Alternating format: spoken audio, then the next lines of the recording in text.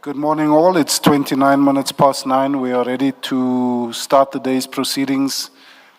Please make sure that your phones, all your devices are off, that they don't make a noise. Thank you.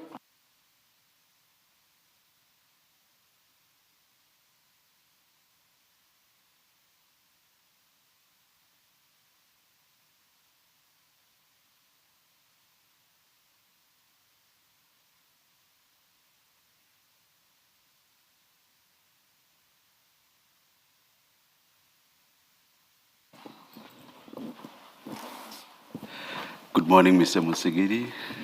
Good morning, Chair. Good morning, Commissioners. Good morning, Mr. Piri. I don't know your rank. Morning, Commissioners. Should I'm I use okay. Mr. What rank, or should I use your rank? If so, what is it? My Rank. rank is Major. Major. Major. Major. Major. Yes. Oh. You have that in the TMPD? Yes, we have that. Oh, okay. All right. Thank you. In fact, Chair, previously it was called Superintendent. Oh, yeah. Okay. Yeah, so in line, when they aligned with SABS, it is called Major. Major. All right. Yes. Thank you. Thank you. Please place your full names on record. My full names will appear on the files as Lebogang Andrew Piri, but in actual fact, it's Andrew Lebogang Piri. But due to... No, let's use what you go by. Okay. Lebogang Andrew Piri. Lebogang Andrew Piri. All right. Will you be swearing or will you be affirming? I'll be swearing. Do you swear that the evidence you're going to give is the truth, the whole truth, nothing but the truth? If so, please raise your right hand and say, "So help me God." So help me God. Thank you, Major. Thank you, Chair.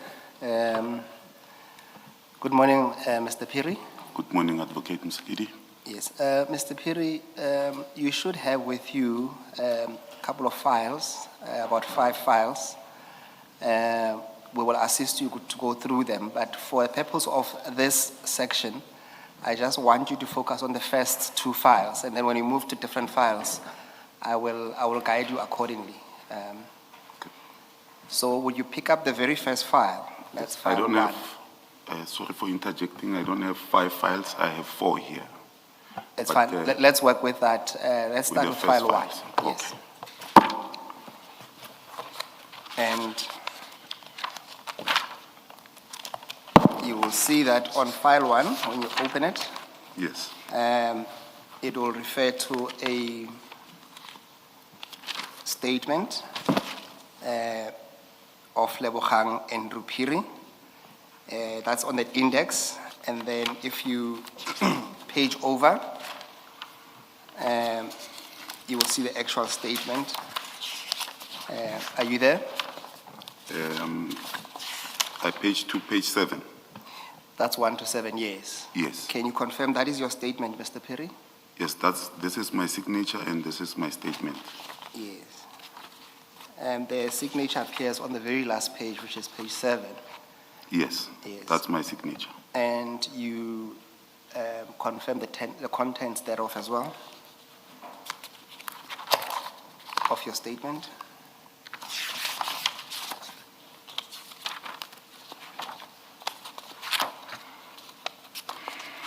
Yes, this is my statement and I confirm the contents.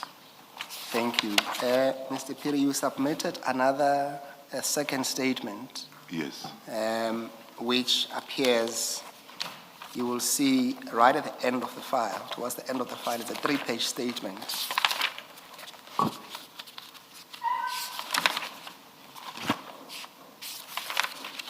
Yes, I see. Yes. Do you also confirm the contents of that? Yes, I do. And also, do you confirm that at the bottom of page 3, that is your signature? Yes, this is my signature. Thank you. Mr. Peter, we'll start with the first statement. Yes. So the idea is that you go through your statement and read it into the record, but also feel free to expand or explain where needs be. We will try not to disrupt you, and there might be clarity-seeking questions here and there. And then only once we've done going through your statement, then we'll ask some probing questions. So that's the theme that you want to follow. So let's start with paragraph 1 on the very first statement that we just dealt with, the one with 7 pages. Okay. Just a clarity, Advocate. When I read this statement, do I have to refer to annexures? Yes, you can tell us if you want us to go to those annexures as well, which there might be a need, and if there's no need, you tell us that there's an annexure. I don't want to go through it, but if you want us to go there and go through that annexure, feel free to do so. Okay, because Yes. I think it will be helpful so that I read the statement, go to the annexure, As we and go. then we move on. Yes, no, that Okay. makes sense. Thank you. Can I begin? You may. Okay, thanks. I'm an adult male residing in Pretoria, employed by the City of Tshwane Metropolitan Department as a major in road policing, Region 3, Sector 2 of the City of Tshwane. Save where otherwise stated or where it appears from the context to the contrary, the facts contained herein are within my personal knowledge, are to the best of my knowledge and belief, both true and correct, and I do swear positively thereto. I deposed to this statement to assist the Judicial Commission of Inquiry into criminality, political interference, and corruption in the criminal justice system arising from the specific allegation made public by Lieutenant General Nhlanhla Mkhwanazi on the 6th of July 2025, as well as in response to the notices issued in terms of Rule 3 of the Rules of Commission dated 27 March 2026 and Regulation 1, subsection 6 of the Regulation of the Commission dated 2nd April 2026. I wish to place it on record that I am currently suspended from my official duties. The statement is therefore not intended to exhaustive, but promised on providing responses to the questions raised in the notice, That should be premised. or premised Yeah. on providing responses to the questions raised in the notices. To the extent that further detail is required, I will accordingly submit supplementary statement to the Commission. B, appointment. I have been employed by the municipality since 2008. For the past 15 years, I've been responsible for handling security deployments without any prior disciplinary issues. Initially, my duties were executed within the city manager's office prior to my current position. C, your authority to issue instruction for the provision of ad hoc security services under TMPD 02-2016/2017, in particular Gubis 85 Solutions, Pty Ltd.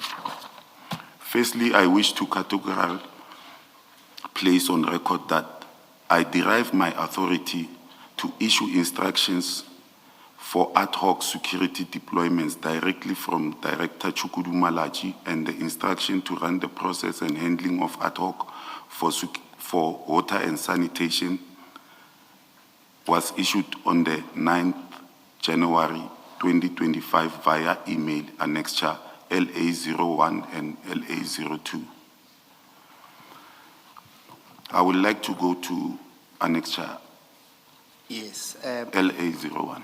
Yes, that appears, if you flip over, it will be on top, it will say page 1, on top right. You'll see there are little flags there, it says LA01, and then it says 1 on top. Are you there? I'm there. Thank you, Mr. Perry. The email should be read from the beginning, at the end, wherein Mr. Herman You are Skholela, referring to page 2. page 2, yes, Thank you. wherein Mr. Herman Skholela, who is the engineer consultant within the water and sanitation business unit or department in the city of Tshwane.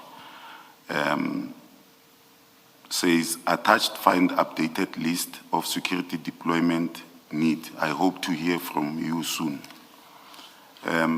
This is in the middle of conversations that started in November, but this one clearly gives me, Chair, the authority and the instruction at the very same time. On page 1, Sorry. This is from Mr. Herman Sekgole. Herman Sekgole, and it's addressed to Mr. Malachi. It is addressed to Mr. Malachi, Yes. but Chair, if I can take my time and say, I want to indicate when it started.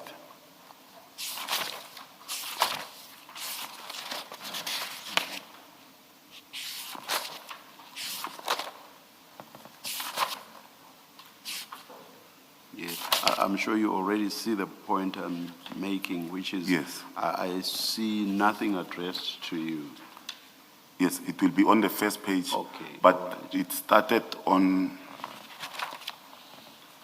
annexure LA04. 04. That's on page 10. It will be on page, 10. it will be on, it start at page 14. Sorry? Page 14, Commissioner. 14. Yes. Oh.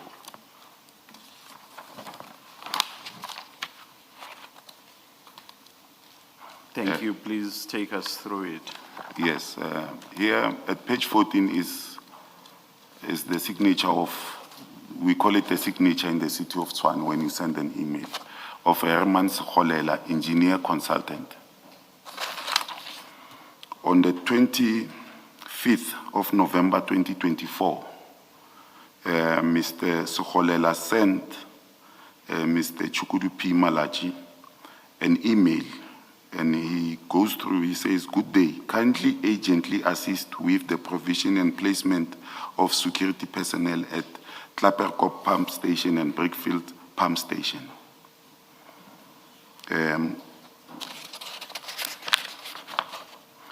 My inclination is that Mr. Malachi doesn't respond to this one on the 25th of November 2024. Mr. Herman Sekgole, engineer consultant, follows up on the 27th and says, "Good day, kindly receive below email that was sent to you on your work email. I was not aware that your email has a problem receiving messages." And I believe he doesn't get a response. That is my, because he sent it to a Gmail account. He further goes on at 12:35 in December 27th. Now, the first one was the 25th, the second one was the 27th of November. Then in December 27th, 2024, it will reflect that Mr. Sekgole says importance high in this email, but he sent it to Kagiso Molema, who I don't know his position is, to say, "Good day, afternoon Kagiso. Below find the response from asset protection. We will have to look at for a GL to utilize and attend to security needs at the pump stations." The GL is the general ledger. Here he failed to mention that it's a general ledger and a cost center. Vote number, what we call it, whichever comes first, but we call it a cost center, they can call it a vote number.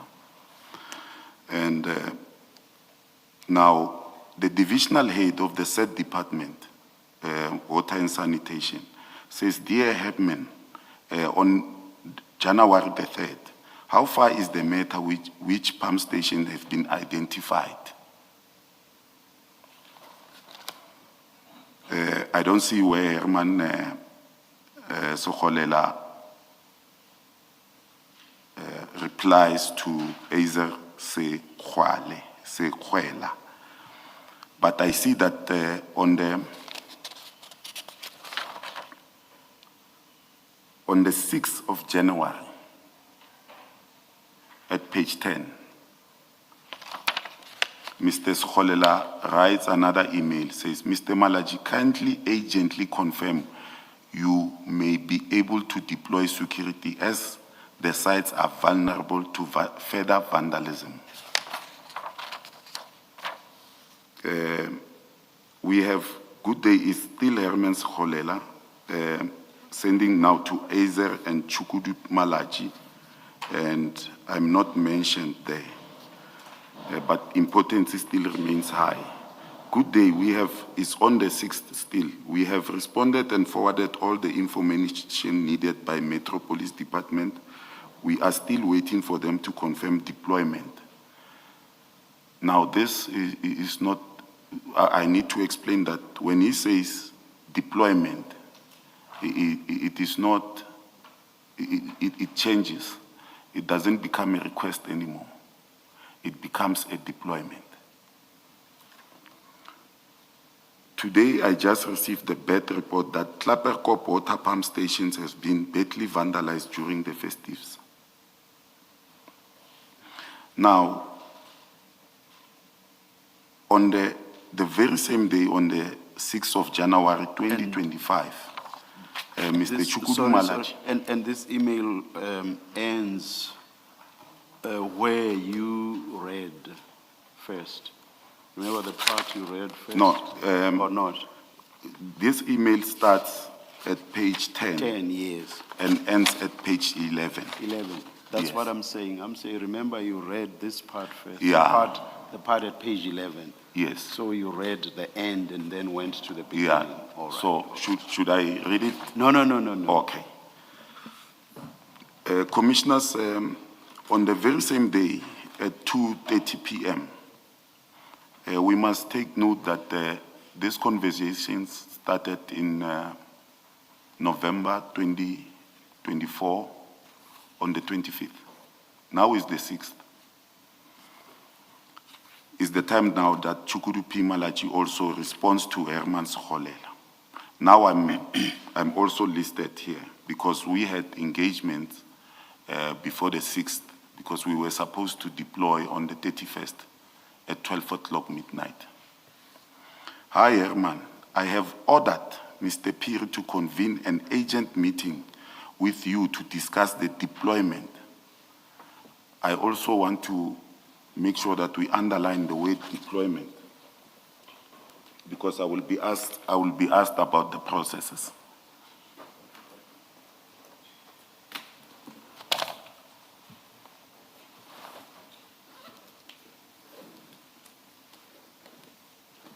I'm just looking for my pen, Commissioner.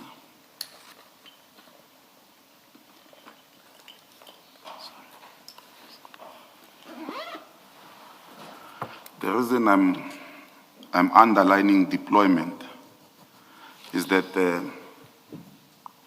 we will discuss deployment when we go further. He says, I've ordered Mr. Piri to convene an agent meeting with you to discuss the deployment and findings prior to the deployment of security on the 31st December 2024. But the date here says January the 6th.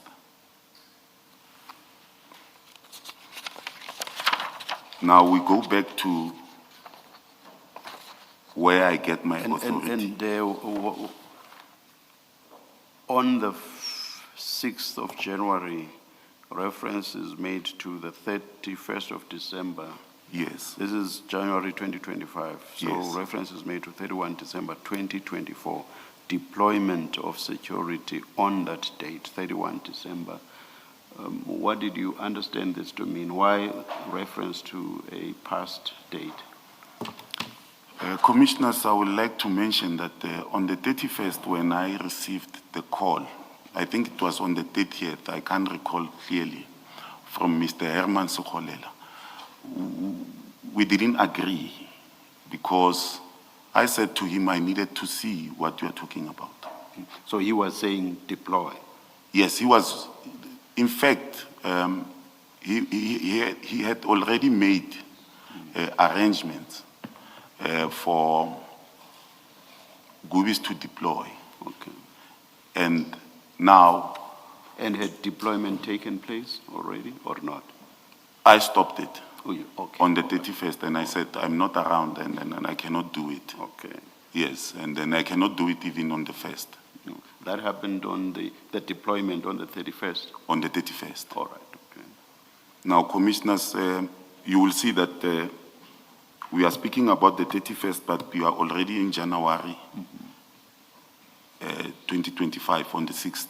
Oh, so effectively then, Mr. Malachi was saying a meeting should be arranged between you and Mr. Herman Sekgolela to discuss a deployment that had already taken place on 31 December 2024. Yeah, which I did not effect. Yes.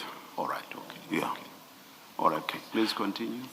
Can I just understand, when you say a deployment that had already taken place, are you agreeing with the chair that on the 31st of December, there was in fact a deployment? There was a deployment, the guards were there, Okay. and But you stopped it, I stopped it. and they Yes, went because- off-site. And they withdrew?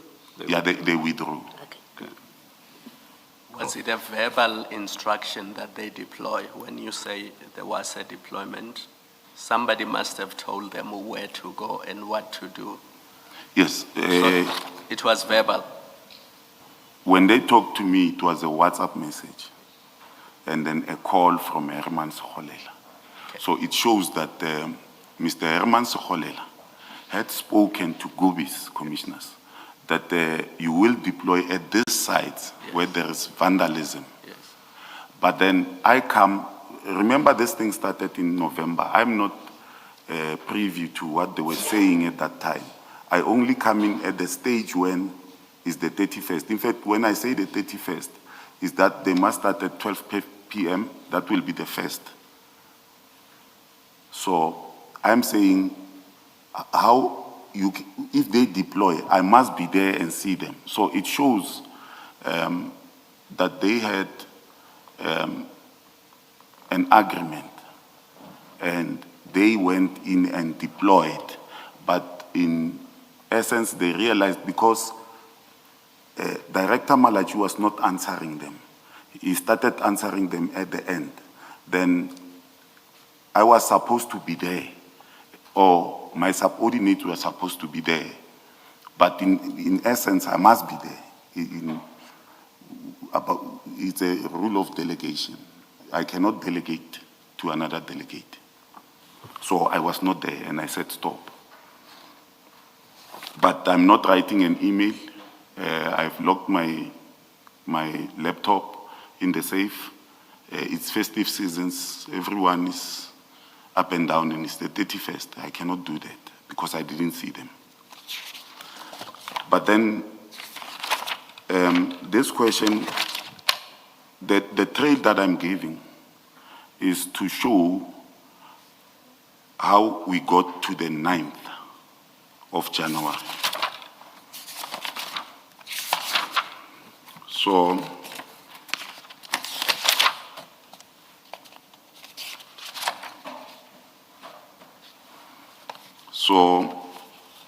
we must go to LA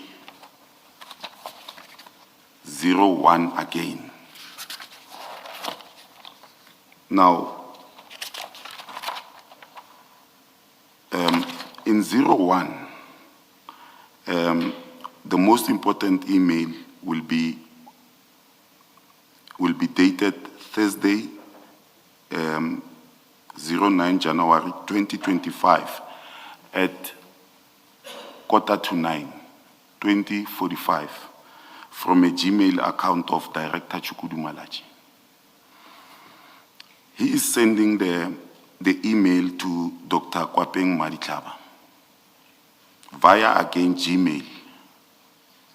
Who is Dr. Kwapeng Maditlaba? Dr. Elvis Kwapeng Madiklaba Yeah, who is he? is my direct supervisor. I see. Yes. He says to him, "Good evening. Kindly find request from Mr. Herman from the Department of Water and Sanitation for further handling. Please get Piri to run with the process and let's monitor the progress."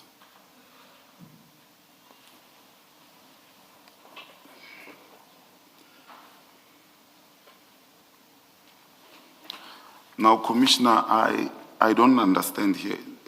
When you say, please get Piri to run with the process and let's monitor progress, it is explicit. It And gives- more than that, I'm not querying you, I'm actually supporting you on this. More than that, on page 2, Yes. the preceding email from Mr. Herman Sikholela addressed to Mr. Malachi says, attached find the updated list of security deployment need. So I emphasize need there. Yes. And then Mr. Malachi says, you must run with the process. I must In run. context, in context, it must mean that you are running with a process that relates to the deployment of security need. Yes. Yeah, all right, continue. Yes. The emphasis must be always on deployment. Now, if we say, please get Piri to run with the process and let's monitor the progress, I need to further explain that at that moment, we are at TMPD, but initially we were at City Manager's office. Now, if commissioners will allow me, I would like to go to LA02.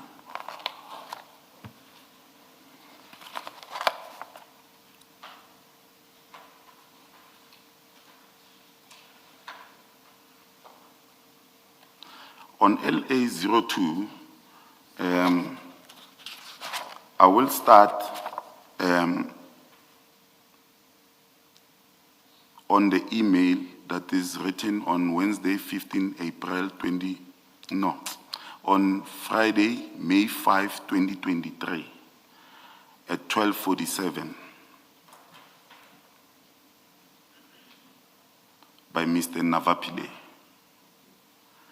He says, "Hi, Speaker," he's writing to group heads of departments.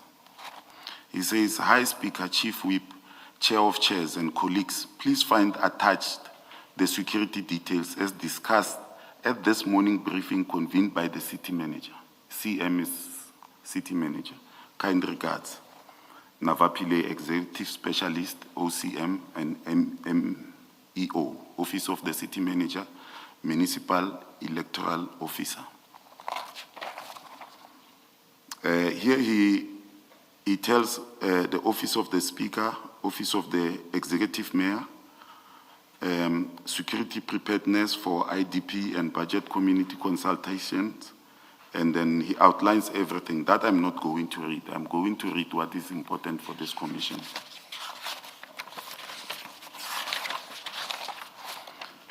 He says to them on that page 4,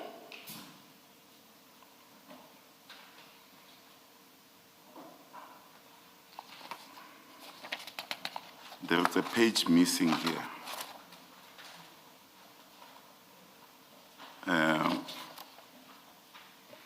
I Mr. Musigiri, are anticipated you that in a it can position to assist, or you or the attorneys?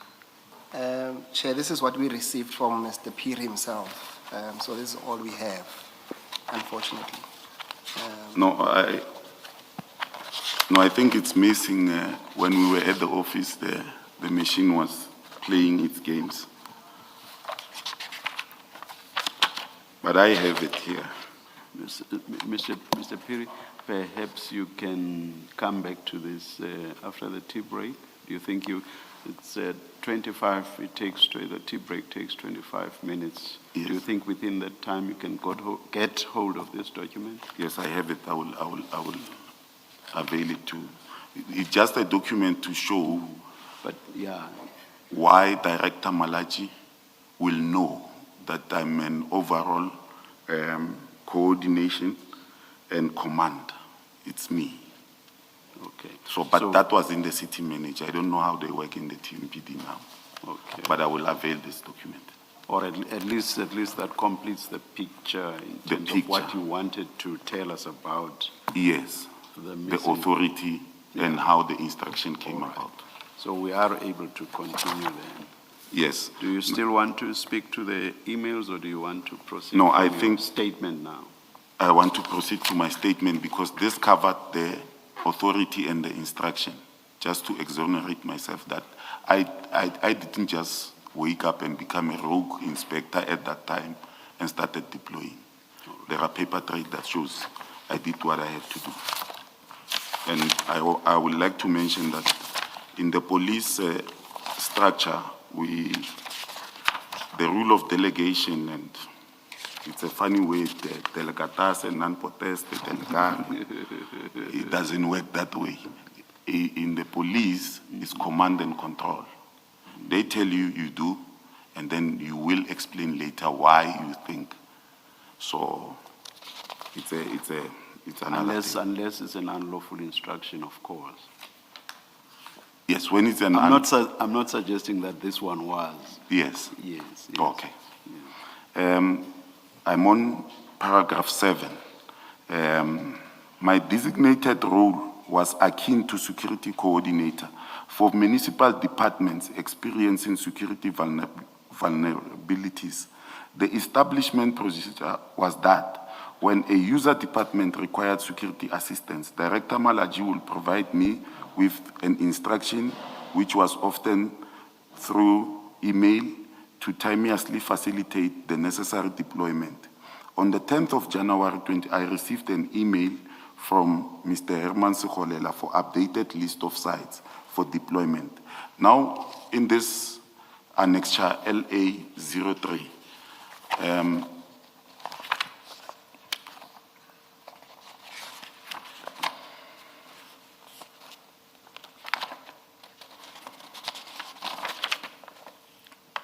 is page 7 of annexures. He says on the 10th of January 2025, 11:23 a.m., he sends this email to me, Dr. Madlanga, and he says, Mr. Piri, I hope this email finds you well. This is the updated list. I was supposed to start with 2 on the 31st, but if commissioners go to page 8, the pump stations are now 19.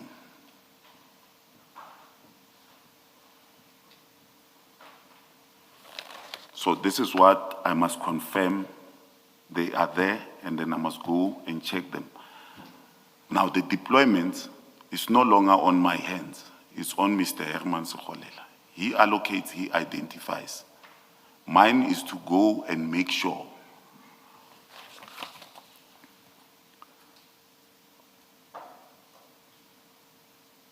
Yes, now I'm on D, deployment for water and sanitation of my statement, page 3, where it reads, during late December 2024 and early January 2025, an emergency arose regarding severally sabotaged and vandalized reservoir and pump station, including infrastructure situated in all 7 regions of the city of Tshwane. The context of this vandalism is critical to understand. The destruction was not random. There is an established modus operandi whereby criminals intentionally vandalize the reservoirs and pump stations to halt the flow of water. Once the municipal water supply is stopped, illicit operators utilizing water tankers illegally draw water directly from municipal hydrants to sell. Paragraph 9, on or about 30 December 2024, I received communication from engineer consultant Mr. Herman Sekholela within the Water and Sanitation Department requesting security at 2 specific pump stations. I actively resisted deploying guards at that time and instructed the service provider to halt my deployments by 31st December 2024. As I was out of Pretoria and had not yet physically verified the locations or extent of the vandalism. On this paragraph 10, on 6 January 2025, a meeting was convened involving Director Chukudu Malachi, Herman Sekholela, Dr. Kwapeng Madiklaba, and myself. During this meeting, Mr. Sekholela formally complained that my delay to deploy security blindly had cost the department an estimation accounting to millions of rands in damages due to theft and vandalism. I reiterated to Director Malachi that I could not authorize deployments without conducting physical site inspections. And the minutes of the meeting is with Director Malachi. I'm not going to, it is the same instruction that I must convene the meeting.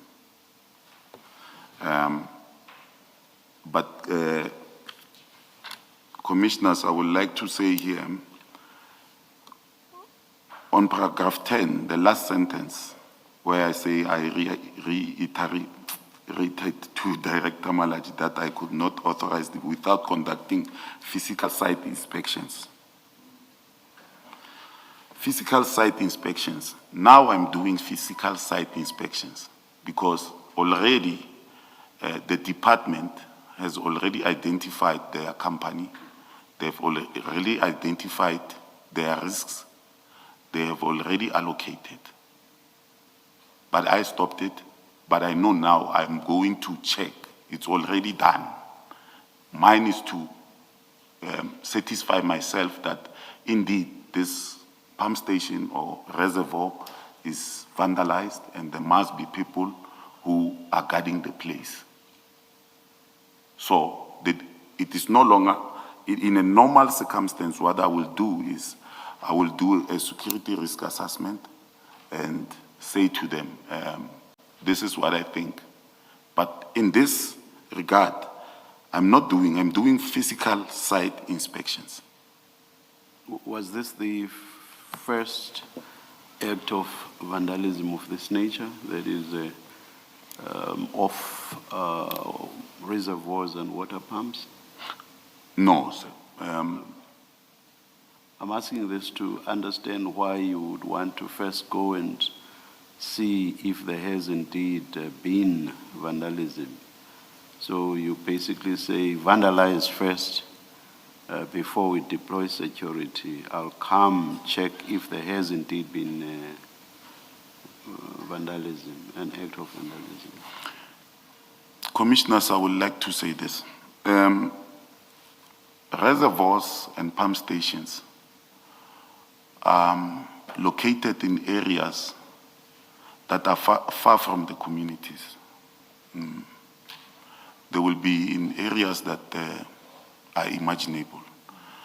Now, what happens is it will be a reservoir and a pump station. So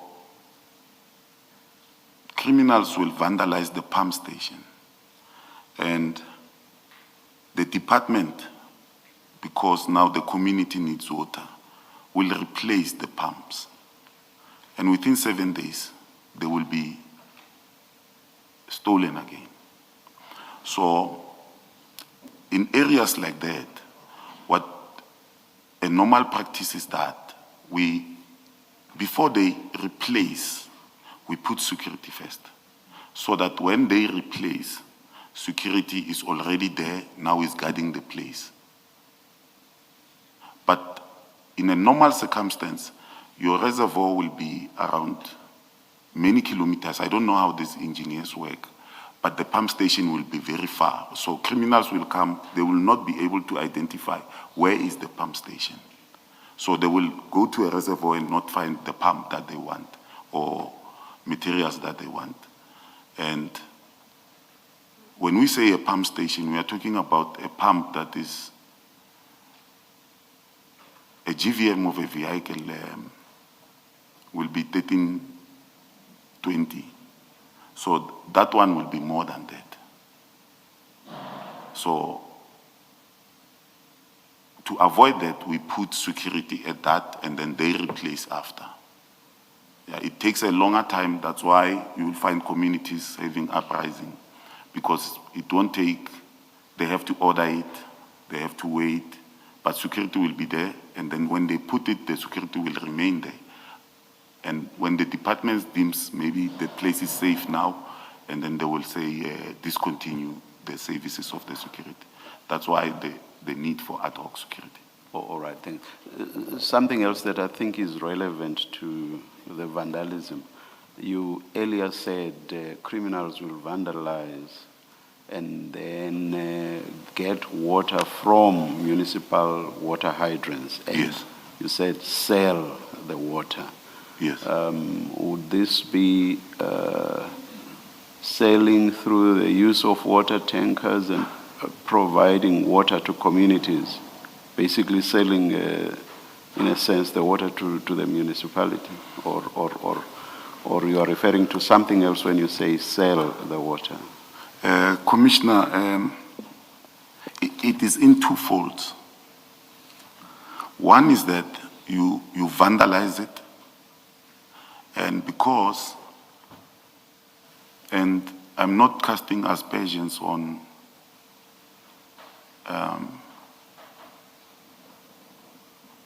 people businesses.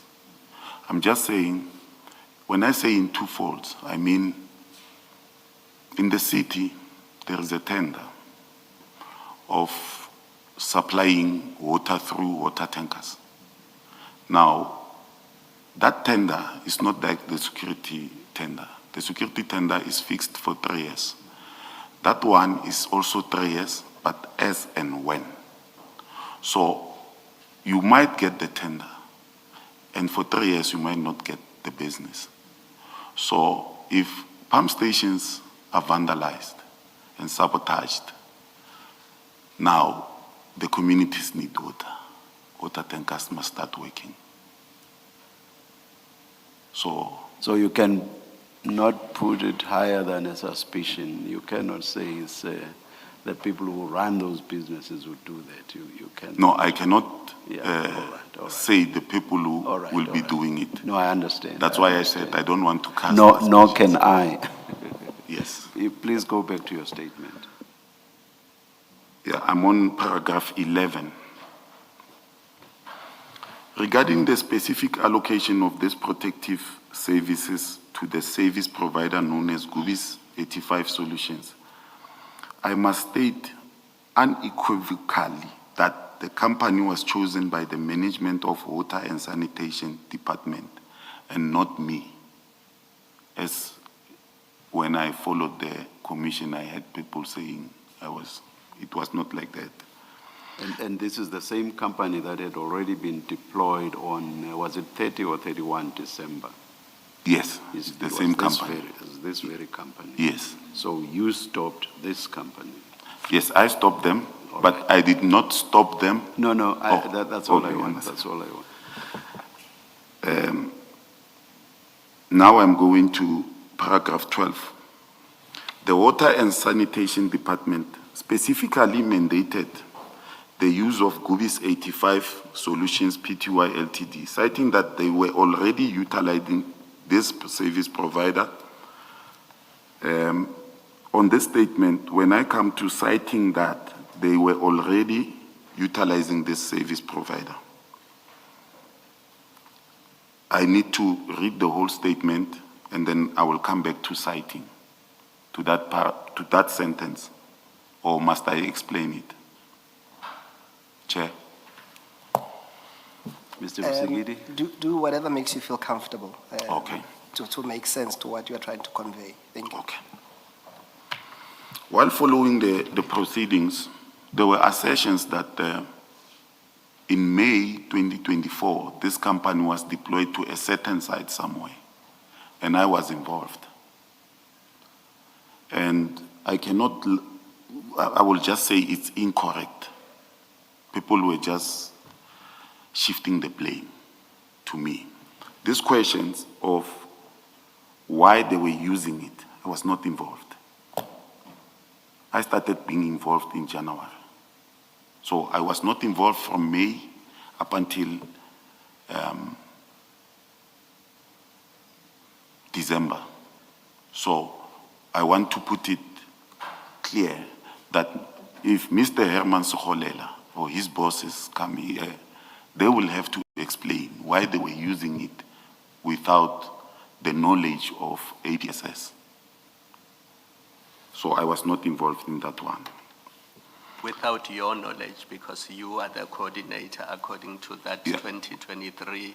Yes, city coordinator manager and document. command, Coordinator. overall coordinator and command. In fact, they wanted to say overall coordinator and commander. Yes. Let me start again. The Water and Sanitation Departments specifically mandated the use of GUI's 85 Solution Pty Ltd, citing that they were already utilizing this service provider services and refused to engage multiple different service providers for budgetary and administrative reasons.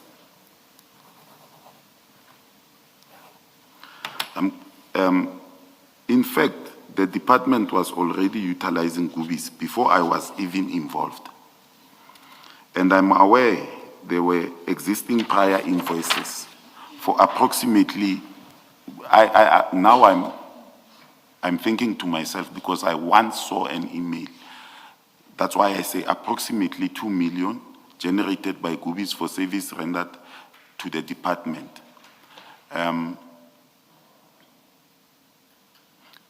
What I'm explaining here is that they were using it and the services were not paid. Hence, when I listened to the CFO, the owner or Andrew Kwadi wrote an email about it. And from May to now they are talking around November or December. They are talking about this. What I'm saying, they are utilizing. And I think the CFO outlined it very clear that the department instructed, we were not involved, the APSS were not involved at this stage. Is then that they are not paid for, I think, 7 months that they start talking about it. But now they include it to the next year, but I will explain further. You're referring to the CFO's evidence in this commission? In this commission. Mr. Mnis's evidence in this Yes, commission? of which he was talking about financial years and accruals and that May could not be paid because the new financial year came in and then it was already on the new financial year. Yes, we have that evidence. Yes. I just wanted to be clear that it's not something that happened in the city. You are referring to evidence. I'm in this referring to the commission. commission evidence that was given by the CFO.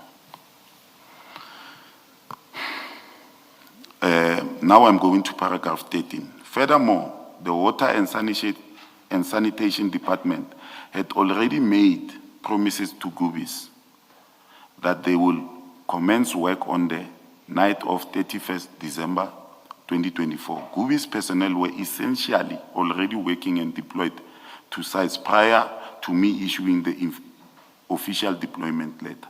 As the paying end user department, the department dictate their preferred service provider and mandate was strictly limited to facilitating the base of their operational instruction. The basis, I wanted to say the basis of their operational instruction. I see I said Annexure 4 here. Can I look at it? And, this is where Mr. Herman sent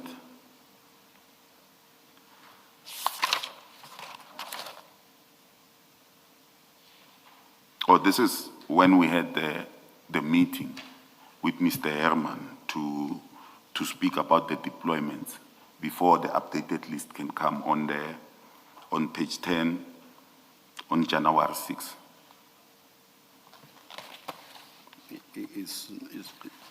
It's about you being ordered to convene that meeting. Yes. And then knowing that Gobis will be working in those sites.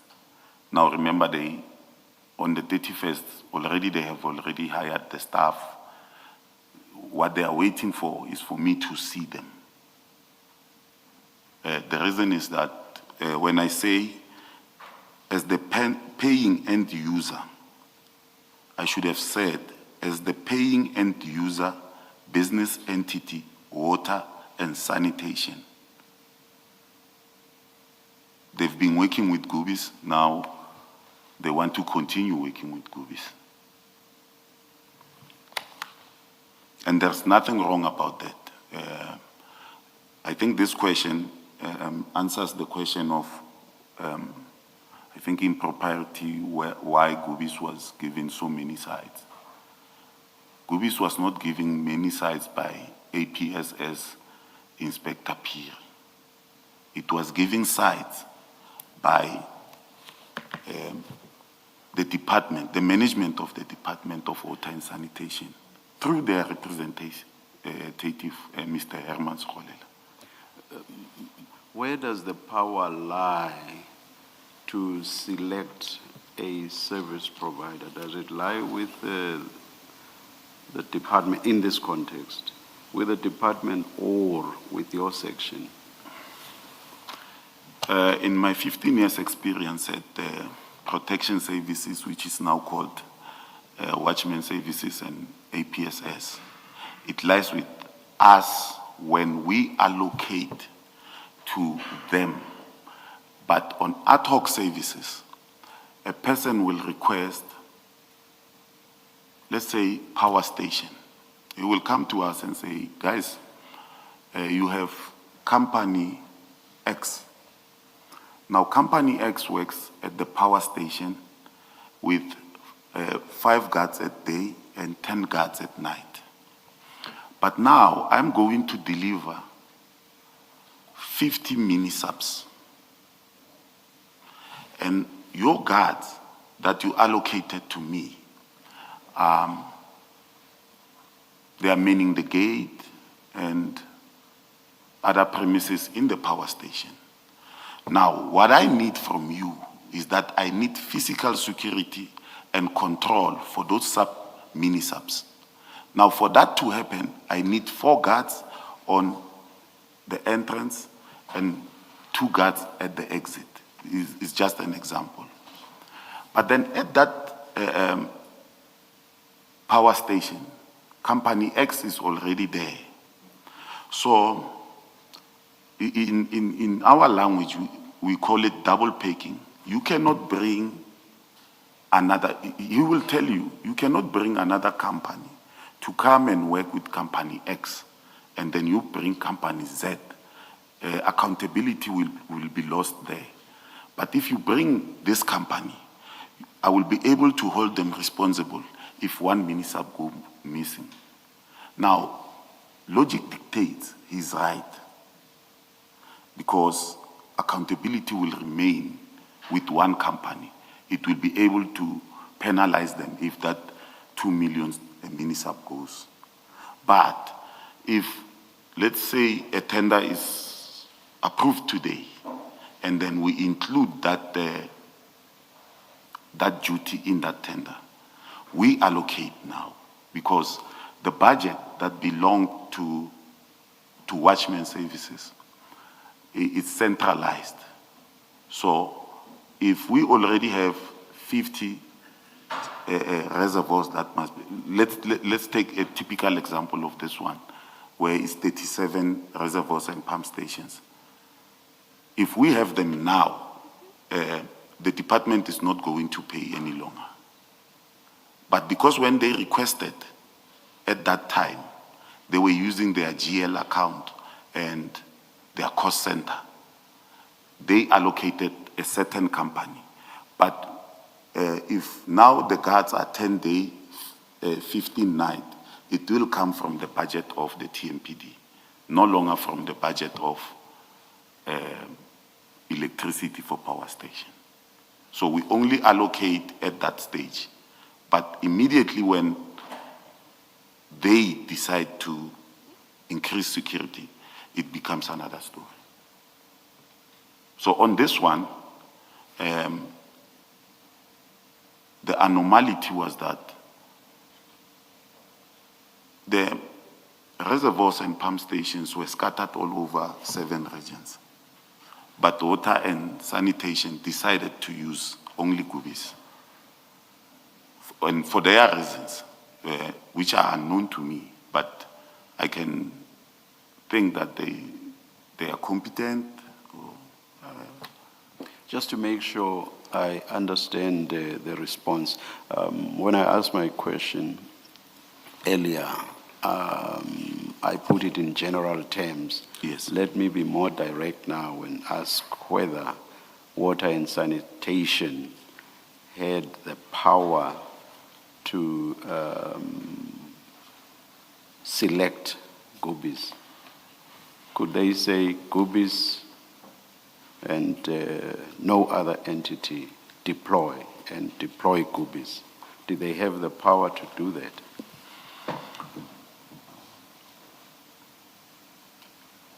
I can't find a synonym for power, but I can. Legal entitlement within municipal prescripts.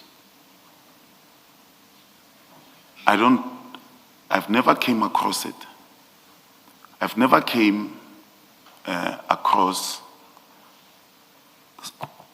such deployment. But because it happened, I don't know if I can say this, but I can say it. The reason why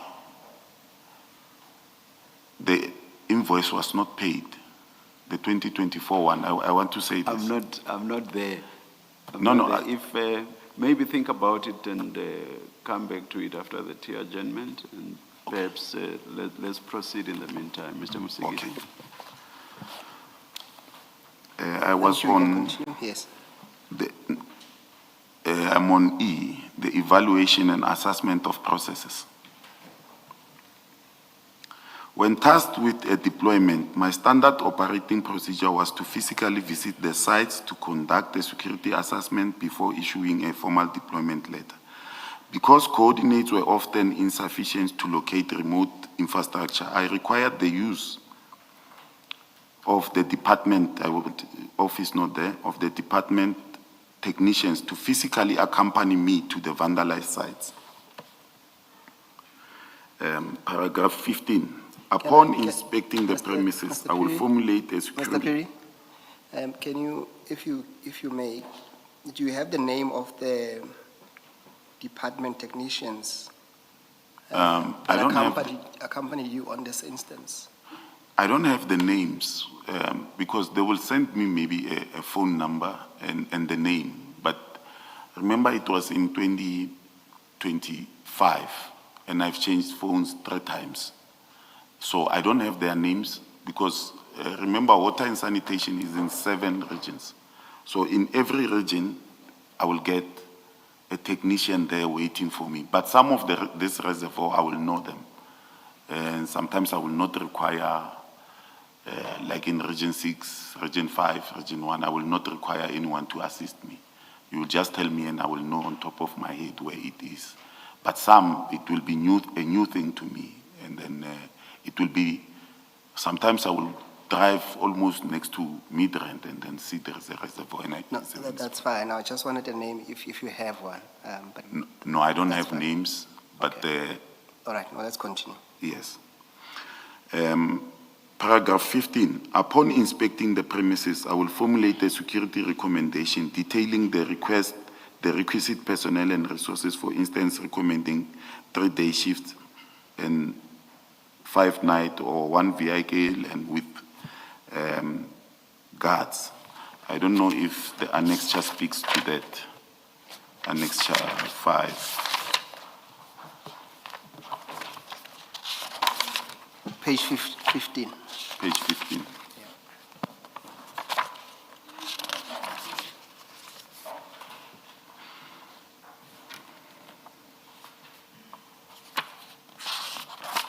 Look at 18, page 18.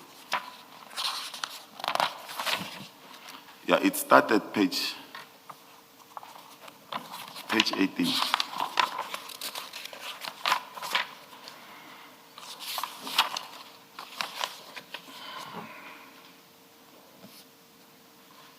Yeah, I think it started page 19,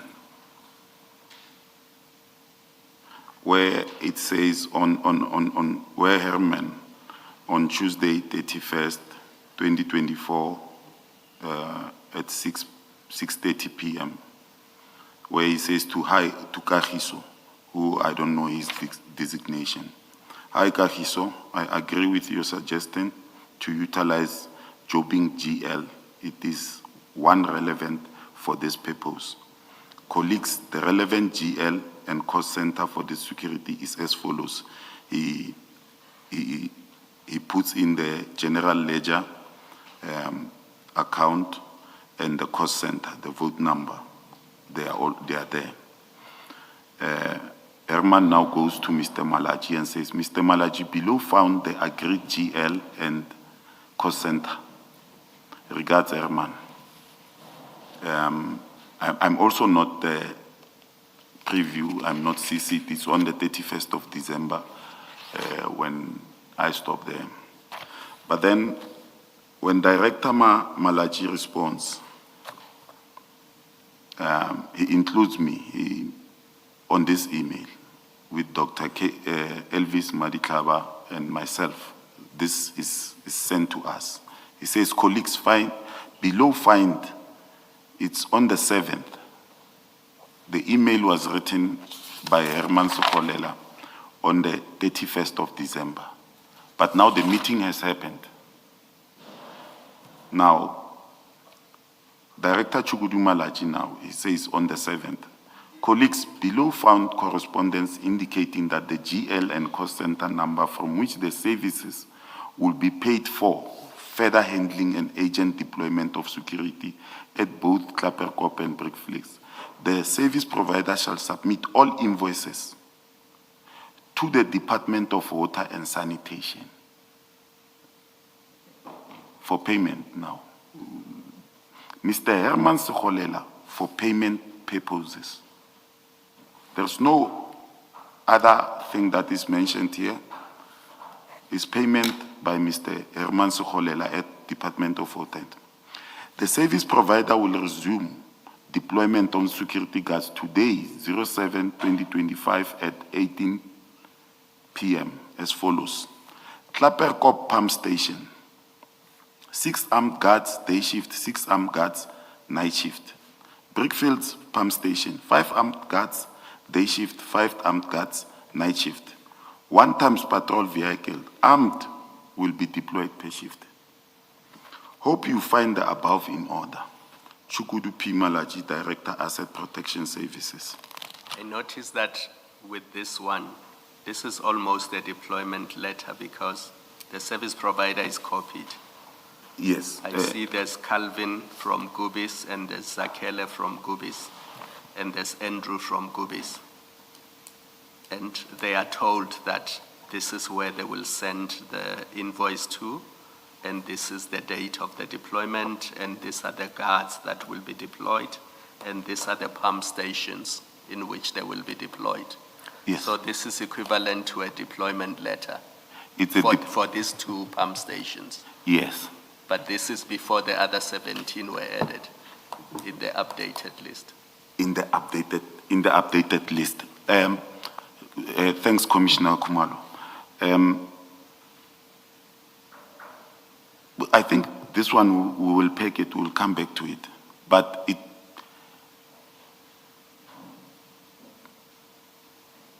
an impression is created now that mine is to go and see this, but the standard guards have already been discussed. Mine now, through my supervisor, Elvis K. Madiklaba. Well, the email says to Elvis K. Madiklaba, but I know it's intended to me. It's because we had a meeting the previous day. But remember now, I'm busy checking. The reason I went to that page 18 is because upon inspecting in paragraph 15, I'm saying, upon inspecting the premises, I will formulate a security recommendation detailing the requisite personnel and resources. For instance, recommending 3 day shifts, 5 night shifts, or 1 vehicle with 8 guards. But then, I want to highlight that here, even if I recommend, the recommendations have already made. They were already made. I don't know if the commissioners understand me. It means mine now is go and see if there's 6 day, 6 night. So this shows that I'm not acting ultra vires. Someone is acting ultra vires. And command and control says, go and say, make sure it's 6 day, 6 night, and a vehicle with armed guards. And I get there, I fight 6 day, and I send the monitoring team, go and check at night, is it 6 day and 1 vehicle? They say, hey, Ndona is 6 day, 6 night. Mine is done. You're not being asked for a recommendation in 18. It's already done because It's already they are done. saying the deployment will happen 1800 hours as follows. Yes, So it will happen. it will happen. You're not being asked to recommend whether it's necessary. No. And perhaps to round off the point, you would not have been involved in the assessment and the recommendation of this particular one No. because you came after. Yes, I came after, and then it was clear to me. Remember, people, when they refer to me, they say I'm a junior member. And I'm sitting here with my supervisor, the director, and I don't know what position is an engineering consultant. I cannot assume anything. But when they say that, you understand what they are saying. You must just go and see that this happens. But that I will outline again later. No, that makes sense. Let's continue. Thank you. Let's continue. I'm on paragraph 16 now. It was only after satisfying myself that this infrastructure site existed and had been verified that I signed off approximately the first batch of deployment notices on the 14th January 2025, which officially became effective on the 15th January 2025. The purpose of this ad hoc deployment was to secure the premises adequately so that water and sanitation could safely execute repairs and reinstall infrastructure. Sorry, Mr. Peter, can you just explain so that I understand? So in this paragraph 16, are you describing a process that applies to the instruction in page 18, LA05? Are you saying that following that Malachi email, which tells you and Goobies about the deployments, you then issued the deployment letters? Is that the relationship between the two documents? May I kindly ask the commissioner to repeat the question? Okay, what I'm trying to determine is, or to understand is, in paragraph 16, Yes. are you explaining a process that this is what happens and this is what I did? Or are you saying in paragraph 16, that you issued those deployment letters on the 14th in relation to page 18 instruction from Malachi, Trapperkop pump station, Brickfield, and 1 patrol vehicle? It's just a clarification. I'm not fighting with you. I just want to No, make no, sure no. I understand the sequence. No, thanks, Commissioner Baloyi. Here I'm explaining my duties. My mistake is that I didn't go further to say my recommendation were already disregarded. So I had to work with what they give me. If they say at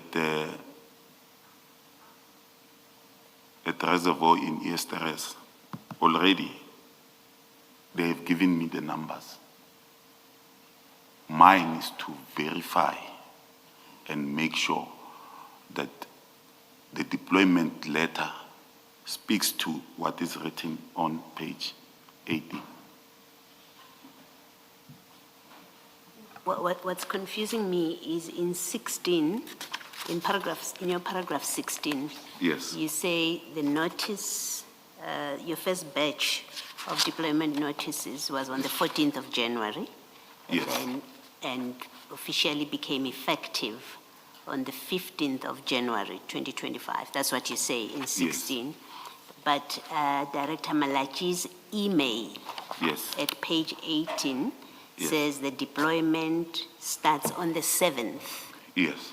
of January. So I'm trying to understand the relationship between this page 18 email Yes. and you're saying the deployment notices became effective on the 15th of January. Commissioner, I also saw that after my statement, but to be clear, I remember that on the 14th, the thing is, I don't have the actual invoice.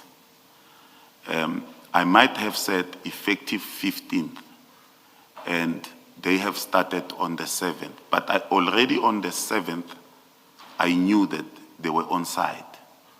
Yeah, but because I was going around, remember it's no longer 2. It's a first batch, which is about, I can't remember, 15 or 17 or something.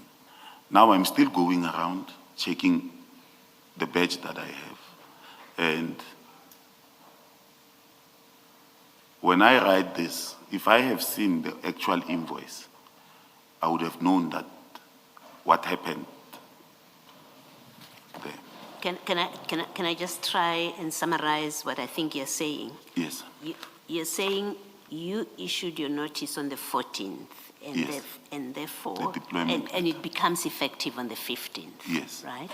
Regardless of the fact that these have already deployed on the 7th of January. On the Your 7th. notice is the 14th, and it Yes. will be effective the next day. Yes, I am saying to them, this is effective on the 15th. Yes. But remember, my deployment letter is give effect Yes. to working. Yes. But the actual invoice, the company might dispute my Yes. I my understand. letter and say, but we started, and then bring evidence to that effect. Yes, I understand. You did not backdate your deployment letter to fit in with the actual deployment. That's No, really it. I did not, because I wanted it to be on that day when I meet, I think, Kumalo. Or, Yes, yes, I understand. Thank you. thanks. And how was that to sit comfortably with what's at page 18 by Mr. Malachi, which says the guards were to be deployed with effect from 7 January? How would your stipulation that effective 15 January, how would that sit comfortably with the 7th of January in Mr. Malachi's email? Just to understand, I'm not... Yes, commissioners, remember now, they are at my mercy, and I'm telling them, I must go there. But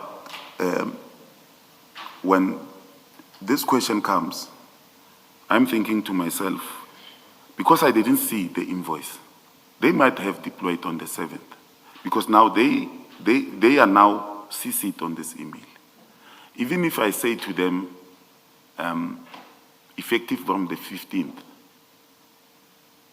if we check that my deployment letter, they might take it and dispute it with their evidence, because already they have the sheets that guards were there and stuff, and then they can use the date. All right, thank you. Yes. Mr. Msigidi? Thank you, Mr. Piri. You were just rounding off paragraph. You still have to finish paragraph 16. I think on the last sentence there. Oh, the purpose of this ad hoc deployment was to secure the premises adequately so that the Water and Sanitation Department could safely execute repairs and reinstall infrastructure. I've already done that. I must go to 17.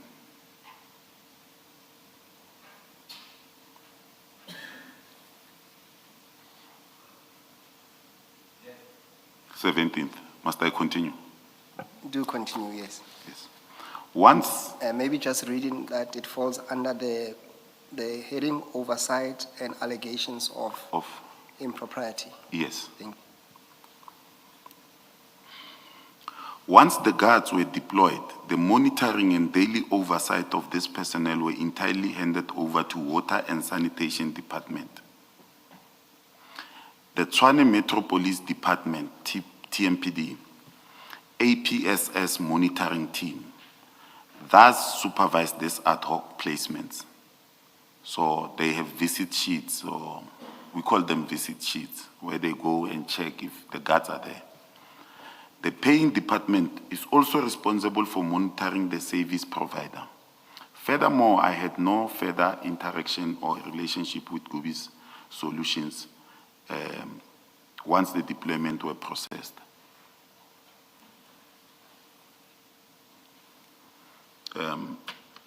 You should just continue unless Mr. Musigidi. Mr. Msikidi. I'm saying you should just continue. Okay. Keep reading unless Mr. Musigidi. Paragraph 18 deals with the last question, and then I did not put it here. I don't know if Mr. Musikidi, can you read it to me so that I answer this one? Paragraph 18. Yes, I'm on paragraph 18, but there is no heading. No, continue as in your statement. As in my statement? Yes. Okay. It was asking me about generating of POs and paying off, but I'm going to 18. I'm not responsible for generation or creation of purchase orders. That is the sole responsibility. In this case, it was going to be the sole responsibility of Department of Water and Sanitation. As in 18, it was told that the invoices must go to Department of Water and Sanitation or TMPD Finance Department. And I have been made aware of inferences suggesting that I may have favored Gubi's 85 Solutions or received incentives for channeling work to them. I categorically deny this allegation. I executed my duties strictly pursuant to instruction from Director Malachi and the explicit directives of Water and Sanitation Department without any improper motive or corrupt relationship. Concluding remarks, I maintain that my actions regarding the deployment of Gubi's 85 Solutions were transparent and executed entirely within the perimeters of instruction and then handed down by my superiors and the requesting department. All right. Before we go to your second statement, Mr. Piri, on paragraph 17, on page 6, just one page back, just to seek some clarity, when you say I had no further, so that's the last sentence. When you say I had no further interaction or relationship with Gubi Solutions once the deployments were processed, can I just understand? I understand from the email, and I think Commissioner Kumalo would have also highlighted to you that Gubi's was indeed copied on that email. Yes. So when you say no further interaction, what do you mean by that? What other interaction would you have prior to that? When I say no further interactions, I'm meaning on the ad hoc services. Okay. Remember, they are on the main tender, and I don't have any further interactions with them about ad hoc services. Mine is to, but I have a duty to interact with them on the main tender. Yeah. But for the ad hoc services, my job is done. They are supposed to send invoices to water and sanitation. Mine is to deploy. So they can come to me and say, Pierre, but we are not paid. They must go somewhere else now. So to escalate matters, they don't come to me. I've done my job. They must go somewhere else. So we don't have any further interactions about ad hoc services. Yes, no, what I'm trying to understand is that there is an email copying some of the personnel from Goobies. Yes, And then you would have gone to these sites as you were asked to go and check, Yes. as it were. yes. So I understand the part where you say you have no further. I'm trying to understand what other interaction is there, if any, just to understand the word further. Because you would have just driven to Klapperkop and Brickfields, I understand, those two pump stations. Yes. Yes. No, I have further interactions with them because they work in regions, and if something happens in those, what you call, reservoirs and pump stations, they will contact me and say, but we have a problem, we don't have a perimeter fence. But we are not speaking about any other thing other than that. All right, that's fine. We'll come back to that. Let's continue. You just finished the concluding remarks. Is there anything else you want to add before we move to your second statement? No, I have nothing to add. Okay, thank you. Can we then start with your second statement? Yes, And this statement really deals with, there were some financial transactions which were picked up from your my bank banking accounts. accounts. And we were asked to clarify, explain some of them that we thought would be of interest, at least to this commission. And your statement really deals with that. Can we start there then? Yes. Remember, I've already read 1 to 5. Yes, no, there's no need for you to repeat. You can just Yes. pick it up at 6 under the financial statement topic. Yes. Start at 6, yes. The first question there is that the Standard Bank account 5366. Can I read this because this is my account? Don't read the account You- number, please. Yes. You don't have to read the So account. just say Standard Bank account and then deal with the other Or things. Standard Bank account number, bond settlement amount of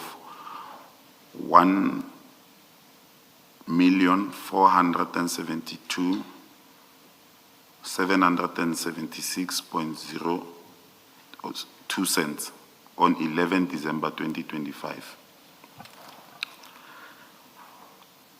Here now I'm telling the nation that where I got the money. So the question really was that we picked up that your Standard Bank bond account Yes, was settled yes, on the 11th of On the December 11th.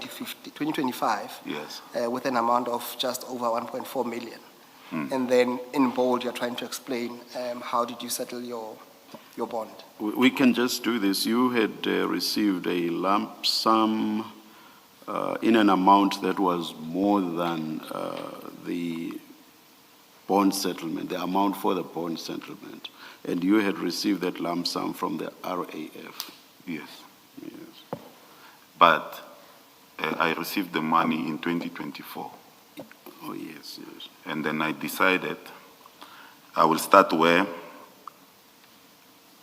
after that after receiving the money, I started loaning out a portion to my friends and family, but my intentions were to settle the house immediately after payment. But I saw an opportunity to grow the money through borrowing people and investing I wanted to say investing. An ABSA account on the 13th of May 2025, credit transfer of 150,000. It is a loan from a friend of mine who owns businesses, and I paid it back. And the annexure is A2. And before you proceed, just to be clear, Chairperson, Annexure A2, and you will correct me, only reflects the paying of the amount, not necessarily the receipt, you receiving the amount, not the paying back, as you say. So it only the reflection of you receiving the amount. Is that correct? Okay. In fact, if you go there on the 13th of May,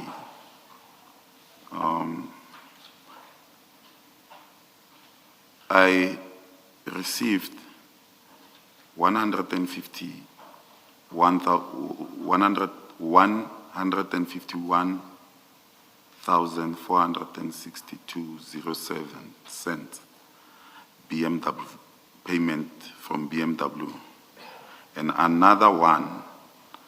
Before you go to the 13th here, you will see that on the very same day I received 145,000 from We Buy Cars. And on the very same day I received this money that I borrowed from this friend of mine. The intention was Yes, Mr. Peter, my question was that, my only question was that what we see there, at least for the purpose of this question, is that we see you receiving the amount. Because when you finish your sentence, you say, and I paid it back. And Yes. then you put A2. So I'm saying we don't have the I paid back as yet. Okay. Is that that should be that's what is on A2. Oh yes. The receiving, not the paying back. Yes. Yes, that's what I was asking you. Oh, this friend of mine said to me, you must pay back in cash. No, it's fine. We're not there yet. I was Okay. just saying A2 only shows you receiving. That's all for now. Yes, it shows Yes. receiving, Yes. but at the very same time, when you go to the end, Yes. you will see that on the after loaning this amount, Mm. I sold a vehicle the very same day, and the very same day I made a purchase of 587,690.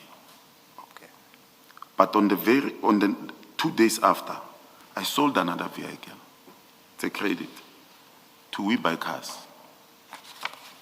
They paid me 124,000. And then just at the end of the page, I show you my balance. It's 101. So I already have the money to pay the guy. I want to send it back to him. But he says to me, no, I need it in cash. Because I don't know if I can mention, but we are professional gamblers. So we must use the money. No, I understand that. All right. Yes. Do you perhaps have the name of the friend? The name is William Supe. Okay. All right. Yes. Now let's continue. On the 23rd October 2024, credit transfer of 45,000 Jabu. This is 2023 in October 2024. Jabu is also a friend of mine. He's a businessman. Here I'm saying Jabu, it is a friend of mine who owns businesses and properties. On this date, he gives me a loan of this amount, and I paid it back. So the paying back, I will not have paper trail because I pay them in cash, as and when we go to our gambling spots. On the 7th of December 2024, credit transfer 6,004. I would like to put this in just one sentence. It's the 7th of the same day. It's the same day I'm paid by one Keriot Lulama Moeli. He pays me 6,004 and he also pays me 876,000 on the same day. So Keriot Lulama Moeli is a friend of mine where we have a social club. So in your statement, it will say Keriot, but in mine, it will say, he will reference Monday Social Club.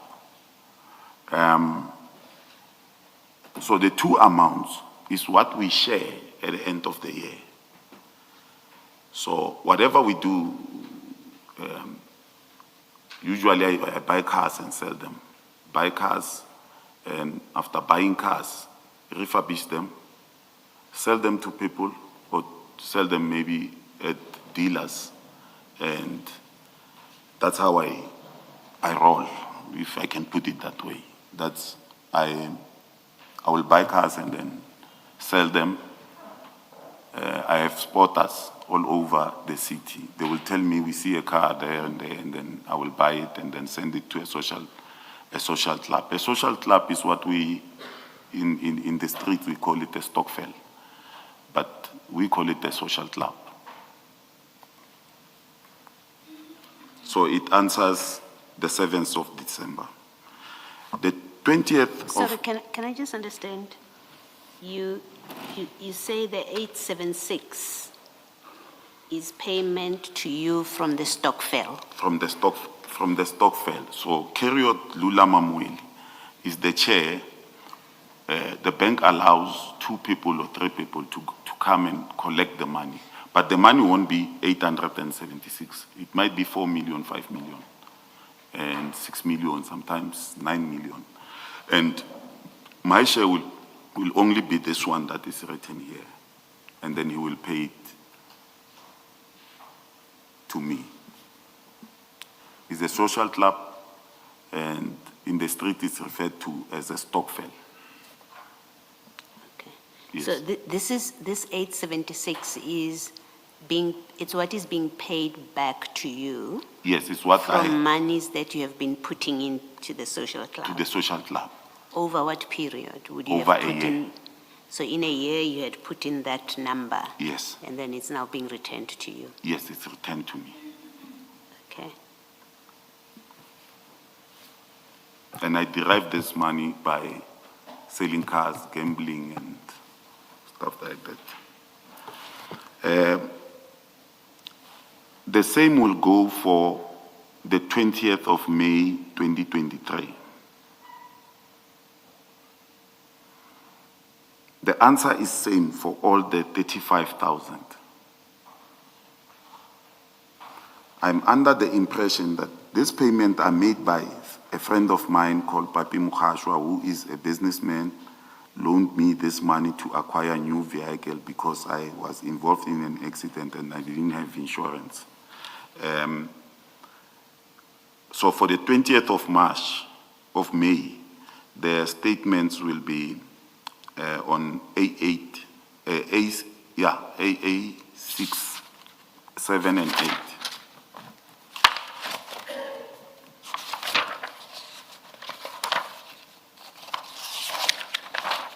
It's on page 8. So is it 1 or 3 payments It's 3 payments of the same amount? of the same amount.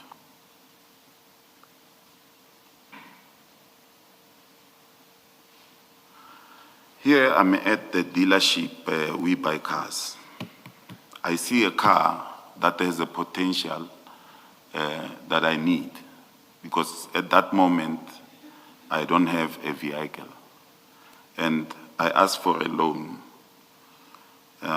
They give me a loan on the 20th, and the very same day on the 20th, I buy the car and promise them to pay them back in cash. In fact, I negotiated the price here.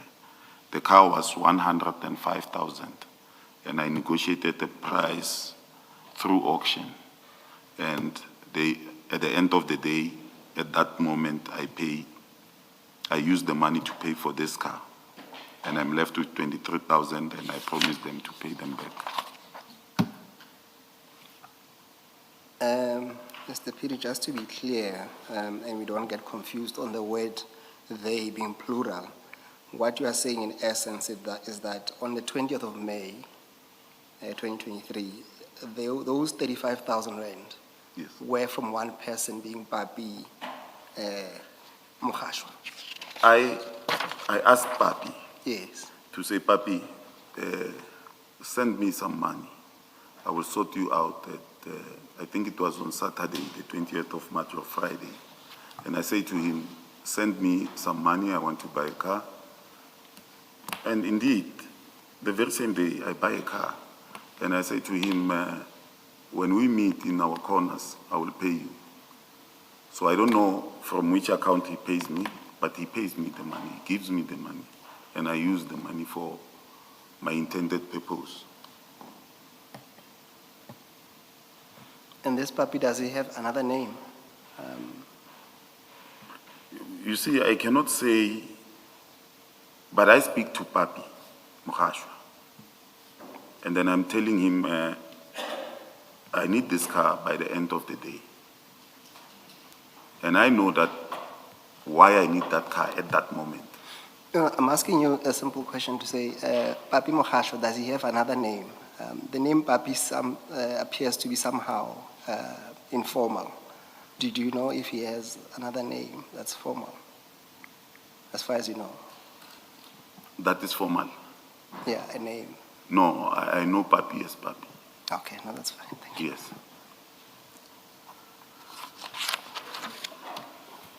All right, that should then be the end of your statement. Yes. Is there anything that you need to add or emphasize on your statement? No. All right.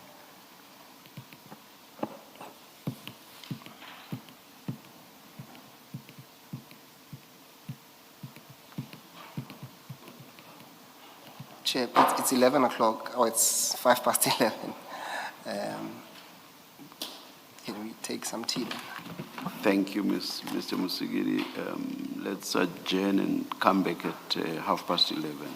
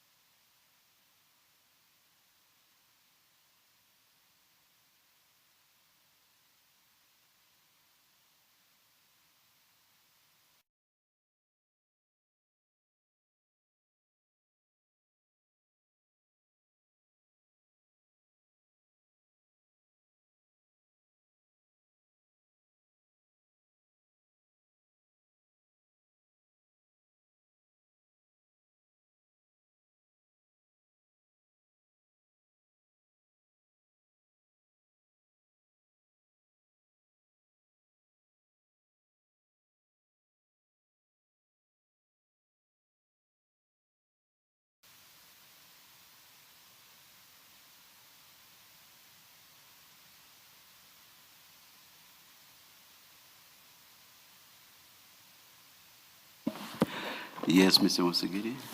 Thank you, Chair. Mr. Piri, before we went for break, you had promised to find a part of the missing page Oh, to yes. some of your annexures. Have you Yes. been able to do that? Yes, Okay. I have. Chair, there should be a document. It's going to be part of LO2. May I beg leave for the document to be handed up? This is the document that Mr. Piri extracted and copies were made, Chair.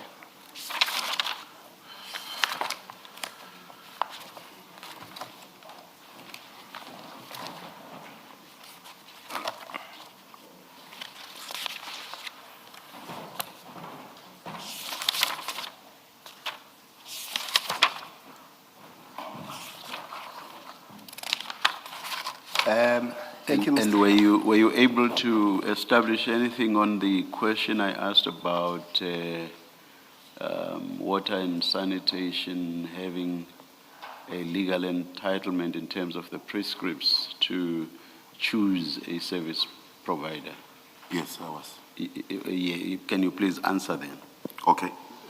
Chair, you asked me if they have powers to allocate and deploy services without the intervention of APSS. They don't. Everything is done through us. There is a memorandum that I believe was sent to departments. I was unable to get that memorandum when we had a security, the city's security meeting with all departments to tell them the process. And then I believe it was sent to them. But on this occasion, that memorandum was not followed. How then, in legal terms, must we make of what happened here with regard to Gubis?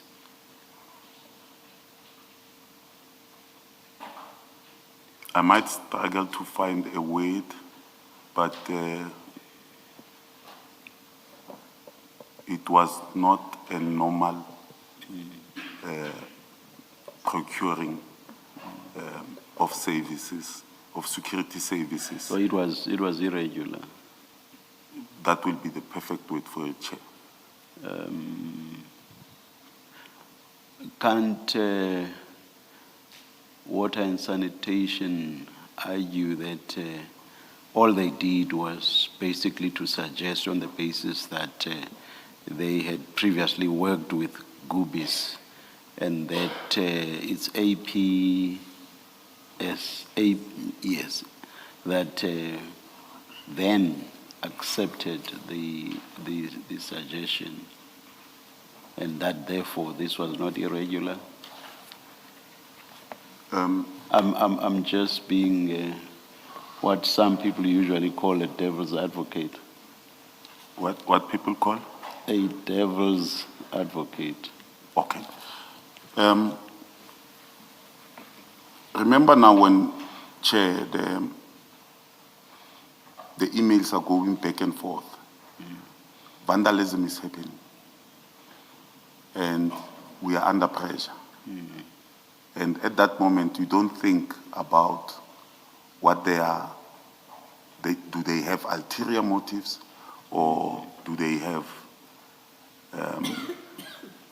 genuine request? But then you don't want the blame to be put on you. You accede and say, no, it's fine, we will do, as long as your infrastructure is protected. It's that very act of acceding that I'm basing my question on. By acceding, is the deployment not regular, or does it not become regular because you have acceded? Uh, So effectively, because you have acceded, it's a deployment by you. Would that not be so? Remember now, I don't know if it is And by you, I don't necessarily mean. Oh, you mean, yes, Major Piri, I mean, your section. the department. Yeah.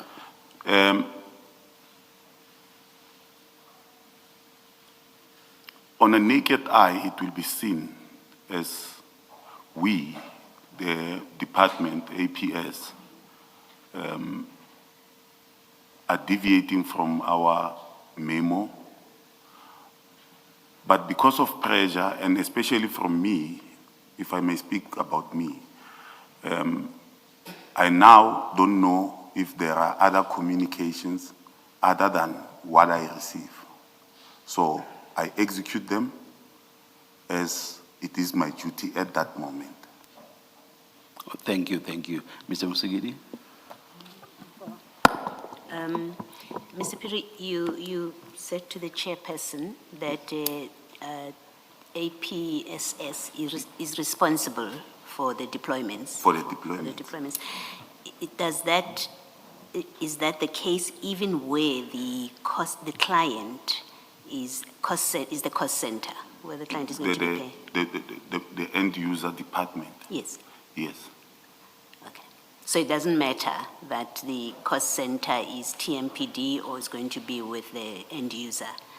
No, it doesn't matter. In a normal circumstance, you will send us this request before deploying, and then we will do what we are supposed to do. But in this one, everything has been done. Ours is to satisfy that indeed these people are at that place. I understand. Thank you.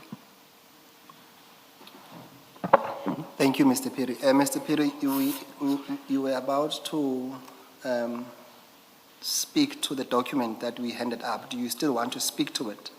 Oh, yes. Yes. The document was on page 3 of my annexures, and that is where authority and instruction was asked. So my authority in terms of, I was referring to paragraph 7, which in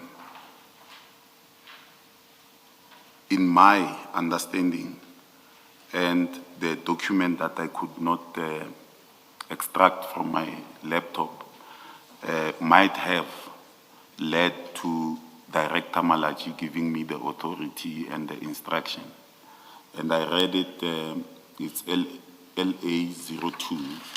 So supposedly it was supposed to have 4 pages, but the last page was not there. So it will end at where Mr. Navapile, after speaking to everyone, it will end at page 4, number 2, Asset Protection and Security Services. APSS will be responsible for amongst others, the following matters. So that is the page that was missing. And But then, does this not mean your authority is limited to regions 6 and 7? that is where, yes, that is where I wanted to come to. So if you allocated people in regions 1 to 5, Yes. would you have authority to do that? Yeah. According to this document, as I read it, and I Yes. could be wrong because it's yours, not mine, Yes. it says your authority is in respect of, and I'm looking at item 12, Yes. that your authority is in respect of regions 6 and 7. Yes. But at the end, Yeah. it says NB. NB, the last, NB, yes. Oh, yeah, I see that. Okay. yes. Then it says overall coordination and command. And that was what you wanted, that you are the overall coordinator and commander. Yes, I might be responsible for 6 and 7, but There are people also at 6 and 7. Yes, But I'm the overall for all the regions. for all of them, okay. Yes, Thank you. so overall coordination and command. Supposedly it was supposed to say overall coordination and commander. It's me. Yeah. Yes, so the authority comes from there. There's another document which we cannot find, but the departments like, water and sanitation, they must have it because in that gathering, each department was asked to send their security representative. So they will know that if I need to speak about something, the person to speak to is Piri, and then he will speak to either the person at Region 1, 2, up to 7. But my sole responsibility, in fact, here is it was a typing error. It was 5, 6, and 7. That was my daily duty. So beside that, I had to take care of everything. So I'm bringing this because you will find that I've signed. Remember I said I could not delegate to these people because this duty was already delegated. And the Latin maxim that I use suggested that I could not. So I deployed in all 7 regions. Okay, can I tell you what my issue is with all your deployment letters? Those Yes. ones that were effective from 15 January 2025. Yes, An ad hoc service by its nature is ad hoc, it's not permanent.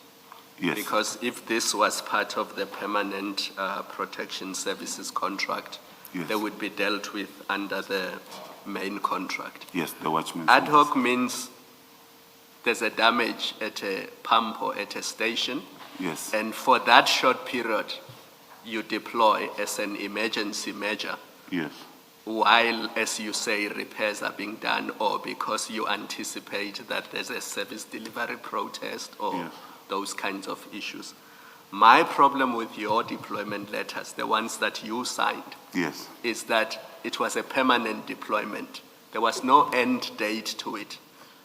In other words, if Riverspears had not terminated those deployments in June, the city would have been charged 17 million rands every month until forever. So in effect, what you did is you turned what should have been ad hoc deployments to cover the vandalism in December. You've turned them into permanent appointment for Goobies. Chair, I'm not in position of one of those. If I may, in which bundle are they? And then You can go to page 77 of file. of file 2.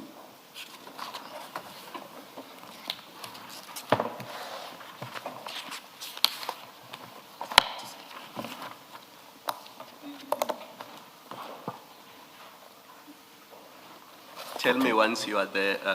Yeah, I'm there. Are you on page 77? Yes, I'm on So page just 77. look at that deployment letter for Goobies. It gives the Mureleta Reservoir pump stations, and then it says effective date, and it says 15 January 2025. Do you see that? Yes, And then it sets out amount per guard is 20,925 rands. yes, And then the grand total is 406,000. yes, But it does not say when this deployment ends, which means according to this deployment letter, unless somebody terminates this, Goobies could be deployed for 3 years at that Mureleta Reservoir Power Station. pump But station. that's not the point of an ad hoc security service. Yes. Ad hoc is you pick up that there's vandalism. On an ad hoc basis, you deploy security. It's not intended to be permanent, Yes. but all your deployment letters, in effect, appointed Goobies on a permanent basis. And if Riverspears had not terminated this in June, they would have been entitled to this 14 million forever. Do you see my problem? Yes, I see your problem, Commissioner. So Khumalo. you did not take precautions to say, if it said, for example, this will be on a month to month, so unless we appoint you for February, your appointment has stopped, so that they don't have entitlement to be there forever.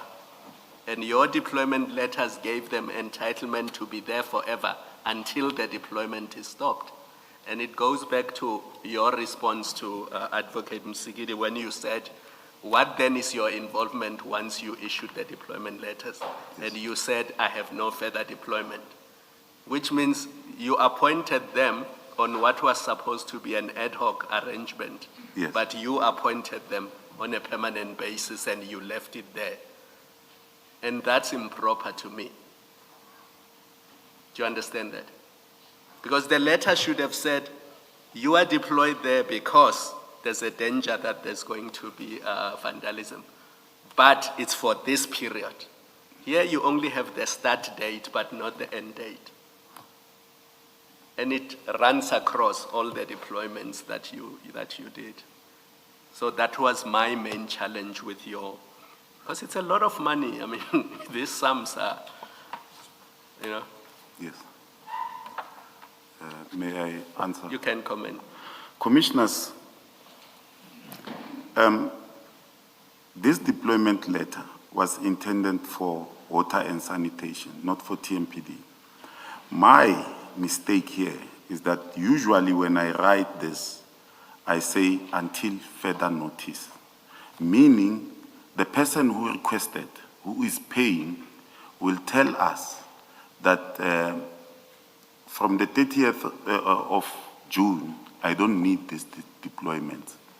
I finished what I wanted to do, and I don't need them.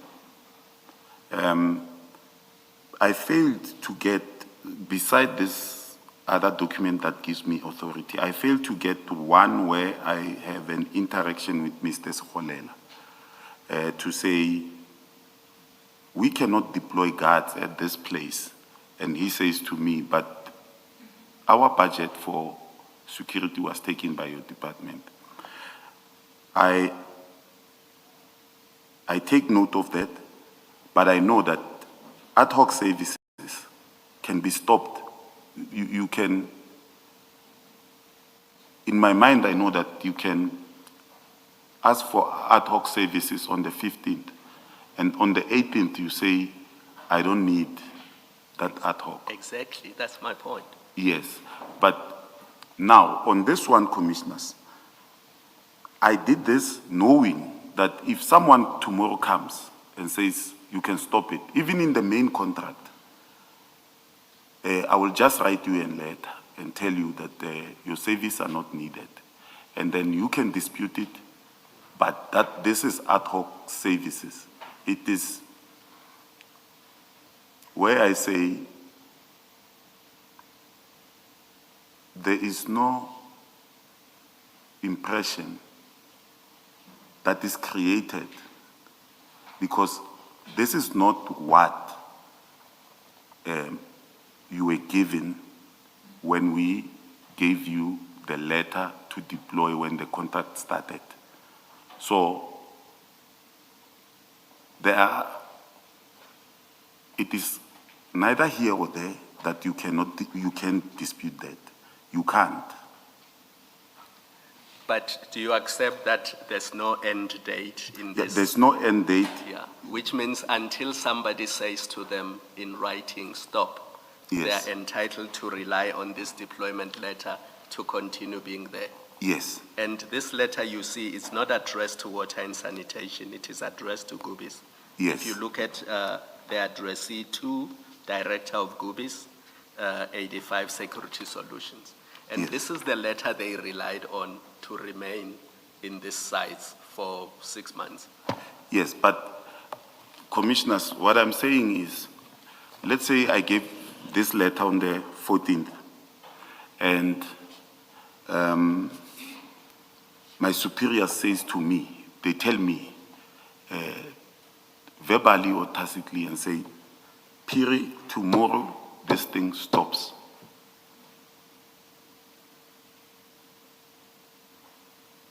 I'm telling you, I fought with a lot of them because I will stop it that day and then you will not invoice the next day. You are the coordinator and they don't have authority. So I don't think it's right to say, because they didn't say anything to me, I'll let it run forever. I don't think that is right. I will leave it there with you. Can I just understand on this discussion how it works? Yes, You've got Director Malachi, yes, and we know from that earlier message that we saw that he writes and he says deployment will happen from tonight Yes. on the 7th of January, Yes. right, at 1800 hours. yes, And then you subsequently issue a deployment letter. yes, Now, there are these three players. There's Director Malachi. yes, There's the Water and Sanitation Department, which is Yes. the client Yes. department. And then there's you. yes, When the instruction for deployment is issued, yes, whether by Director Malachi, as he did in that Yes. message, or by you in your deployment letter, who makes the determination how long that deployment is going to be? it's the department. They tell you. Yes, they tell us their needs, and then usually they don't tell you, they will say, I need them for 3 months. And you will write to, most of them won't say, I need them, but most will say, I need them for 3 months. But in that 3 months, the work won't be done. Or maybe they wanted to put perimeter fencing and maybe cameras and stuff. But in 3 months, it's not done. And then they continue. So usually when I write these deployment letters, because I already know, I will say until further notice. But on this one, I think I missed that part. And then, but I knew, because already there were engagements that they will be paying and fixing, because I've done it before, where they said to me, we need to, water and sanitation, we need this place to be guarded. And then I will go there and tell them, but you don't have a fence and stuff, and they will say, that's why we need security. And then as soon as we complete that, we will stop. And they will indeed send me an email and stop. So in this case, when Commissioner Spies issues that termination letter Yes, to Goobies, and then Goobies responds to say, we have an appointment letter. Yes. And we will carry on working. Do you get to determine whether their services are still required? Because you say you go to in the normal course, you would have gone to the site. Ordinarily, you would Yes. have gone to the site and looked at the need for this service. Yes. So when Goobies says to Commissioner Spies, sorry, we've got this letter from Malachi, signed by Piri, do you and did you go to those sites to check whether Goobies was still required for the period, however long they carried on after that letter? in fact, the first site that I went to, I was in the meeting when they were issued letters. They did The letters, you mean the termination letters? termination letters. I Yes. think it was on the 25th or 26th of June.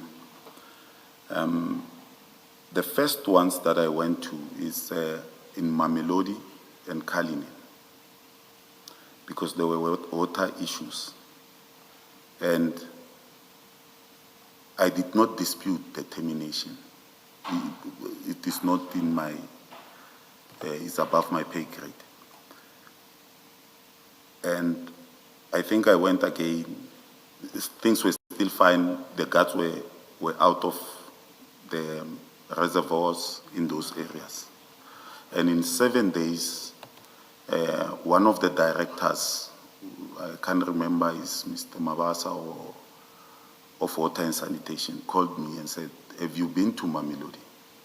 I said, "No." He said, "You must go and check in Mamelodi, Refilwe, and come and tell me what you see." When I got there, the Clearview fence was gone. The pump was damaged on all those three. And he said to me, "I know it's above your pay grade, but look at this." And I went and I looked, and then I came back. I reported to my senior, who is Dr. Elvis Madikaba. I think within 2 months after that, without my knowledge this time, with the knowledge of DCSPs and Dr. Madikaba, because director was already on suspension, and there were ad hoc services, but not in Mamelodi, in Refilwe, because those were new reservoirs, but they were already vandalized at that moment. And then the pump station in Mamelodi, and it was vandalized, water was not coming out, but I couldn't do anything because they were stopped. And in Refilwe, ad hoc services resumed. Again, they are there as I speak. Without my knowledge, but only my assessments. Yeah. I'm not sure that you've answered my question. I think what I'm trying to understand is you, in explaining your role, your functions, Yes, I understood you to say it includes a risk assessment. Yes. You analyze whether the service is required. So when the client department says we require security yes, at this site, yes, if things proceed regularly or normally, you would do the risk assessment yes, and then come back and say you need 4 guards, or no, you actually don't need Yes. guards. That Yes. is all secure. There's no problem there. Am I correct in that understanding? Okay. So on the back of that understanding of your functions, my question then is, when Gubis refuses to accept the termination of its ad hoc services, yes, right? When they say to SPs, we have a letter of deployment, and Yes. and it seems that's all they rely on, Yes. right? As far as I remember that evidence, they don't say you still need us because you still don't have a fence, right? yes, Or you've just installed a pump, but you haven't yet secured the place. Yes. So they don't say that. All they simply say is to produce this kind of letter yes, and say, well, we've got authority to be there, you can't terminate us.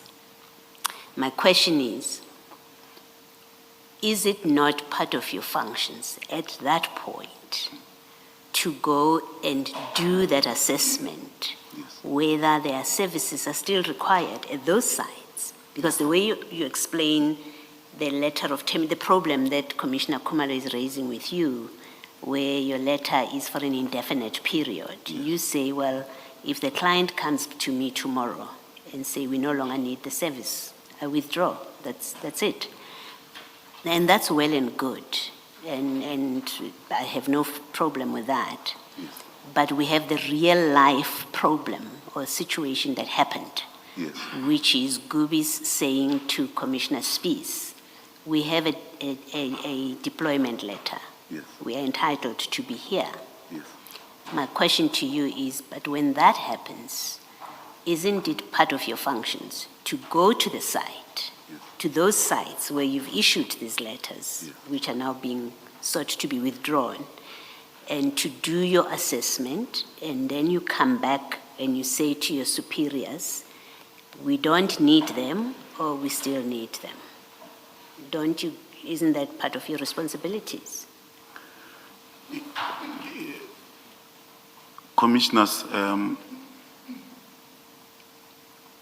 on this occasion, the letters come, in fact, they surprised me.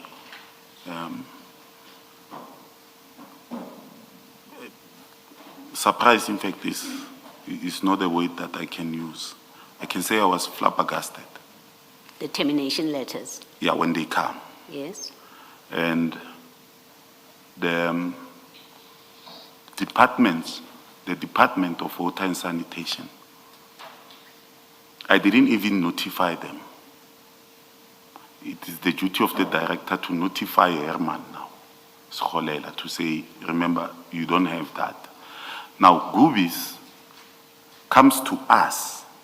I'm not even aware of, I think I was copied on that email that they say we have deployment letters the next day.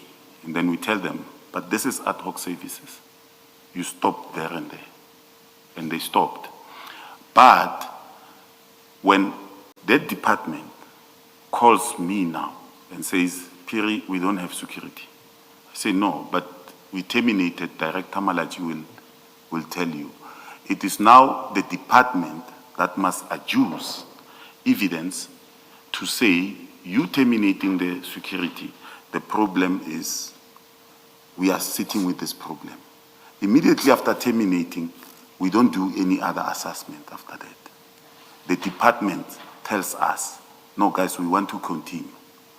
But the reason why the department left those substations to be vandalized is because they provided a GL account and a cost center. They cannot come to us and say, guys, come back and do a risk assessment, because they are not paying for the services. We are. Now, if they were paying for the services, they would have came to us and said, but what you are doing, guys, is malicious compliance. But on this one, they couldn't, because they had nefarious intentions of telling us that they have a budget, and at the end of the day, they didn't have the budget. So when DCSPs stops this, it's something that should have been done immediately in January when the first invoices come, when they realized that the department don't have money. So I cannot go back to them, to their side, and recommend to my seniors that no, we need security there. Although it is the right thing to do, Commissioner Baloyi. At that moment, it is not. The situation is volatile. But I'm not privy to what is happening above me. But I'm aware that by leaving this site, we might have a problem. But I cannot say, let's keep security there. It will show interest on my side. No, I think maybe you misunderstand my question. Let me ask it differently. Why did you not, when Gubi said to Commissioner Spies, Yes, we have letters, deployment letters, yes, issued by Piri, we have a right to be here. yes. Why did you not say to Gubis and to Spies that they should be removed? Those letters doesn't give them the right to be there indefinitely. Because you're telling us the letter doesn't, even though it doesn't fix a period, your letter, Yes. it doesn't entitle a service provider to be there indefinitely. Yes. It is up to when you tell them. You would ordinarily say that's enough, okay? Because the Yes. client department has told you that. Now we have the situation here where Gubis relies solely on your letter Yes, to say this letter gives us a right to be here. Yes. And they remain there for a longer period. And my question is, at that point, when Spies says to them, leave site, you need to leave site, and they say, no, Piri has given us the right to be here, here's a Yes. letter. Why do you not say to Gubis, leave site? I'm now instructing you to leave site. You're no longer required. Because you are the one that does that, right? You Yes. tell them on and off the way that it works. Yes. Why, in this case, did you not back up Spies by giving the instruction to Gubis that I gave you my letter, yes, that entitled you to be there, but now you must move off? okay. In actual fact, I must explain what happened. I'm not aware of everything. It happens on the 25, 26, and I see the email. I can't remember the day, what day was it. But then when I see the email, because we have management meetings, we call Goobies. Not only Goobies, all other ad hoc services that are cancelled, that are specified to be cancelled. And then we say to them, you received a letter. It means today, the day you received a letter, the date that is written there, it means you stop services. Hence, there is no invoice for July because they stopped. I think they were strong arming DCSPs just to test if my letter can go beyond the cancellation date. And if I may say it,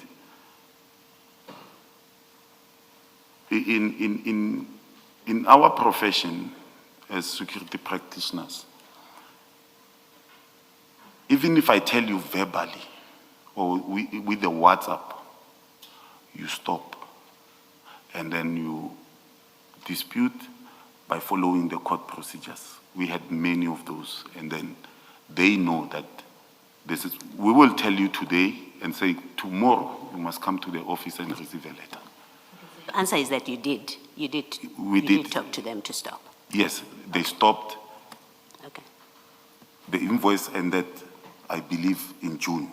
Okay. There was no any other invoice from the 1st of July. They stopped. Thank you. Mr. Phiri, let's go to the document that you just handed up to the commissioners.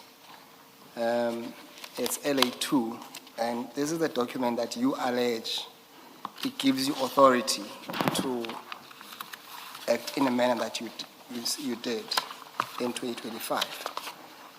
While I received this document, at least the complete part of it this morning, I've just read it now, and I want us to have a proper understanding of this document. Now, that document, you'll see at the heading. In fact, if you go on the very first page, it's attached to an email. Yes. Are you there? Yes. So this is the LA2. You'll see on the first page, it's an email from Nava Pillay. And the context of it really is one sentence, which says this: please find attached the security details as discussed at this morning's briefing convened by the CM. Now, we go to that letter of yours. Now, that letter is dated the 5th of May 2023. Now, what is important is this. It says security preparedness for the IGP and budget community consultation. And it says this: regarding the above matter, the security operation plan will cover the following. And then it deals with what's going to happen when dealing with this consultation, Yes. community consultation. And then it deals with the issue of general safety, and then it says which department will be responsible and which areas are going to be covered. And you'll see it talks about crowd control, VIP protection and special operations, regional commanders, and then liaison with South African Police Service, public order policing, that's POP. And then this is where it deals with what you say it affects you. Yes. When it talks about the asset protection and security services. Yes. Will be responsible for, among others, the following, and then it lists on the following page: Yes. to ensure all private and source guards are on duty and protection of buildings and assets. And it's not necessary for me to read the rest of the points, but they deal with what ought to happen. Yes. And then it says that please find here in a contact list of all APSS members for their respective regions and their contact details. Yes. And then it says also find attached a list of TMPD members per region and their contact details. And then it says, notwithstanding the above, we recommend the non-utilization of the KT Mutubatse Hall or security reason and an alternative venue be sourced. And then that's the table that we discussed, and we find your name at item 12. And you say to this commission, what is important is that the part that says NB, overall coordination and command, by Mr. Andrew Peter being yourself. Yes, advocate. I put it to you that this document was solely focused on the event that was coming. Yes, for the event of, yes. Yes, it had nothing to do with deployment of sites, ad hoc or otherwise. Okay. You accept that? Yes, I accept that, Yes. but can I further say something? Yes, you may. Advocate, as I've said, I failed to extract the one that will explain this better. I don't know, for some reason, I couldn't find it after being given my laptop. But if any department, they will know. In fact, it should read that I'm also a troubleshooter. That means at 12 o'clock at night, you will tell me that my sites are being vandalized. And then my seniors will tell me, we must guard that place. But this one was just to show that Director Malachi knew that I have overall command. So that is the reason that not only for this event, in any other instances, you must contact me. I will know what to do. In fact, are you done, Mr. P? Yes, I am. Yes, in fact, the document, if you look at it, and then it expands on the next page, it lists all the regions. Yes, and the And- people Yes, who are supposed to. yes. And the point really I am trying to get across to you is that this document does not give you the authority to allocate and, using your words, to deploy Yes, the security service providers as you did in this case. yes, it No, doesn't. no, at least on the face of it. Yeah, on the face of it, you are right, the advocate. But I just wanted to indicate to the commissioners, that my duties were not limited to what I had in this commission. We're not limited to that. As Commissioner Kumalo has asked me, here you are being, it is being said that you are responsible for 6 and 7. But I'm also have another duty to coordinate, and so in this part, it says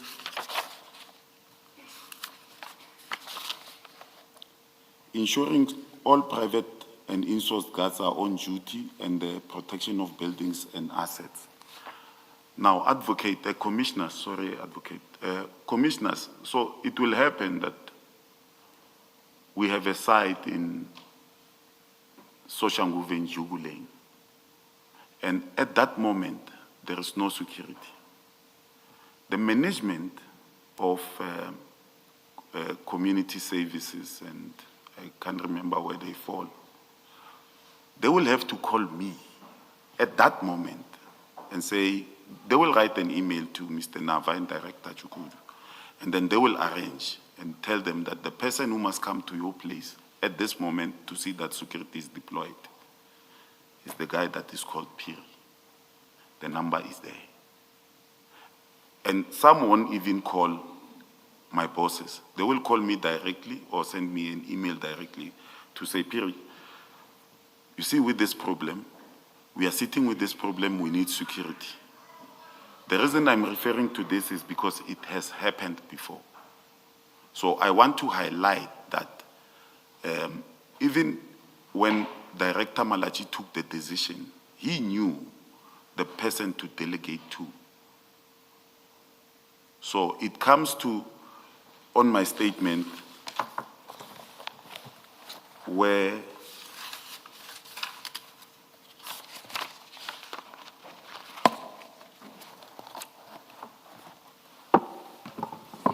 Just want to waste my time.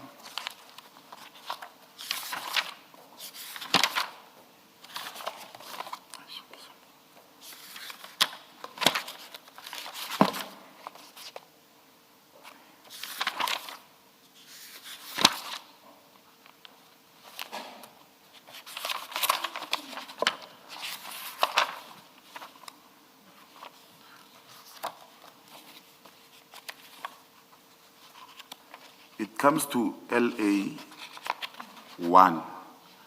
The reason I attached this is because on LA 1, page 1 of my annexures, where Director Malachi says, please get Piri to run with the process and let's monitor the progress. So I'm indicating that he knew that I have authority. So in essence, what I'm saying is I derive that authority because there are many instances where this is where I'm referred to take care of the problem. So this was just one to show you that if a building is not guarded, and the management of that building says it must be guarded at that time, at IDPs or whatever, I had to make sure that there are security guards, either way on ad hoc services or on my own discretion, taking guards somewhere, putting them there. So I had that right. I could take guards from Tshwane Market, put them in Mabopane at that moment. Sorry to interrupt you. I accept that. Yes. The only proposition which I think I have accepted to answer is to at least agree that that document really only related to one event, and that's all there is to it. I understand the fair explanation, but for now, the question was really confined to that document, that it related to a specific event. That's all I was saying to you. I accept that, Advocate, but I must say to you, Commissioners, had I known that this letter will not suffice, I would have extracted other emails that shows that authority was given to me. But authority and instruction, I understand, are two different things. But at the very same time, I'm saying authority I had from Director Malachi and then others at the back. So this was just to indicate that I did not act ultra vires. I was not a rogue inspector, as I'm made to be seen. I was following instructions. All right, let's move to page 18 of your statement. It's annexure LA05. Page 18, Yes. file It's the first file, file 1. File 1, Yes. page 18. 1-8, yes.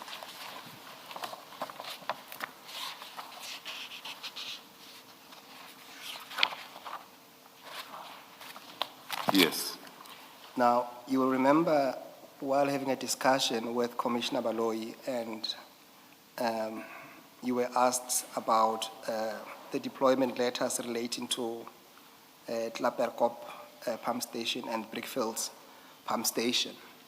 And part of the discussion between the two of you was that, at least in this email, we see that Goobies, or at least some of their staff members were copied on that email. Yes. And then in explanation, you said that you carried out this instruction, but then while this took place a bit earlier, as this email is dated the 7th, Yes. you, however, when you dealt with your letters of the 14th, you did not see the need to backdate because you had to deal with it as and when you were dealing with those letters. Yes. Do you remember that? Yes, I do. And remember, part of that discussion, it started from when you were reading paragraph 15 and 16, where there was a bit of a disjoinder Yes. of the two paragraphs. Yes. Yes. Now, I want to put it to you that that answer that you gave is incorrect, Yes. because I want to draw your attention. If you go to file 2, the second file, Yes. Yes. and you go to page 8.1. Let's start with 8.1.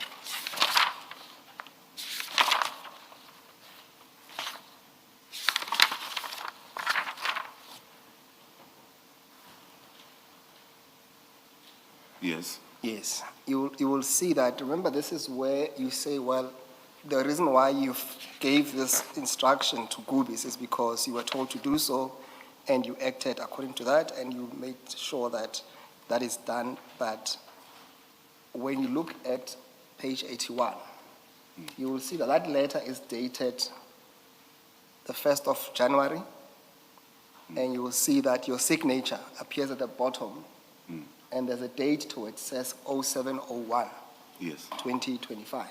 Yes. Now, you will see the same, so this one deals with brick fails, and you'll see on page 83, the same letter dealing with Laperkop. Yes. Similarly, it's dated the 1st of January, and you will see that your date says 0701, Yes. 2025. Yes. And you will see the number of the armed guards, the number of the patrol personnel in the vehicle, they accord with what's on the email. You accept that as well? Yes. Yes. The 7th, remember when Commissioner Baloyi asked me the question, he was referring to page 77. No, I'm saying to you, I'm putting it to you to say that answer of yours could not have been correct. Yes, was incorrect. because- Yes. You accept that? Yes, I do. It doesn't speak to the 14th. It doesn't speak to the 14th on this letter. So we cannot rely then on that email to say that gave you authority with regard to the letters of the 14th. At least you have to accept that. This email refers to the 7th, and your letters also refer to the 7th. So we'll come and deal with the 14th, but at least let's accept that. I accept that. Yes. In Okay. fact, I remember that I did it on the 7th. Yes. Yes. Yes. Now we still have to deal with the issue of the 14th to say where did you obtain your instructions, and also not just the instructions or authority, but also to specifically allocate to Gubis. But at least we have to put that aside, that those letters of the 14th had nothing to do with what Director Malachi had written on that email, because separate letters exist for that allocation.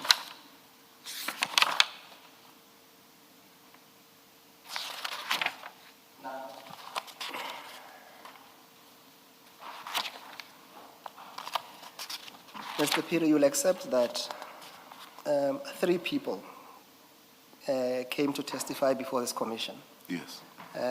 dealing with the issue of these letters. We had DC Spies, we had DC Ballhays, and we also had Director Malachi. Yes. And the crux of their of their testimony is that they never gave you an instructions, or you never had authority to allocate any sites to Gubis as you did. When we, can we go to file number 3 and go to page 59?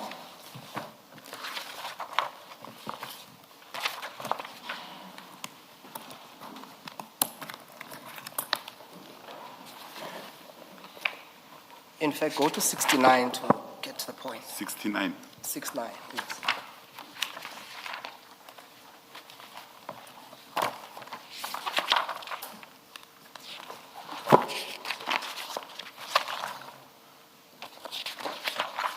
And there. Now, when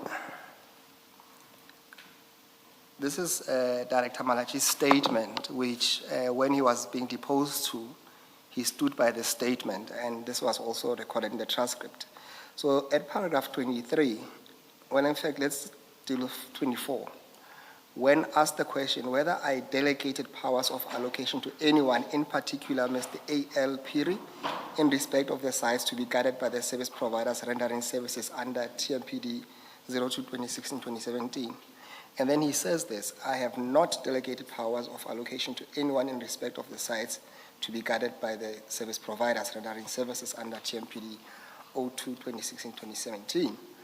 And then the question says whether you approved or mandated allocation of security services, in particular GUBIS 85, in the period between December 2024 to 30 June 2025.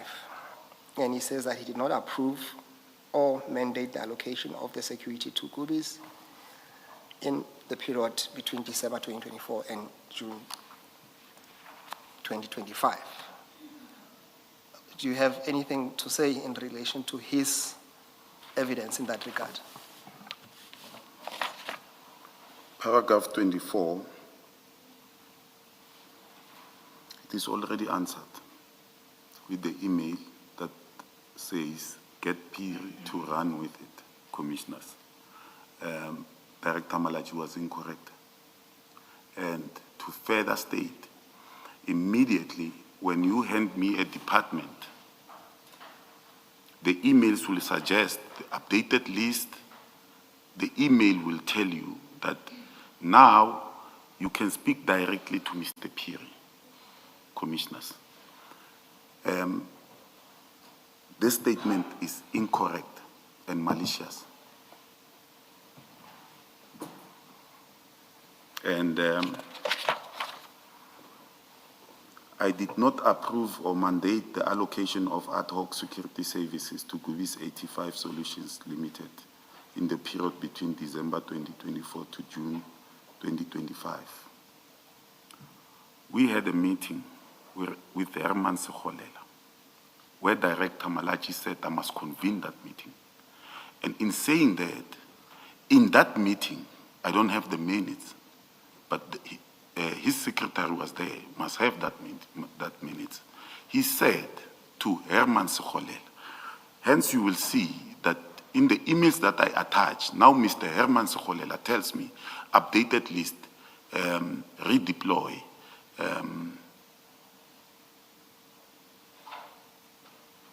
cancel this one, send to this one. It is because he's told as a representative of Water and Sanitation Business Unit that now you communicate to Piri under the instruction in that meeting. It's unfortunate I don't have those minutes. Now, Advocate Msikidi, let me tell you something that you were not told in this commission. My letter of deployment doesn't give SCM or creditors to pay. And you can dispute that letter. Now, how things work in Tswane is that you get an invoice. That is the part that is missing in this statement that are made frivolously about my name. When you get that invoice, I don't sign that invoice. I don't. I'm not even involved there. I've already told you that I made sure that the guards are there. Now, you put your signature as Director Malachi, and you are validating what you said you did not approve. But you are approving it by signing it. And then you send it to DC Boleis. He signs it at that amount. Then it goes to Finance or Department of Water. They take it at face value.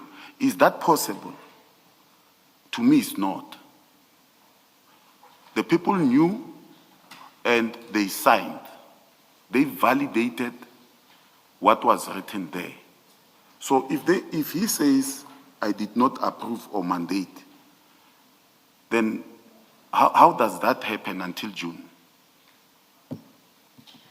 So this statement, to put it mildly, is incorrect. Can I just ask this? The page 18 document, email from Director Malachi, it nominates 2 pump stations by Yes. name, Klapperkop and Brickfields. Yes. But then your letters, it's quite a number of letters. Yes. And they deal with different pump stations. Yes. Where do you draw the authority, to the extent that you have given us this letter, this email at page 18 as the source of authority? Yes. Or as evidence that you were given directions to deal with this, which on the face of it I accept. Yes. But then your letters of deployment cover quite a lot of stations Yes. or facilities, if you like. Yes. Where does that power, your power to have given in respect of the many others, where do you say that comes from?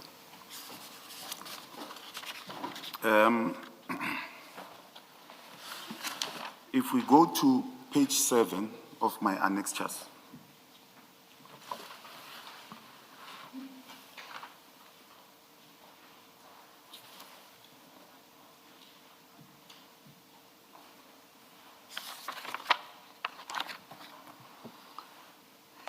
it is Friday, January 10th, 2025. Now, Herman Sekholela, being told in a meeting that the person who will be dealing with your problems is Mr. Lebohampir. He sends an email at 11:23 a.m. Mr. Piri, I hope this finds you well. This is the updated list. But here, he sends this to me and my supervisor, which is Dr. Elvis Kwapeng Madiklaba. Now, the authority came with that email. Let him run with it. It is given to Dr. Elvis Kwapeng Madiklaba. There is no need for now, because we had a meeting. We convened a meeting on the 6th. We agreed that Mr. Piri will run with the process. Now, for ease of operation, because director has other issues that he must deal with, it's not only water and sanitation. There have to be meetings, Section 79 meetings and stuff. Herman Sekholela now, he knows that Director Malachi gave me a point. So he's the one that gives you the list of stations. Now he gives me the Good. list of stations. Is his allocation, his deployment. What I must do now is to go there and make sure that indeed this is the place. Okay, so you're not saying page 18 is the power you have to deploy to the many other stations, because page 18 speaks only to Brickfields and Klapperkop, right? That's your Yes. page 18. Yes. It's specific to those 2 stations. Yes. You are saying to us that it is the meeting, that this meeting you are referring to, Yes. and the earlier email that we looked at, which was, I think it said, Piri will run with it. Yes. You're saying that's where you drew your authority in respect of the other stations, effectively to execute Yes. Sekholela's list as he gives it to you. Is that what you're saying? Yes. In fact, what I should say is that the deployment on the 7th is in pursuance of the decision that was taken in the meeting of the 6th. Because the meeting of the 6th gives effect that Mr. Piri will, in fact, let me read it so that I don't. It says, it tells Dr. Elvis Kwapeng Madiklaba that please get Piri to run with the process and let's monitor progress. Yes. Remember in a meeting, already Sukholela has told us, Herman, that we don't have this problem only here. We have a larger problem that you must deal with. So you must prepare yourself. Okay. So I'm now leaving my other duties, delegating them to another colleague of mine to say, please take care of my regions and stuff and my meetings, reschedule some of my meetings. And now I'm going to see what is happening. So they come in as they come to say, Mr. Piri, because I've already given an instruction, Yes. now I must execute. Understand. Thank you. Mr. P, maybe to piggyback on that question, you will see that at page 7 of file 1, and then what is then referred to by Herman Sokhulela is what is called an updated list, which then appears on page 8. Yes.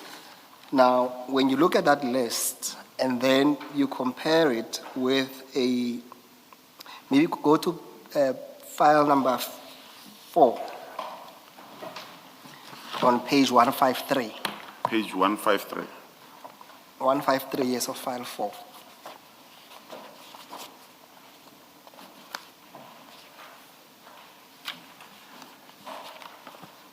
One five three. 153, yes, file 4.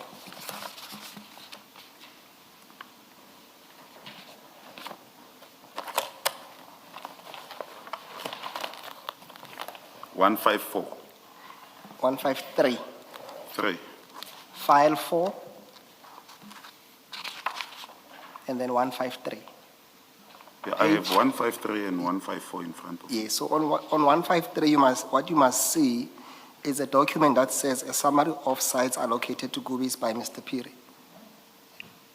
Is that the one you have? Summary of sites allocated to Gubis 85 by Mr. Piri. Yes.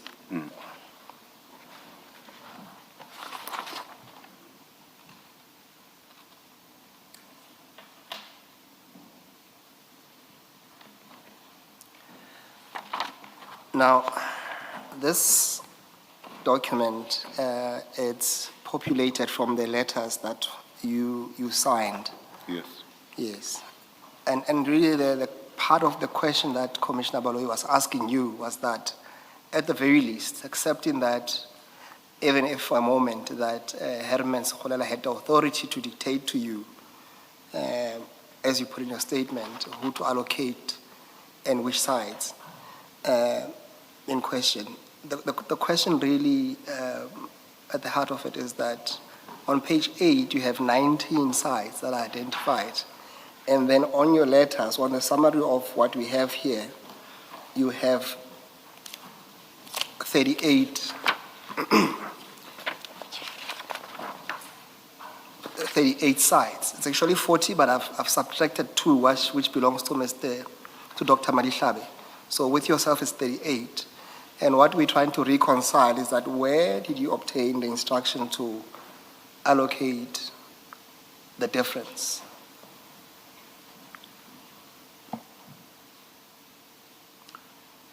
Just the last question so that I can give you a proper answer. Yes, you have on page 8 what you referred us to is a list of sites, which is a total of 19 sites.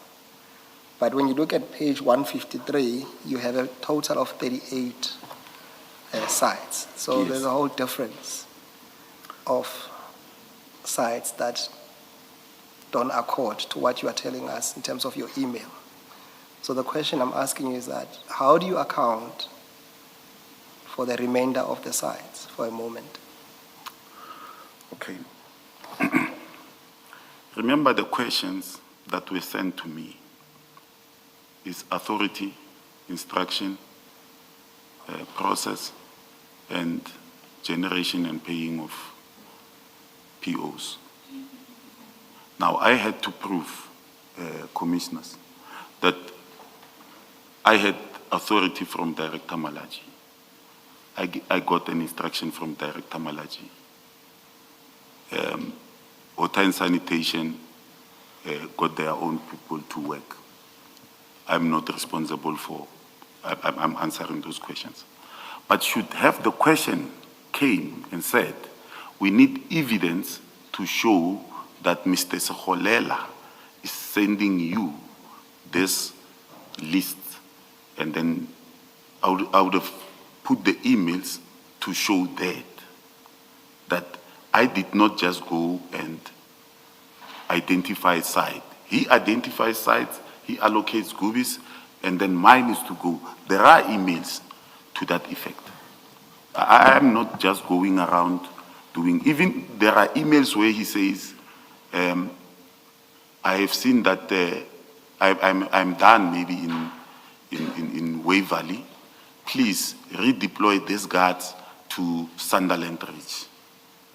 Because now he is in control. He's telling us where his problems are.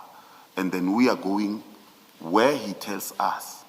I don't identify these sites. He identifies them, but the question from the commission did not say, Piri, show us how did you arrive at 38. I would have showed you that as much as I've given you the updated site, I would have shown you that the updated site also comes with new sites. Mr. Musigi, perhaps in the interest of time, let's resolve this by affording Major Piri an opportunity to supplement on this point. Chair, I'm happy to do that, but the question still remains, and it's not really what was sent to him. The question remains is that the letters that he sent, and that's what he must answer to. This is what is before the commission. That's pretty clear that it has only the number that you referred to, which is much lesser than or fewer than what you referred to later. And I don't think that will change in the interest of time. I think you've made your point. You've made your point with regard to that. And then that's what Major Piri says he would have addressed had his mind been directed to that specifically. And it's on that I think, in fairness, we should afford him an opportunity to supplement. You are free to respond to me. Yes, Chair. I take heed to that, Chair. I'll take the answer as it is, that at least for now, there's no account, even if we were to accept that he had authority from either Herman or Malachi, there's still a deficit of at least 50% of the letters that he can account for. Yes. Thank you, Chair. Thank you. Mr. Piri? Major Piri, you say, had your mind been directed to this issue, you would have been able to address it.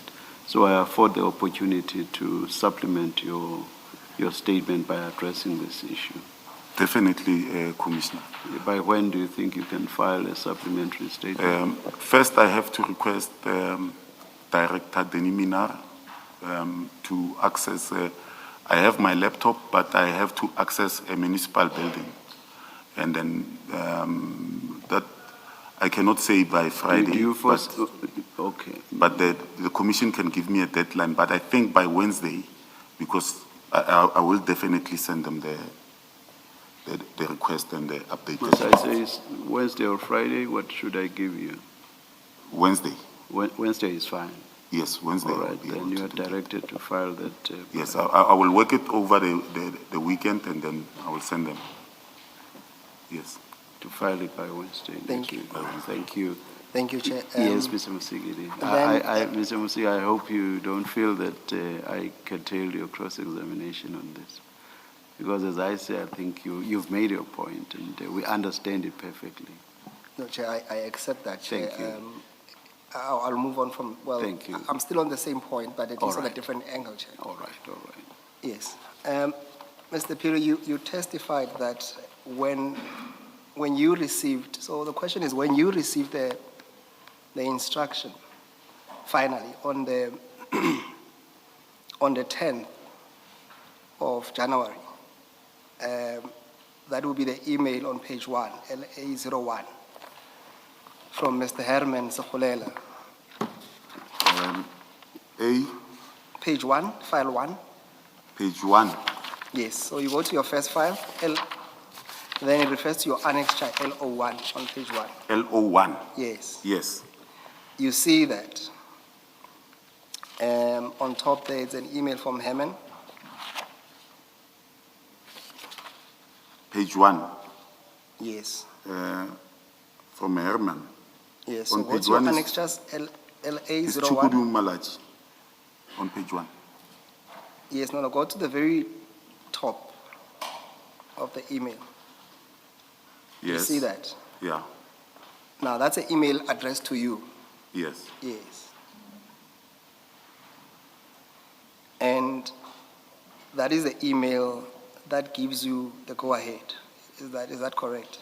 Yes. Yes. So the question is that how many sites did you then visit on the day? On the day. Yes. There are no sites attached here on the 10th.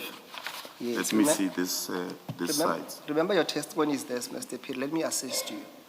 You say that finally you received the final go-ahead on the 10th, Yes. having taken into account all these developments between Mr. Herman, Mr. Malachi, Yes. and you say on the 10th is what triggered you to start doing your job.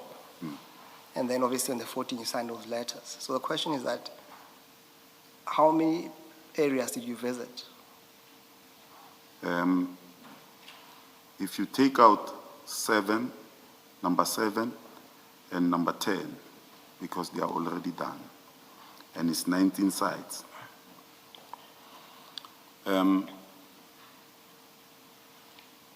Or you take out number 1 also.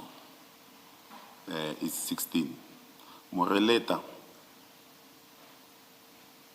Grasfontein, Grootfontein, Carina, Ilados Park,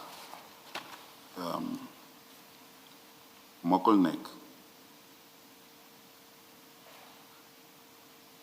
Oh, it's 15. You must take out number 19, Royal Bell Presser. It is already in force. He is not aware. I'm aware because it's the one that I'm taking, it started in May. So it's 15. So if I read you this, it's in Region 6. The reservoirs and Glenway, I see there's Glenway Estate Feeder. They are in Region 6. That is your Mamelodi up until Grasfontein. It takes me 4 hours to visit all of those sites. You take Rayton Reservoir and Refilwe.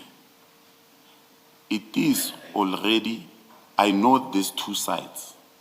This is what I'm talking about, that I've been to these sites before he can send me this. Because these sites, when he sends them, I realize that he is not aware. But I say to him, let me go to Rayton and Refilwe and satisfy myself. But I know them. I go there, it's in Region 5. When I'm finished with Mamelodi, I just drive up around, I think it's 15 kilometers. It is not exactly in that area. It's on the road going to Moloto. When you move from Glenway, I think it's just 5 kilometers in the bush. I just go there and I see the sites. But these are new sites. I've been there before. And it was in December, I think, 2023. And then I go there. And then it says Florona LL Reservoir Pump Station. It's in Pretoria North. So already now... Perhaps to deal with this more quickly, did you do all of this in one day or not? Yes, I did. And what was the day or date? I think it was, he sent me this on the 10th.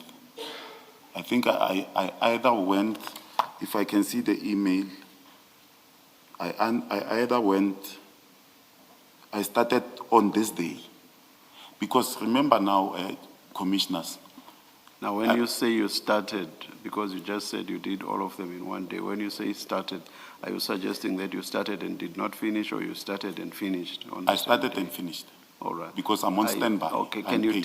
can you tell what date it was I believe I started on the same day. on the same day? Yeah, on the 10th. Yes. It must be just after 12. All right, thank you. I think that's what you wanted to establish, Mr. Musigiri, not so much the order in which he did this and the time he took.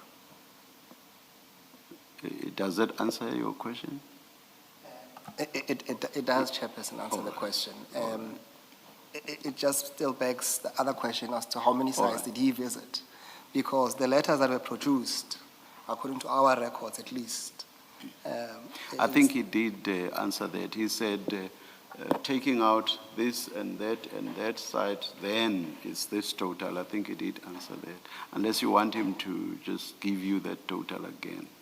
Yes, that will assist me for my notes. Yes. Okay. You take out number 1.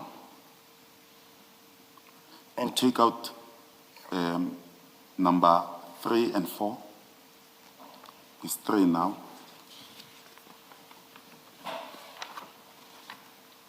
You take out number 7.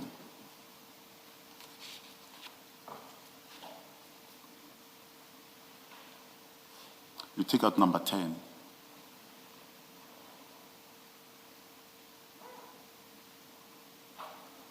You take out number 14, Glenway.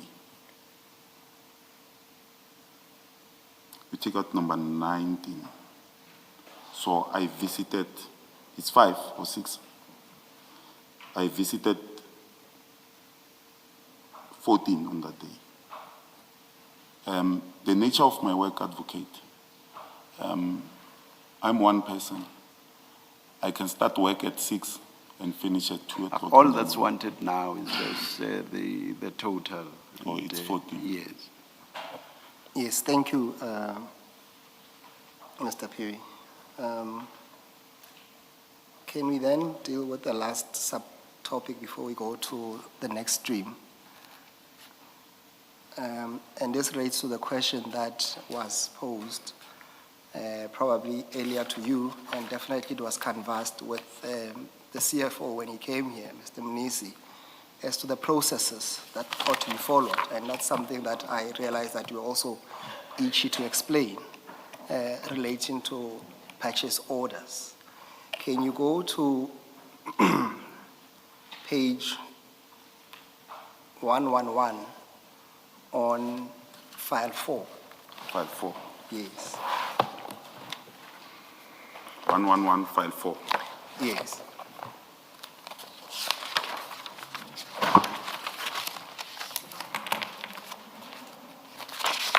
Now, before you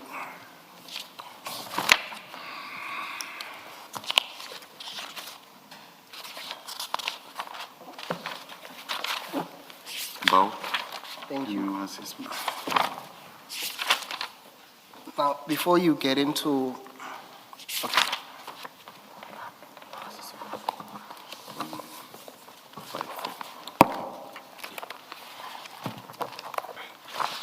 so it's 111.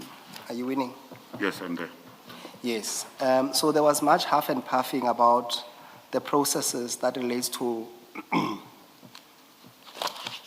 purchase orders and the processes. Yes. Now, I hope your meaning of huffing and puffing is different to Mr. Mnisi's, because I know huffing and puffing to mean the opposite of what he said. Please continue. indeed, Chair, I will try not to huff and puff. Mr. Phiri, do you recognize the document? Yes. Yes. What is that document? It's a memo from Mr. T.P. Malachi and Mr. Navapile. And it is dated 23 January 2023.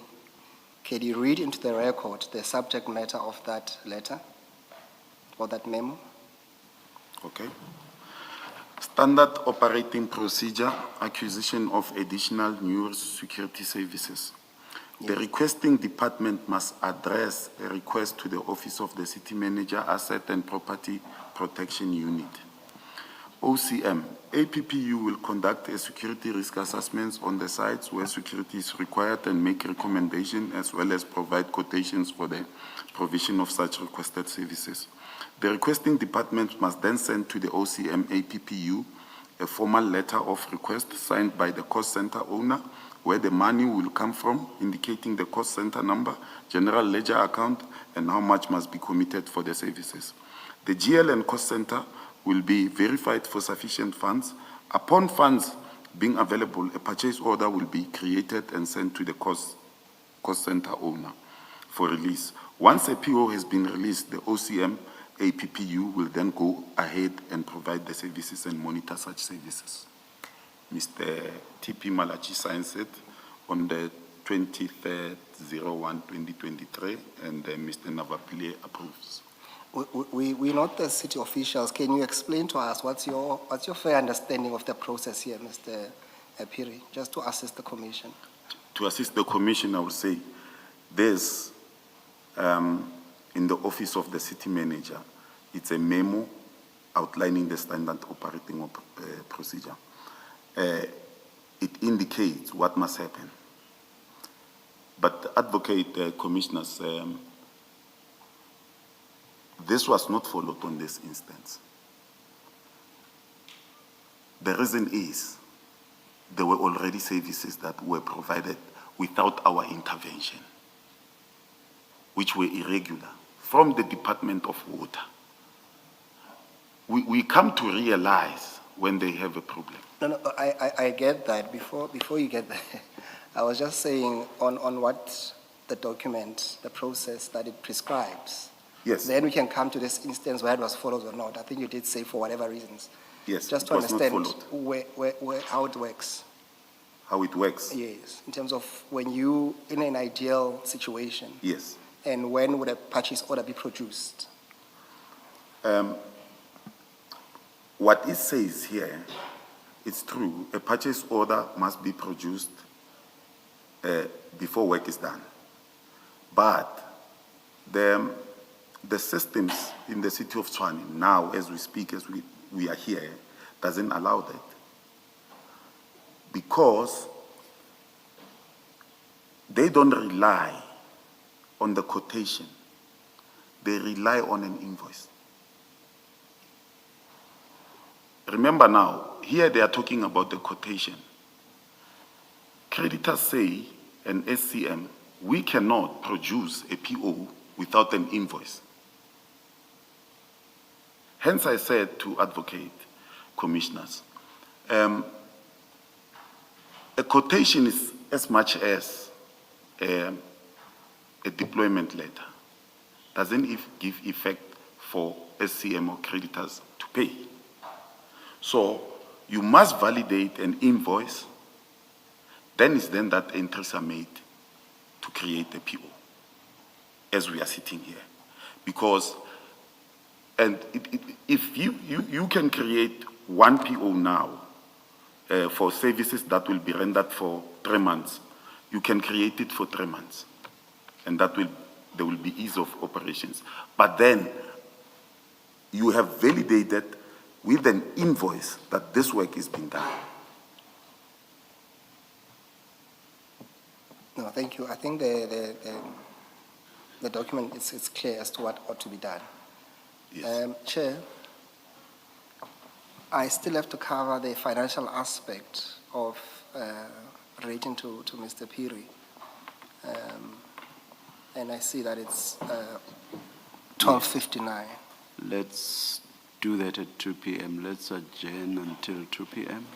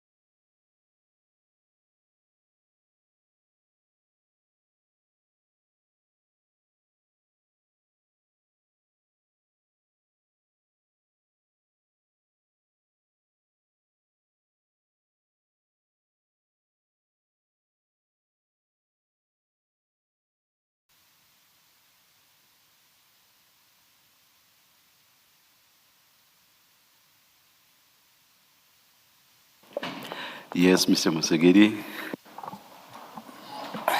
Thank you, Chair.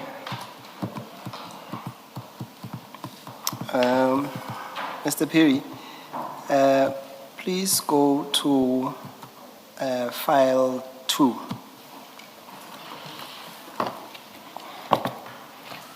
And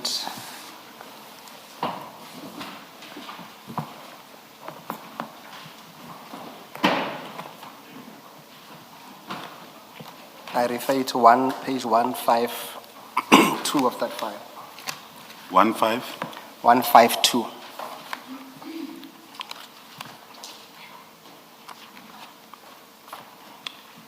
You should have before you,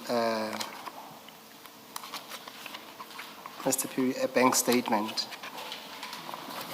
When you get there, it's a Standard Bank statement. Yes, I do have it. Yes. And I think this statement, part of the statement is also duplicated in your own annexures anyway. Yes, it's not a Standard Bank, it's a ABSA Bank. Thank you, yes. On 5.1, that's where the Standard Bank ends and we start with ABSA, that's correct. Yes. Yes.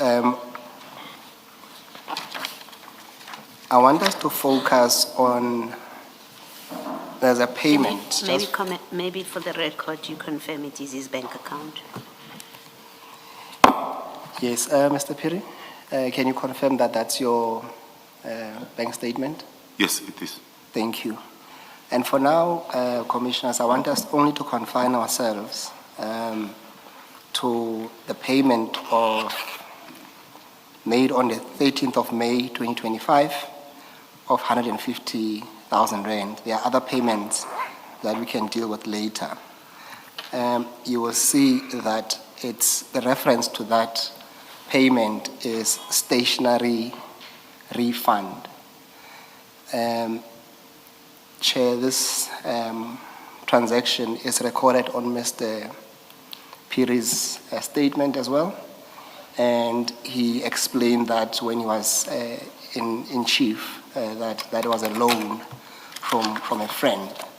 And when I asked him the name of the friend, he said to us the name of the friend was one Willie Mashupie. Mr. Perry, can you confirm that? Yes, I did so. I did say that. Thank you, Chair. Now, Chair, we had to go and try and find out and subpoena the banks to find out the source of the transaction. And Chair, I will refer you on file 4 to page 150 of file 4, 150.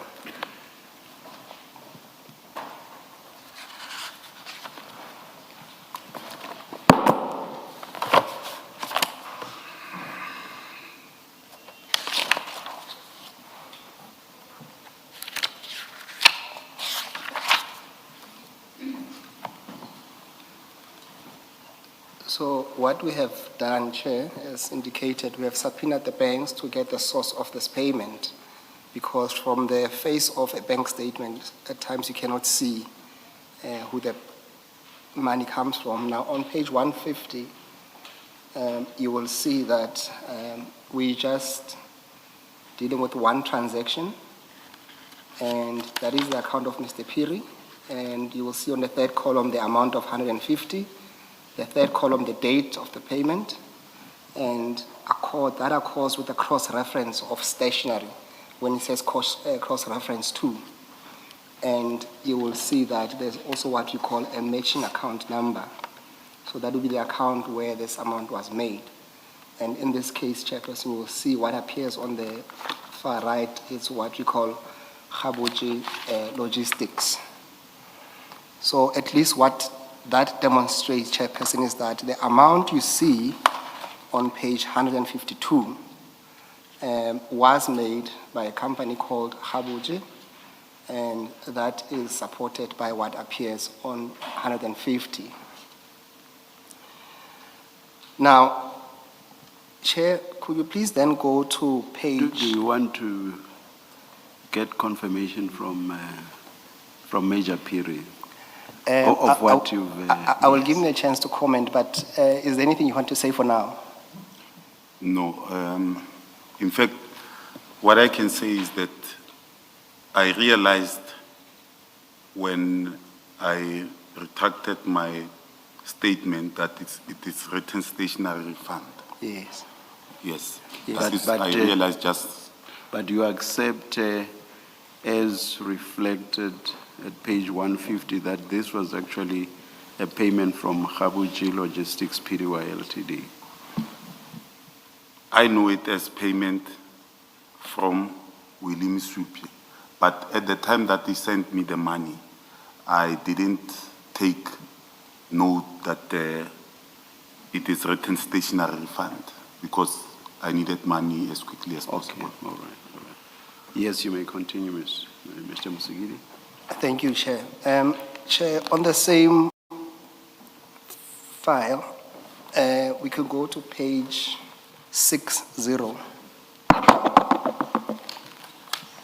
Same file. Same- Minutes. Same file two, yes, File 2. file two.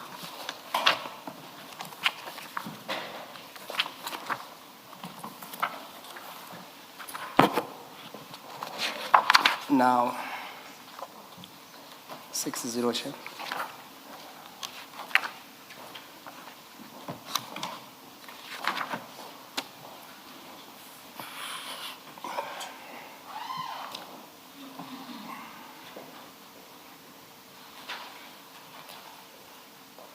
Now, Chair, on page 60, you will see that that's what we call an XT&D summary.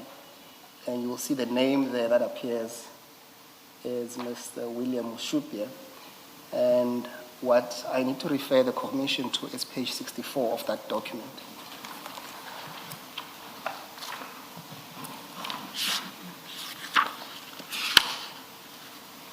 So for the purpose of this Sorry, Chair. exercise, On page 64, 64, 60, you said you referred to something. 60 is the name of William Mushupia right on top there. Do you see that? On top, Yes. on 60. Yes. Can you just make sure? Yes, on file 2. On file 2, I'm on file 4, Okay. 60, 2, Hey,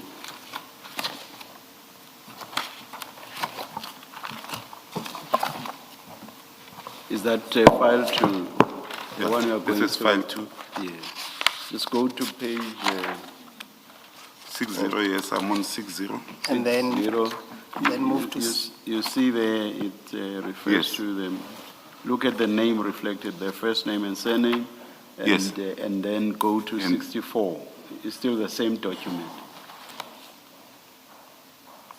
64 of file 4. Same file, same document, Major. Yes, I see. Yes. So it's 64, it's, that same document is Yes. still continuing. Yes.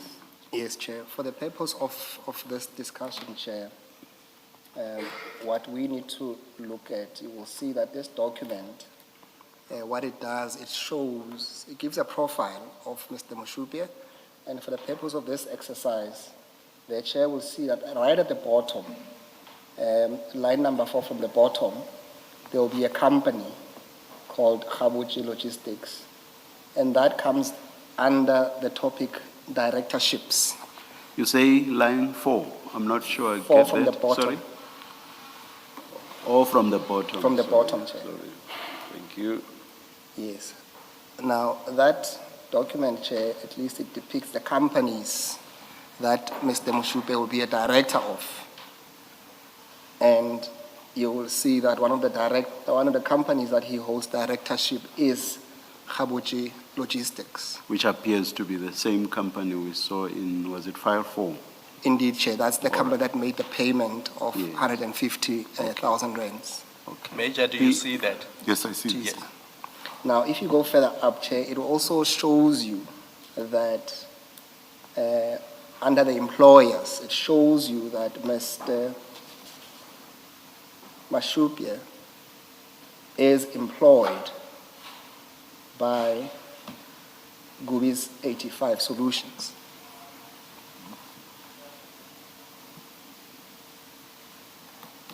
Do you see that, Mr. Piri? Yes. Yes. Now, part of the questions that was posed to you to answer to this commission was that whether you have received any incentives or benefits from Gubis. Yes. And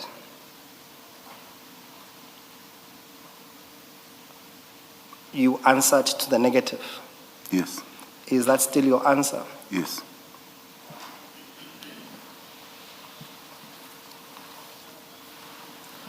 Chair, What is the nature of your relationship with Mr. Masupia?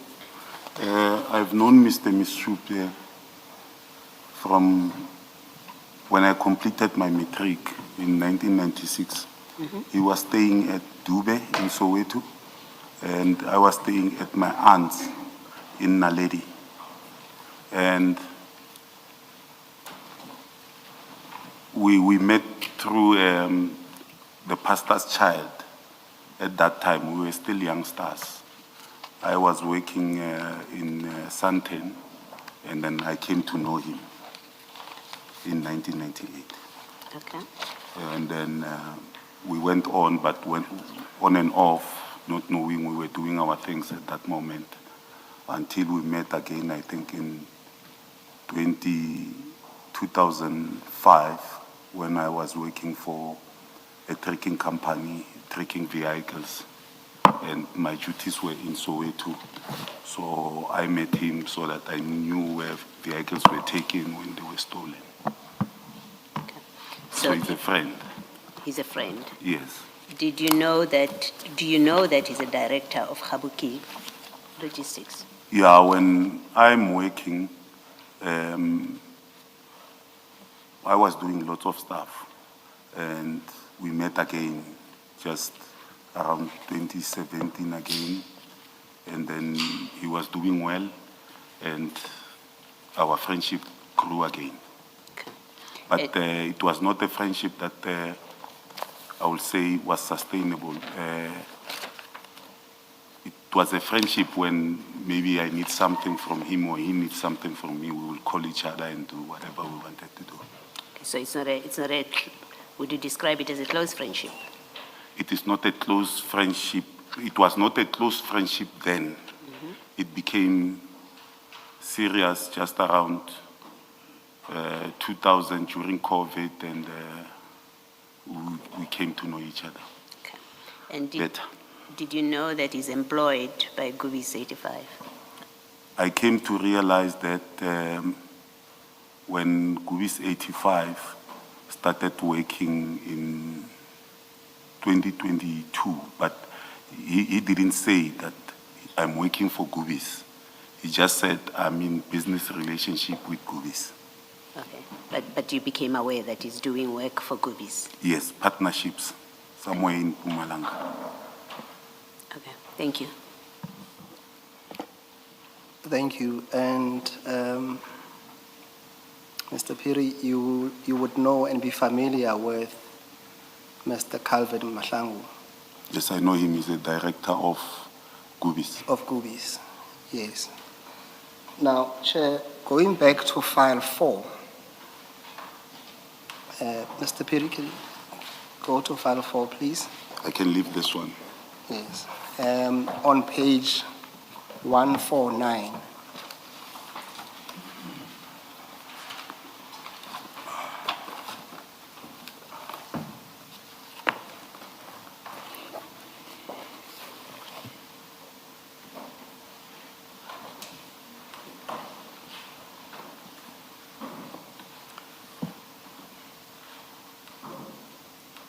Chair, you will see there, those are transactions or financial transactions that were made by Mr. Calvin Mahlangu But obviously, they are not made to this witness, so we'll not canvass that with him. But what I need to demonstrate for the purpose of this exercise, Chair, is that you will see that from the 23rd of February 2025 all the way to the 18th of October, that's just a sample, Chair, of him paying monies into Khabuchi Logistics, Chair.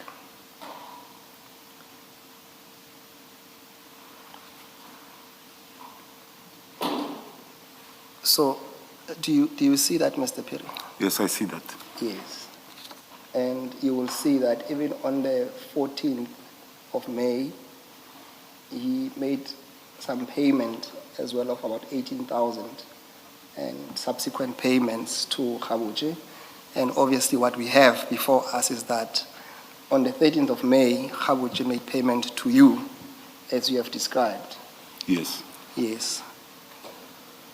What I want to propose to you is that the information put to us demonstrates a clear connection of funds from the director of Gubis to Khabuchi, and ultimately those payments making their way to your account.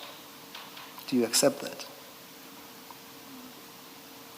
Well, I need to answer this in a very... Let's say this, Mayor. You accept that, and then if you accept that, then I can go to explanation then, if you have an explanation. No, I don't. I don't accept that. Okay. Because my reasoning is that you say the payments were made on the 13th to me. Is what the advocate is advising. Yes, no, a payment was made to you on the 13th of May. That's Yes. common cause. Yes. Yes. And on the 14th, he pays, Calvin pays Khabutsile 18,000. Yes, no, that's not the question. Yes. It's what I'm asking you is this. Don't confuse yourself with the transaction on the 14th. I'm saying what we're looking here accumulatively is that Gubis, or Mr. Madlanga on behalf of Gubis, is making payments to Khabuchi. Forget Yes. about the dates. Yes. Yes, that's what is depleted there at least. And I'm saying somehow those payments through Khabuchi, they make their way to your account. Is that accurate though, Mr. Musigiri? When, for example, we take the payment of what date? The 18,000 rand? The date is not even the same. You base, your question suggests that there will be corresponding deposits from Khabuchi to Major Piri's account, unless you want to reformulate your question. No, Chair, that's not the suggestion at all, Chair. Please reformulate your because that's question not- then, because That's not what that's is- how I understood it, and I suspect that's how Commissioner Balway understood it as well, because I heard her. No, Chair, we are not putting it any higher than this. Just reformulate the Yes, question though, because as is, it may be conveying something that I doubt you want to convey. Yes, Chair. Because as presently formulated, it suggests that the payments correspond even in terms of amounts. Yes, Chair, no, that's not the suggestion. No, Let hear me you. try and deal with the question differently. Yes, please, Yes, please, yes. And Mr. Piri, understand me, I'm not saying there's a corresponding payment, for example, in your case of 150,000 rand, that came from Gubis directly to your account via Khabuchi. That's not the proposition I'm putting to you. The proposition is simply this, is that what is put in front of you is that you have payment from Khabuchi. And what we also know is that Khabuchi also receives monies Yes. from Mr. Calvin. Yes. That's as high as I'm putting it. Yes. Yes. Is there any comment to that? Yes. Thank you. Advocate, first, you are saying to me that, Commissioners, it must be clear, he paid me on the 13th. And I agree. I say I requested the loan he gave me. Now, when I look at your documents, it says there's no way that where it shows the 13th that Calvin Mahlangu paid him on the 13th to pay me. But you are telling me that he paid me, and from the 23rd of February 2025 up until 18 October 2025, he's paying this company. And there's no evidence that on the 13th, 150,000 came from Calvin Ponso Mahlangu to Kabuchi Logistics, and then it went out and came to me. Remember now, I'm talking about my friend that, Commissioners, I'm loaning money from, knowingly that he told me that I know the guy, I sometimes work with him. And he loans me the money. But I don't see the money here on the 13th. So I don't know what are the relations in relation to the 150,000. Yes, no. I think, let me be fair to you. I'm not putting, and I'm trying my best here. I'm not saying to you, you'll find a 150 amount Yes. transaction from Gubis to you or to Kabuchi and yourself. Yes. And remember, I prefaced my question by saying the transactions on page 149 is Yes. just a sample of the transactions between Calvin Mahlangu and Kabuchi. And I said to you, I would not invite you to make comment on those because those has nothing to do with you. Okay. That Remember I that. accept. And you'll see those transactions, they add up to 194,000 Yes. on the sample. And I said to you, that had nothing to do with you. Okay. Yes. If you say so, they have nothing to do with me, I accept. Yes. What we wanted to demonstrate is that Kabuchi does receive money from Gubis, Yes. and then we can deal with the rest. Can I? No, I'm saying then we can move on and deal with Okay. with the others. Yes. Yes.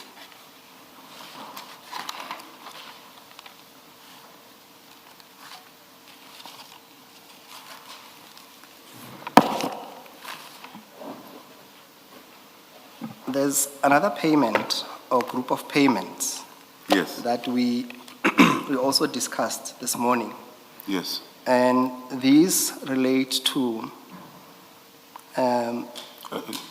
Sorry to interject, Yes. Advocate. Chair, I would like to know that the 150,000, we are clear on it.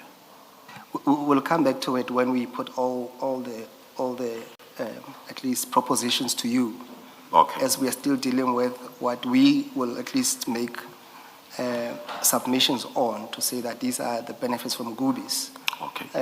But we're still dealing with some of the amounts that we are saying are linked to Gubis. To Gubis, So yes. they will all tie in, including the 150. But for now, yes, you can move on from 150. Let's deal with the 35,000 rands.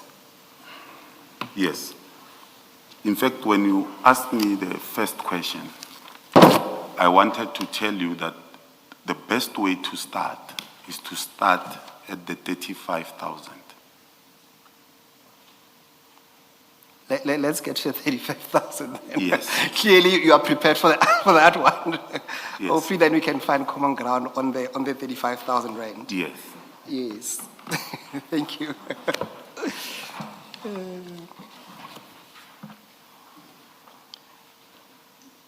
Chair,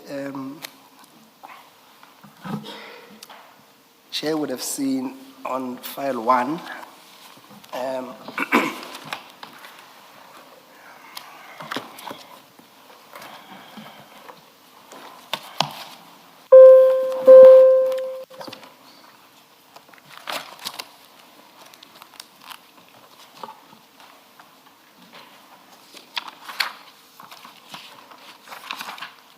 Where should we go there, Mr. Musigidi?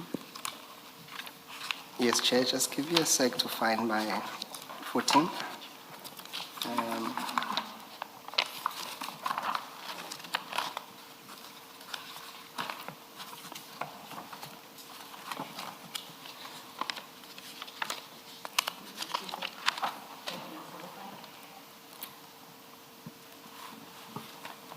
At page Chair, 1.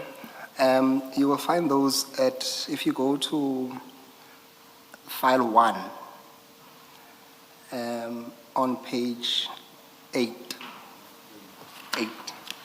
It should be the very last document on that.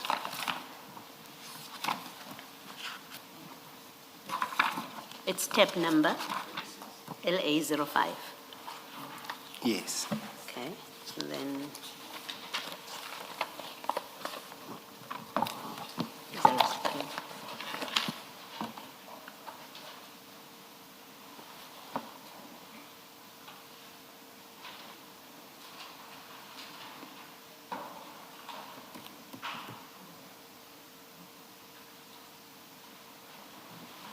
Brigadier Musigidi, you said page 8. Yes, Commissioners. So this is file 1, Yes. The bank statement. the bank statement, Yes. yes.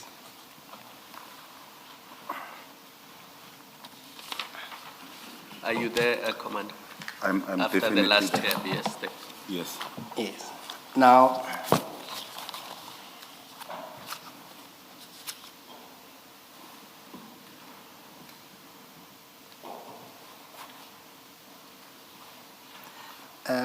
these three amounts, Yes. in your statement, when you explained, I think you said, you said that these were the amounts from amounts from one person in relation to a loan as well. Is that correct? It's correct? Yes. What bank account is this? Is this It's ABSA ABSA. Standard Bank? ABSA. Okay. Please, I'm sorry, Can- Mr. Which date are you looking at and what amount? Thank you, Chair. I haven't gotten there, Chair. Oh, Yes, we were just speaking to what he confirmed is in his own statement. Just identity, okay, Yes. all right. Now, Chair, while we are there, you'll see on top there, Mr. Piri, you'll confirm on the top right, the account number there, that's your account number? That's my account number. Yes. And now, Chair, we're looking at the transactions almost right at the bottom, on the 20th of May 2023.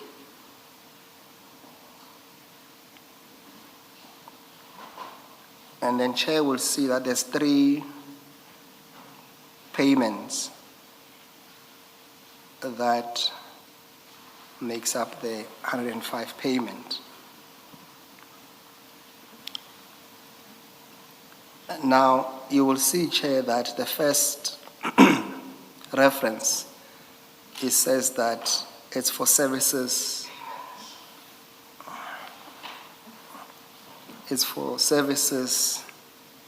rendered, or at least the word render will be missing the last few words, but it will be read as service rendered.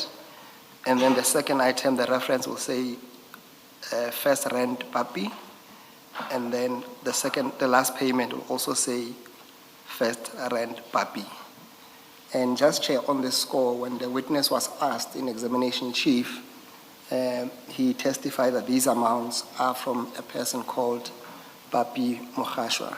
Is that correct, Major? Yes. Yes, Chair.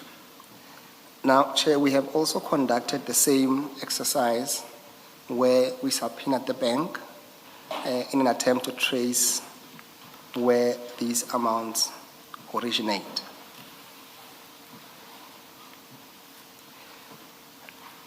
Chair, on that score, you can go to page 151 of file 4.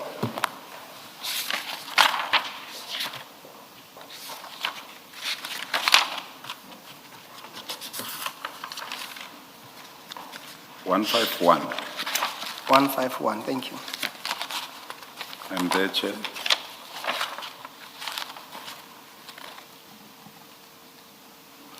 Chair, you will see that those transactions are there with the reference that we alluded to earlier, which the first reference. First of all, the amount are 35,000 rand, and the date being the 20th of May, and then the reference they accord with what we identified, which is the services rendered, PAPI and PAPI. And then you will see, Chairperson, there will be the account numbers where that amount originated from. And then on the far right, you will see it says the companies or the names of the company and the individuals whom this amount would have came from. This will be on the last row, which says inflow, Chairperson. Now, Chairperson, I would like to deal with the first transaction, and I want to focus, Chair, on the last column. The second last column says Papado and PTY Ltd. PTY Ltd, Chair. Chair, for that, we'll have to go back to page, on file 2, page 64.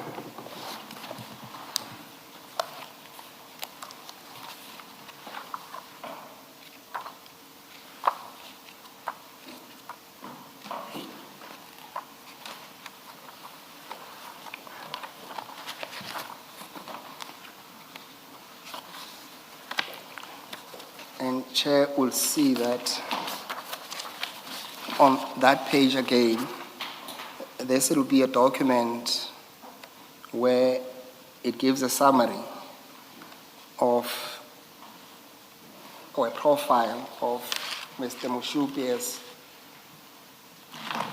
profile. And Chair would see that under directorship, the second last company there, Chair, it's Papado. What that depicts, Chair, let me check with Mr. Peter, are you there? I'm there. Yes. What this depicts, Chair, simply is that Mr. Mushupe is a director of Papado. And Commissioner Baloyi has already canvassed the relationship between Mr. Piri and Mr. Mushupe as the director of Papado. So here, Chair, we're saying that it's the second company, which we will deal with later on, making payments to Mr. Piri under the directorship of a Gubi's employee, being Mr. Mushupe.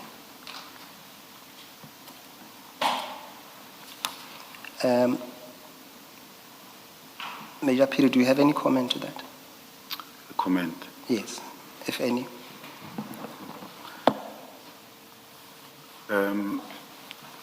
Commissioners, hence I said we must start at the payment in 2023.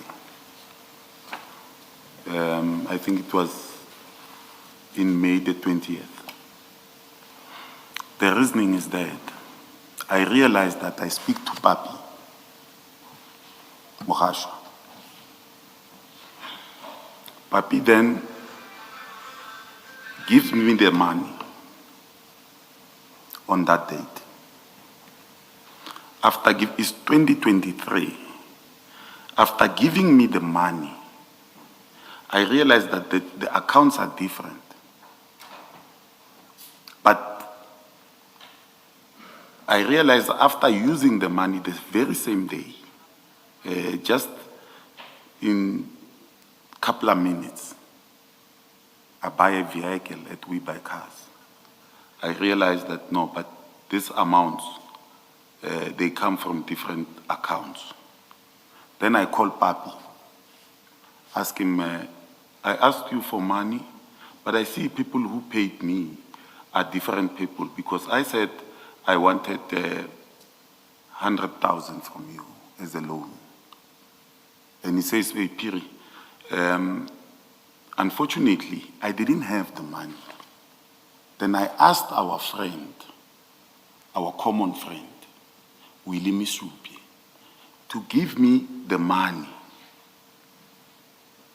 Then I took the money knowingly that it comes from Papi.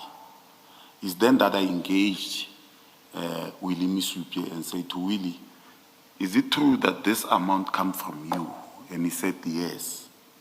And I said, Papi said he will charge me 20% if I don't bring it the 20th of next month. And I don't believe I will have that money at that time. So if it comes from you, can you tell him that the interests are off the limits? That gives effect now that if I need something, I don't have to speak to Papi. I need to speak to Willie. So ultimately, the money came from William Masupi and not Papi, not Papi Mokgadi. Yes. That's how I knew that in future, I don't need to go through Papi to get money because his businesses are not running. He is charging me, but the money comes from my friend.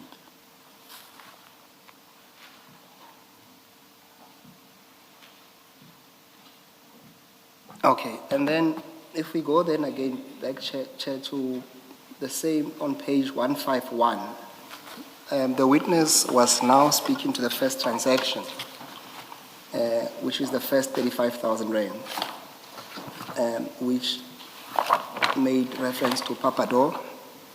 And then we have two other transactions, Chair, which we had to follow those account numbers to see where those amounts. 151. 151. We're still on file 4. In file 4. Sorry, 151, file 4. Yes, I'm on 154.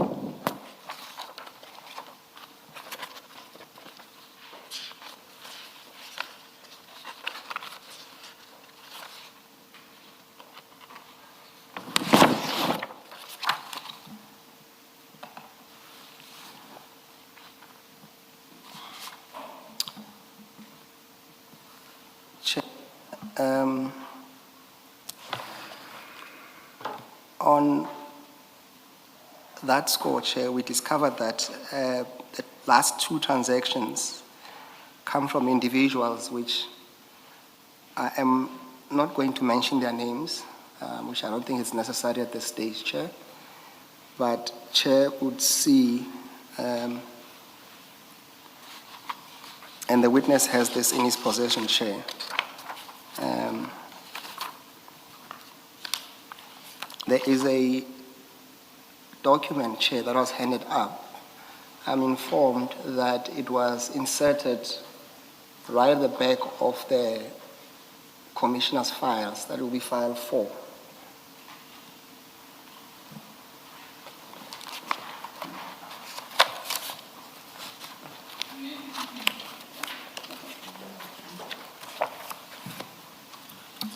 Commissioner? My file 4, the last document is a transcript.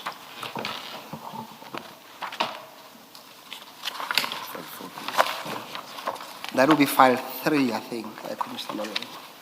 And file 4 is page 161. And then after that, there should be a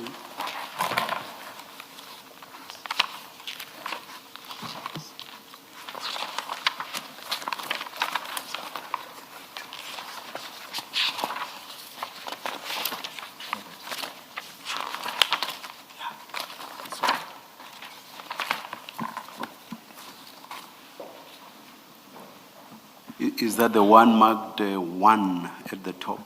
that's correct, Chair, yes. I'm told it does in fact come after the transcript file. No, it's before. It's before. Yes, before. Thank you, Chair. We're not going to make... If we have the correct document, Yes, but it also has Goobies on the left column, or not? That's correct, Chair. All right, all right. It will say payments from Gubis to William Mashupia and Khabuchi Logistics. And we just need to make reference to the very last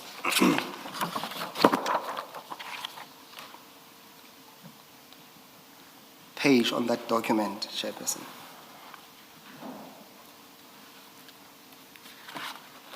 And Chair,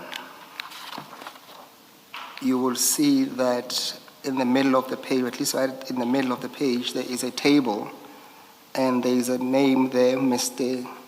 HGM, and the second name is Mr. KSM. I will not pronounce those names, Chair.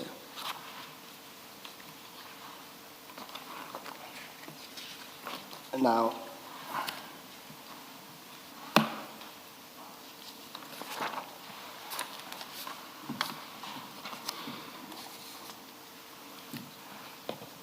what then, Chair, we have at least done is that when you look at, are you there, Mr. Peter? Are you following, Major? Yes, I have. Yes. Okay, all right. The one that is written 1. Yes, so go to the last page of that. Mark page 4. Mark 4 at the top, Major. Yes. And Yes. Yes. Now, Chair, you will see that the account number of the first person with the surname M, that account number is ending with 825. I don't want to read the rest of it into the record, Chair.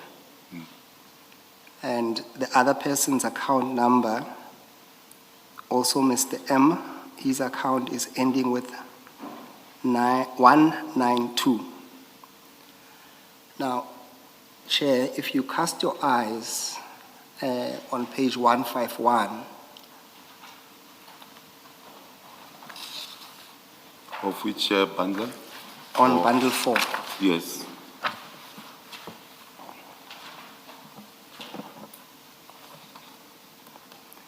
now those account numbers, Chair, we will submit that they accord with what is seen on page 4, Chairperson, in terms of the account numbers. So it is quite clear, Chairperson, we submit that those two people, Mr. M and Mr. M, made those payments because we have linked those accounts. Do you see that? Clearly. Yes, thank you. Now, ordinarily, Chair, we would not have difficulties with that transaction on the face of it. What gives us difficulties is if you go back to page 4, Chairperson, the one that we're looking at, the one with... Yes, yes. towards the end of the file, yeah. Yes, the difficulty then we have, Chairperson, for now at least, is that you will see that the company for the first person, Mr. M, it receives a substantial amount of money from Goobis.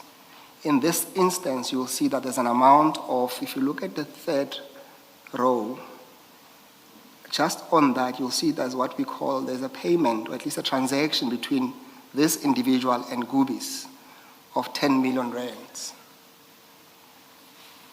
It's 10.8 million rands, Chairperson. And you will see that, again, on that transaction, on the transactions to Mr. M, you will see that on the names, customer names, there's also the name of Mr. Calvin, where there's also an outbound amount of 100. Are you still following, Major? I'm following. Okay. Thank you. You will see that there's also an amount of 105, Chairperson. And then on the second person, Chairperson, we have the same difficulty, Commissioners, which is that on the fourth column, there's an amount of 3.9 million. Again, that comes from Goobis.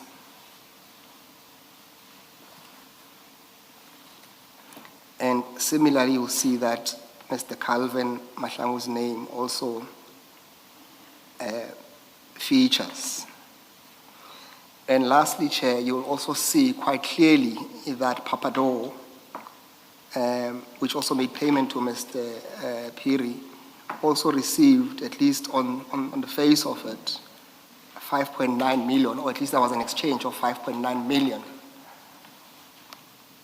between Papado and Goobis. Do you see that, Mr. B? Yes, I do. Thank you.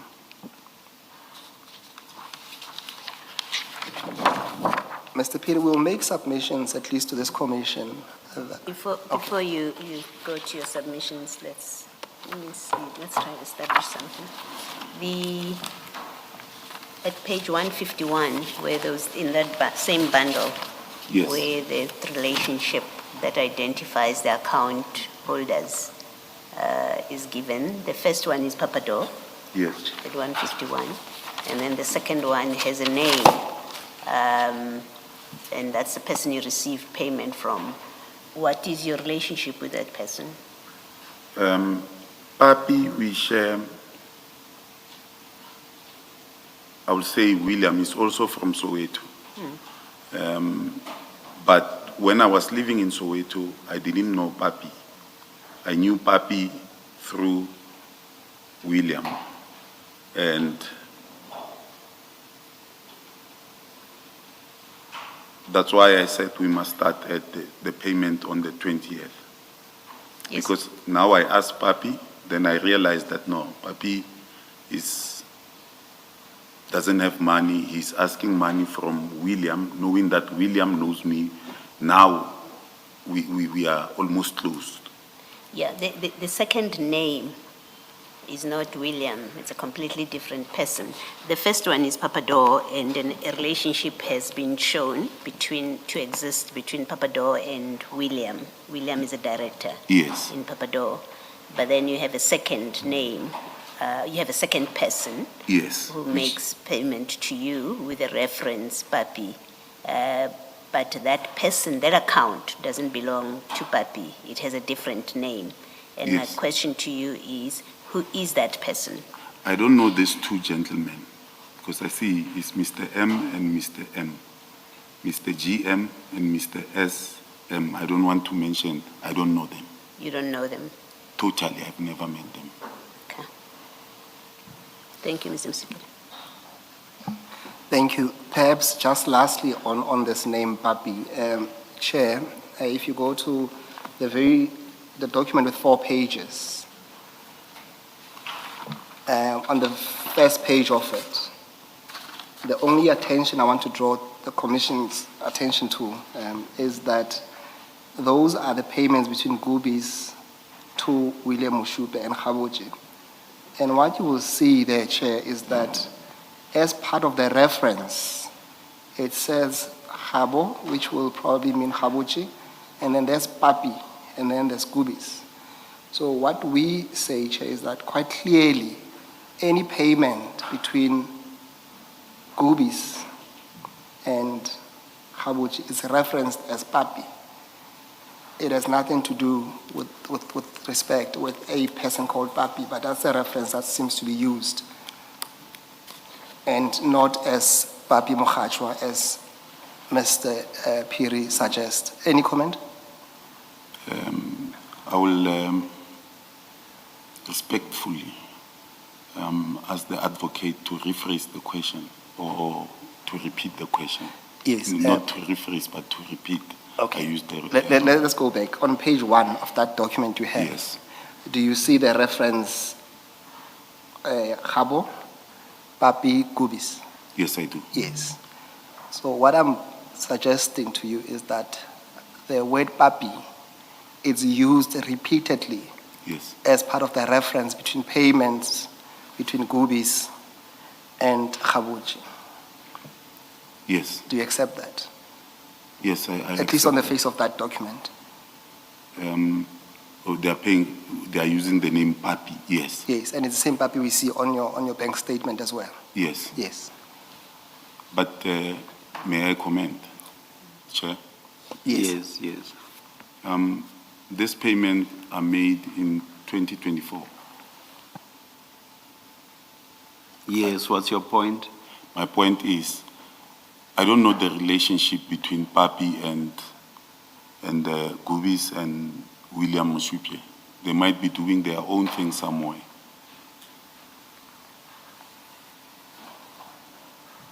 Mr. Musigidi, is the suggestion being put to the Major? Major, let me apologize. I had a slip up and I called you Commander earlier. And you nodded instead of correcting me. Well, at some point, the major said he was the coordinator and commander. Okay. So I apologize for that slip-up measure. Mr. Musigiri, is the suggestion being put to the measure that there is no person called Papi? In fact, Papi is the payment reference? Just so that he understands and can comment on the suggestion that is being put to him. Well, it's twofold, and at best I can say to you, yes, there's no person called Papi. It's just a reference being used to trace the payments so that it's known who they come from. Or at the very least, if there is a person called Papi, then that Papi is always linked to Mr. Mushupye. Do you follow that? Commissioners, I will reply to the advocate that we can spend the whole day opining about this matter. But I'm not a forensic investigator. I'm not. I will know why Papi is mentioned on these papers. But I will know that I asked Papi.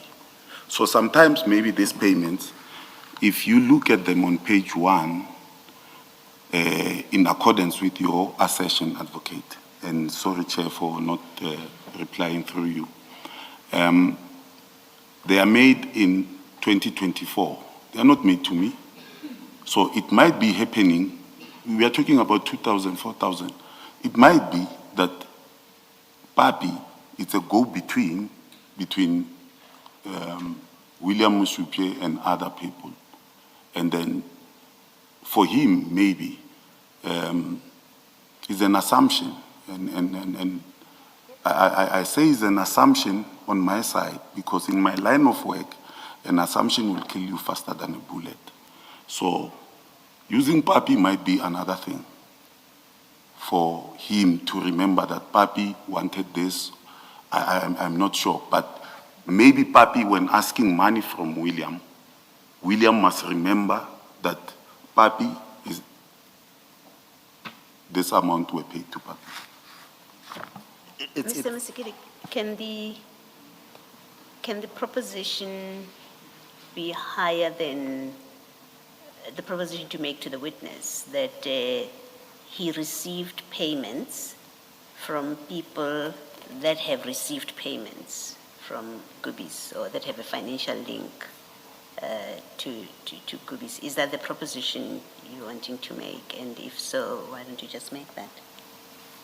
Indeed, thank you, Commissioner Baloyi. And in this instance, we have also added a layer to say that at least one of those people is employed by Gubis. Yes. Do you wish to comment on that? Mr. Peter? Advocate, you were replying to Commissioner Baloyi, so you've never put the question. Please respond to what Commissioner Baloyi said. Okay. Yes. Can Commissioner Baloyi kindly repeat Yes. the question?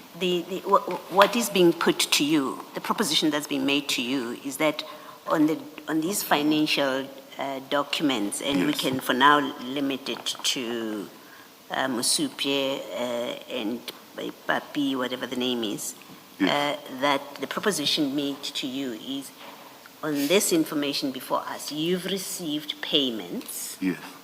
from people who either have received payments for whatever reason Yes. from Gubis or have a financial connection to Gubis. That's one. And one of those people is Musupye, who is Yes. also an employee of Gubis. Yes. Do you accept that that's what this financial information we've been looking at tells us? Yes. Okay. I accept that, but at this time, I'm not aware that these people are going to William Musupye in order for me to get this money. At this time, I'm not aware. And that I can prove. Yes. But at this time, you are aware of William Musupie's association with Goobies? Yes, I become aware after these transactions, Okay. but I know that he's with Goobies. Thank you. Yes. Can I ask you a more direct question, Major? Have you ever received payment from Goobies? Directly from Goobies? Yes. Has Goobies ever paid you money? No. Has any director or owner of Goobies ever paid you money? No. Have you ever received money from somebody associated with Goobies, either an employee or a service provider, but that payment was from Goobies? In other words, there was a middleman that Goobies was paying you through. No. I will say yes. I have received payment, a loan from William Musupie, Yes. but he didn't say to me it is from Goobies. It's from Goobies. Yes, because he's a businessman. Yes. Yes. Now, did you pay that back? Yes. How did you pay it back? When I was going through this, I need to be thorough on this one. When I was going through this, I said to him, why must I pay you in cash back? And then he said to me, this is a business. If you pay me back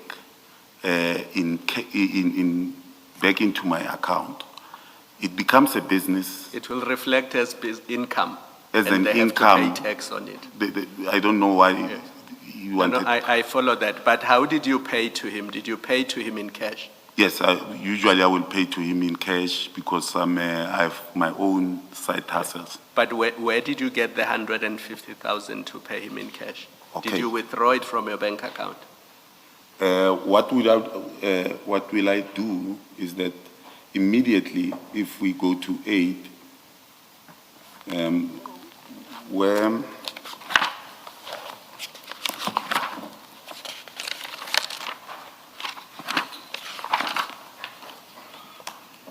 in A2 of bundle 1, Yes. immediately after he paid me the 150,000, Yes.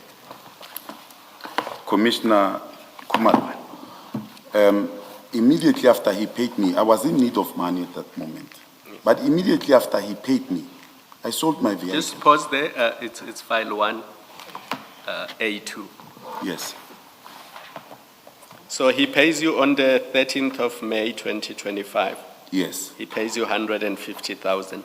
yes, There's a second tick on that page. That's where we see the deposit of 150,000. yes. Yeah, take it from there. The second tick shows you that the very same day Yes. I sell my vehicle at We Buy Cars. Yes. And they pay you 145,000, They pay me 140. but it comes into your bank account. It comes into my Yes. bank account. I needed to buy another vehicle, but I'm struggling to sell the other vehicle. I asked him, while they are busy sorting out that vehicle, that process, I asked him, Willie, can you give me 150,000? One of my vehicles is in Limpopo, but it's coming down. When it arrives, I'm going to sell it and give back your money. He agrees. He pays me that money. Tomorrow I go and purchase a vehicle that I wanted on the 14th of May. This shows that I already have money, but I'm short of 150,000. What I'm looking for, Major, is where do you withdraw 150,000 in cash and pay to him? Does that reflect in these bank statements? No, it doesn't reflect in this bank statement. Where would it reflect? Because if you withdraw 150,000 from any bank account, there should be evidence of that. There should be paper trail. That should be Paper trail. when I withdraw 150,000. When you withdraw 150,000, whether it's from an FNB account or an ABSA account, there should be a bank statement. Yes. Or some paper proof that you withdrew 150,000 from your bank account. Because it doesn't come from nowhere, it has to Yes. come from a bank account. No, this one I didn't pay at once. What I did is, if I have to mention this, I'm an informal businessman. I have these small cars, your Polos and your, so I will sell them. I don't register them. I have Golfs and Tez that are doing some business for me, carrying children and stuff, but it's not in my name. So I knew that I can sell all of them and pay him in cash. So in our trade, I can sell them in Mamelodi, Soshanguve, and then they will give me cash and then I will give him. So there's no paper trail. I will just tell him, today I'm expecting payment and then give him the money. So you're saying in one go you had 150,000 in your hand cash No, no. and you gave it to him? No, I didn't give him 150,000 at the go. I will just call him and say, Willie, I have 35,000 today, and then he will say, I will send someone to come and collect it. And then he's also like me. We are professional gamblers. So I will know, maybe I will meet him at the main lane or he will send someone to use that money. Okay, thanks.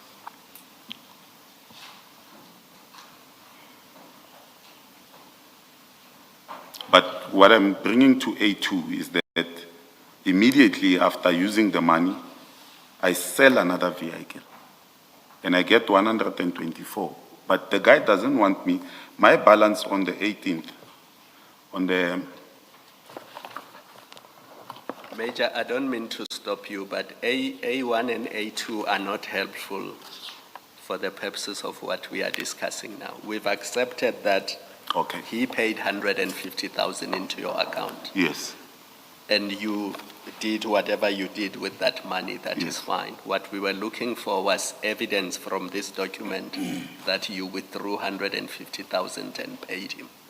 no, I And didn't. if you say withdraw. that's not here because you sold your other cars in I sold cash my other to cars. pay him, then Yes. this doesn't take us a step further. Okay, Okay. thanks. But he could have reflected the repayment if you paid from your account into his account. He could have reflected that for purposes of his books as a loan repayment and not a profit. When I'm paying him back, I'm testing what you say, which is that his reason for insisting on a cash repayment yes, was that he did not want that to reflect as profit, as it would have had tax implications. I'm saying, but he could have reflected that as a loan repayment. as a loan repayment. Yes. Or in fact, while engaging him, because I knew that I will get money, the very No, same. I'm just testing your point. No, I asked. That, yes, so answer that directly. It has nothing to do with whether you would be receiving cash or not. Respectfully, Chair, if I can go further to say how I wanted to pay him. I said, can I pay you in your personal account? And he said, I said immediately, I sold the car, I can pay you in your personal account, 100,000, immediately as I speak to you now. That is the money I have. And he said, he shares his account with his wife, and they have marital problems. You cannot pay me in that account. So that's an additional reason now, as opposed to the one about tax implications. The one, yes, because I didn't want to ask him, when you are at the person's mercy, you take what he says to you. All right, And all right. knowing him, I knew that it's not those guys that you disagree with willy-nilly. Yeah. Thank you. Thank you, Mr. Phiri. Can we just move to the next payment? And this is what we call a direct payment from Mr. William Mushupe. Let's go, it's two payments actually. They appear on page, go to the second file. page 155, Second file. 155. Is this the second file? This 4. 55.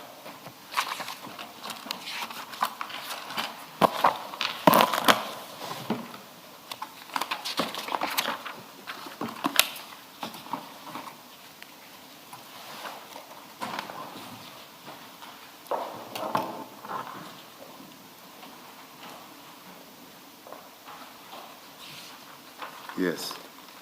Yes, you will see there, Chair, there is a payment. It's a third transaction on the 21st of May 2023. It's an amount of 10,000 rand. Do you see that? It's an amount of 10,000 rand. Yes.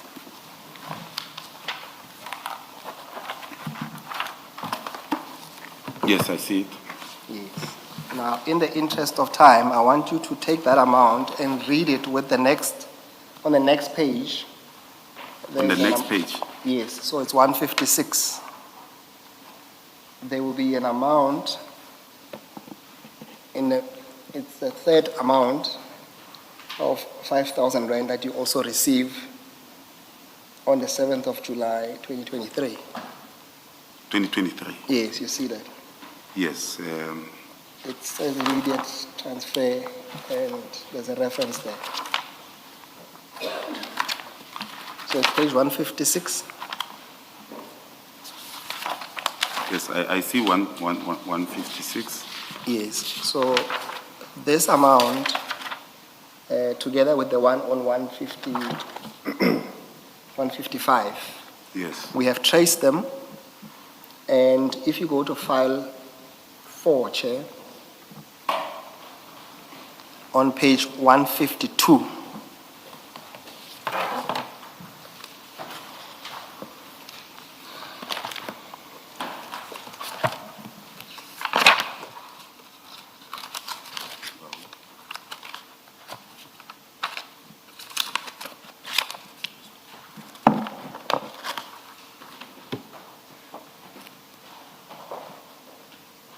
Yes, I see them.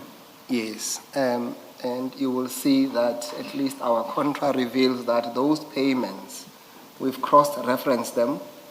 They both, when you do the cross-reference of services rendered and the dates, they show that those were payments directly now from Mr. William Mashupia. Yes. Yes. So at least on the score, you'll accept that you have received direct payment from someone who's at least attached to Goobies. Yes. Yes, okay. May I comment? Yes, you may.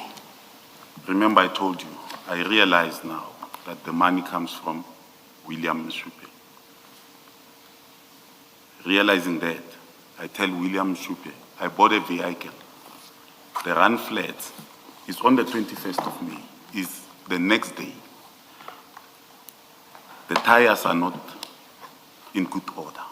I say to him, I'm at Tiger Wheels because I already know. Can you, because now we have already spoken on that day, even phone records can show you that after this, I speak to him and then I say, can you further loan me 10,000 because Papi was lying to me. He gives me on the 21st of, it is the next day, he gives me the 10,000. If I'm not wrong. But the other one you said is 7th of July. the 7th of July. Yes, I need another money. And I say to him, send me money. And then I will pay you back. And then he sent it back. He sent it there. And I've already used what he sent to me. And then I use the money. And I don't want to tap into my own money. The reason I'm using ABSA, I'm using Standard Bank for salary, to receive my salary. But because at Standard Bank, Constantly I'm being hacked, and I'm forever at the police station writing affidavits. I'm saying no, all my money will go to ABSA, but it will not come here. Mr. Piri, these two payments, but also the first payment that we have established comes from Papador, the 35,000 rand. Yes. And these two last ones, why would the reference be services rendered if these are loans between you, Papi, and William?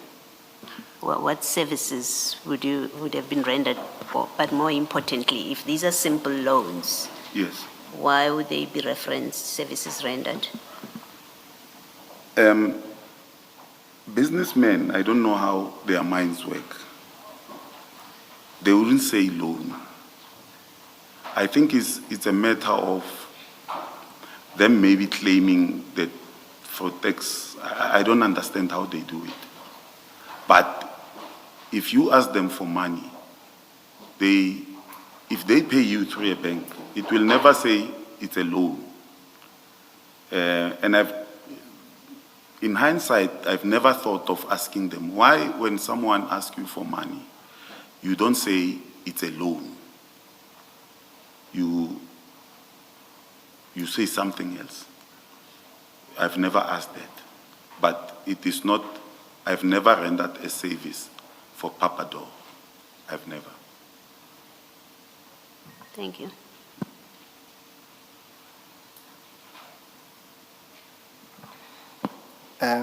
Thank you. For now, let's move away from Gubi's payments. We'll come back. Let's go to file number 4 on page 75. File number 4.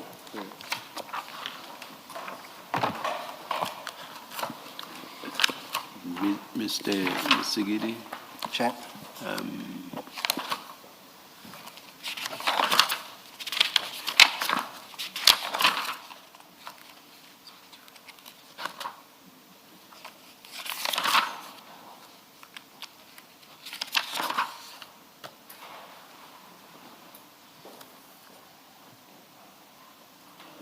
let's take a 10-minute adjournment.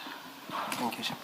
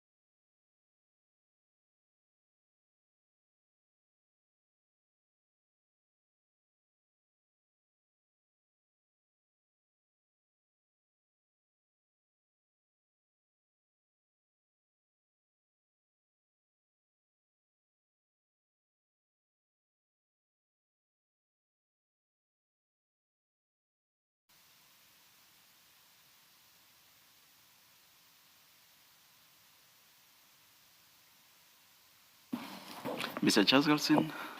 Thank you, Chair.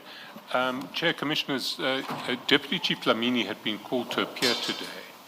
I understand we're not going to reach his evidence today, and I just ask that he be excused and warned to appear tomorrow at 9:30.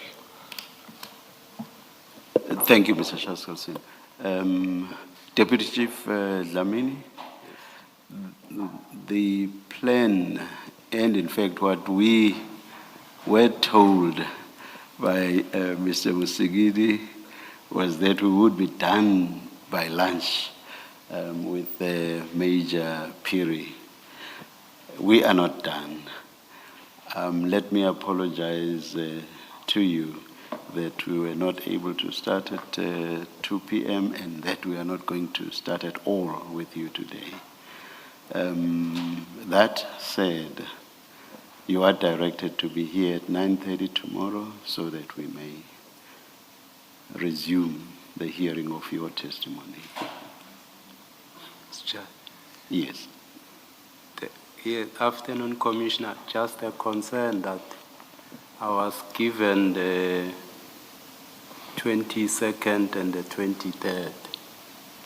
And every time I'm being called after 8 or so, yesterday I received a message 10 o'clock in the evening. Say, come today, 2 o'clock. Yes. Get a call today to come at 10 o'clock. And these are the days I was given to appear before the commission. My concern is that, sometimes I make arrangement. For instance, I moved the other thing for tomorrow. And now I must be here tomorrow. I perfectly understand that, Deputy Chief. The problem is it may be our good intention to proceed in accordance with our schedule, but it sometimes takes longer. That is the testimony of witnesses than what we had anticipated. So again, my apologies. But do make time to be here tomorrow. We'll try, Commissioner. If I can't manage to move the schedule, what will be the arrangement? Can I get another date? Or I'll have to move the things that are planned for tomorrow.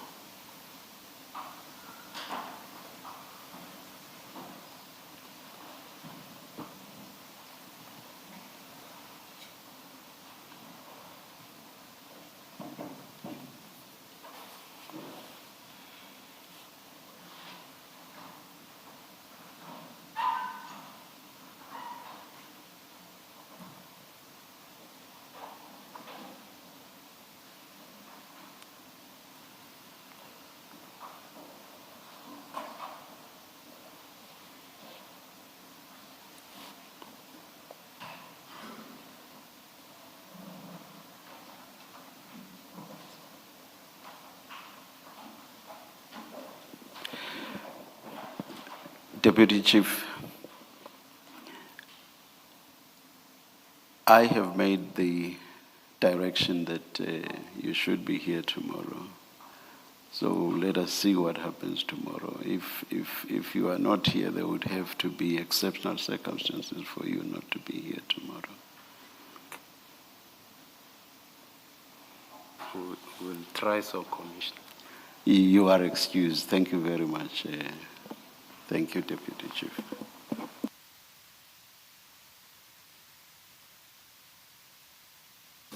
You are excused as well, Mr. Chaskalson. Thank you, Chair. Thank you, thank you.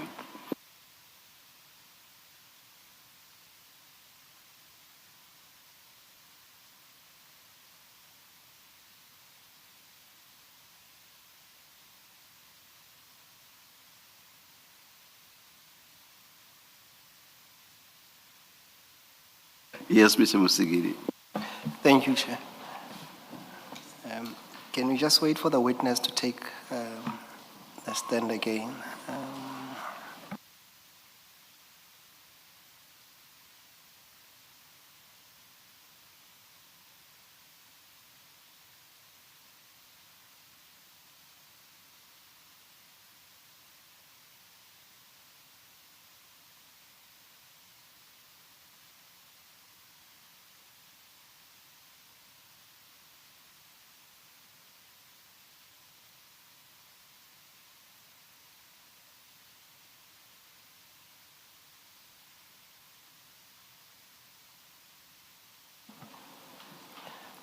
Major, can we then go to file 4 on page 75?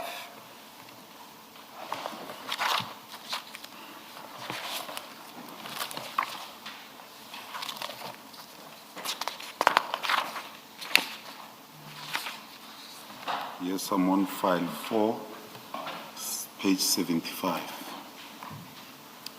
Yes, that should be your Capitec account. Yes. Is that correct? Yes. Yes.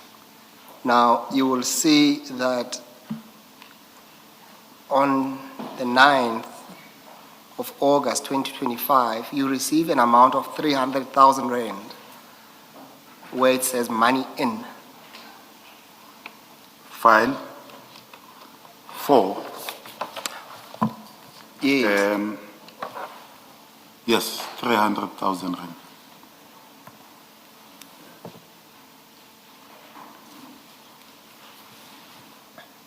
From Aluwani Makuba.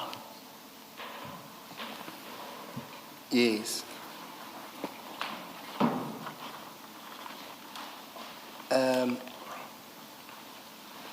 Do you want to explain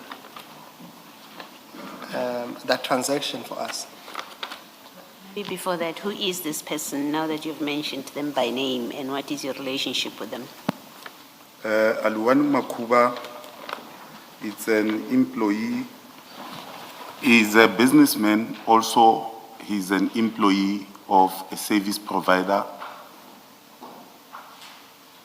working for the city called Ramalepe Security. Thank you. But I would like to put a disclaimer and dissatisfaction at this question. My questions in my supplementary statement, advocate, that were sent to me is the one that I adduced a supplementary statement. And this bundle comes to me on Tuesday night, Mr. Mbao. Tuesday night, today's Thursday, I get an opportunity because the hearing is rescheduled for Wednesday, 2 o'clock. But in the financial transactions, this is not mentioned. I get the questions that I answered on file 1. Those were the questions. But I'm not saying I'm not going to answer these ones. I'm going to answer them.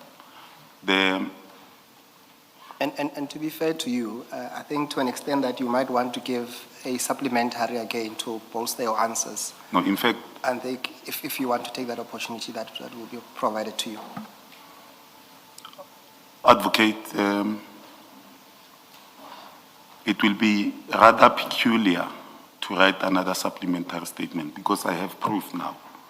I took a liberty to answer to that, and then I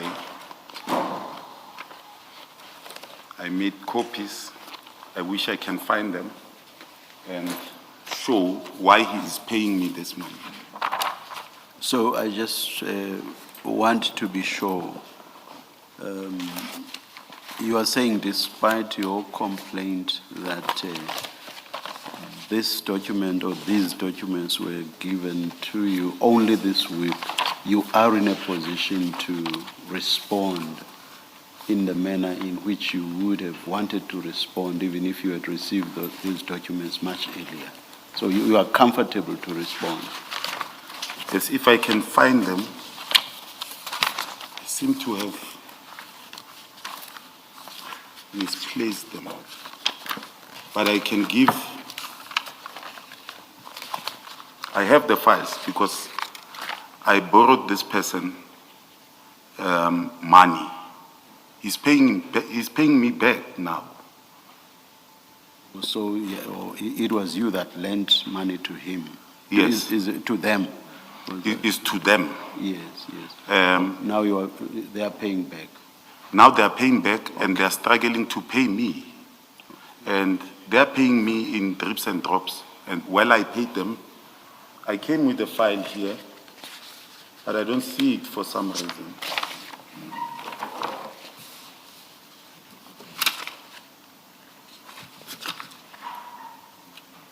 Oh, I have them. I found them, Chair. Yes. Did you share what you have with Mr. Musigidi's team? No, we never had a consultation on this one. Okay, all right. Yes, but I knew the question was coming. Yes. And I was expecting him to ask me about Keriot Lulama Moeli, of which now I see we are already at Aluwani. And then I have proof that Aluwani, I gave him money. And the quantum is very huge. Him and his colleagues who Okay. are running Perhaps another let's do it this way then. Take us through what you have. Give us dates paid from this account Yes. to that account, and then you can hand the document over and copies will be made for all of us. Okay. Thank you.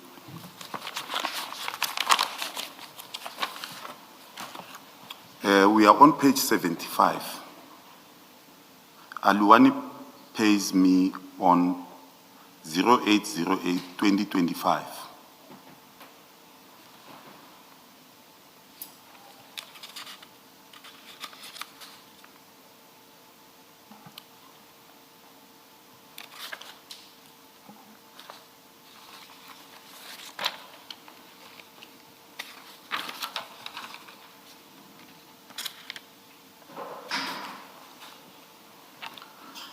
On the 27th February 2025, I withdraw 1,563,966.30 cents. On the same day, Did you say what, 1.5? 1,563,986.30 cents from my investment account, from the bank. I make a notice, and then because he told me, then I made a notice, I think a month before, that our businesses will need money.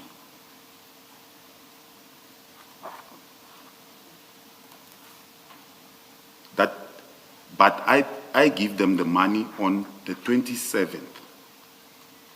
Now, it's the first amount that I give them is 200,000 the same day, and they say another one is need 300,000. I give them. We agree on the amount, and then the point person is Aluwani Makuba and Stanley Maluleka. And I made a mistake. I should have not mentioned those names. I gave them the money. On the 28th, they say, no, but can you borrow us another? Sorry, 200,000 on the 27th to 200,000 on the 27th, 300,000 on the 27th, 500,000 on the 27th. It's 1 million. I give it to them. I'm borrowing them. They are known to me. I've known them for a very long time. And these amounts are paid to them how? Is it into a I'm bank paying to them account? from my account, my ABSA account. Already I have money. I made a notice. On that day, I know I must pay them. Initially, they told me they needed 1.5 million. So already I have money from my other sources. And you pay into a bank account? I pay into their bank accounts. Okay, thank you. And I also tell them, I'm not like you guys. When I ask money, you want it in cash. So you will have to pay it back into my account. Are you And giving this money to the two individuals or to their business? You said it's Their Ramapele business, Security. I think it's two business, and it's Ramalepe Security. Ramalepe and, Security. oh. So it's the loan for their business.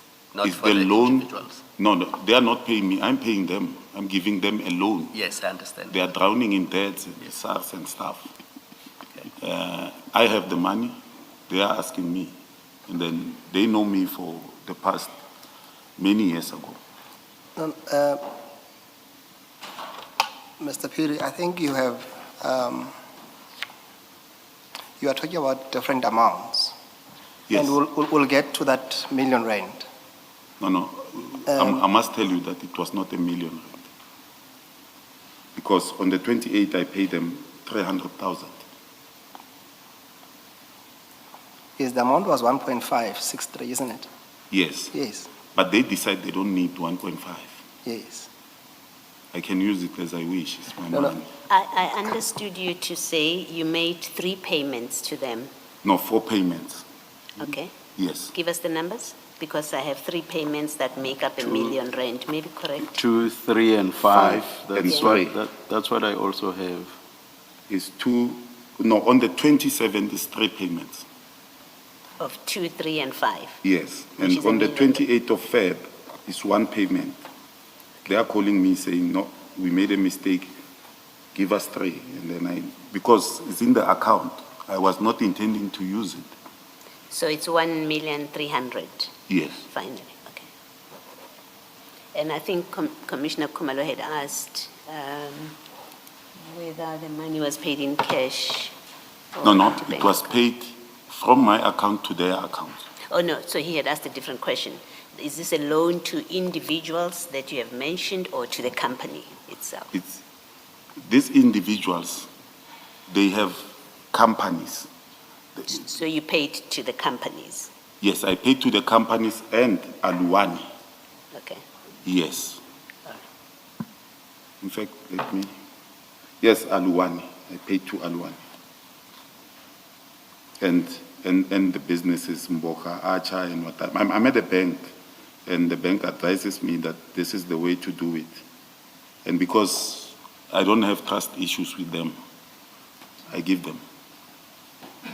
And what you are referring to, Advocate, the 300,000, he's paying me back. And this is where I paid him.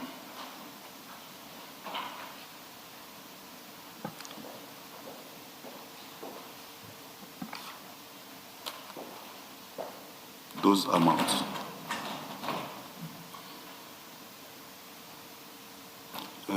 Advocate Ntsiki, disregard the 100,000. It is not paid to them.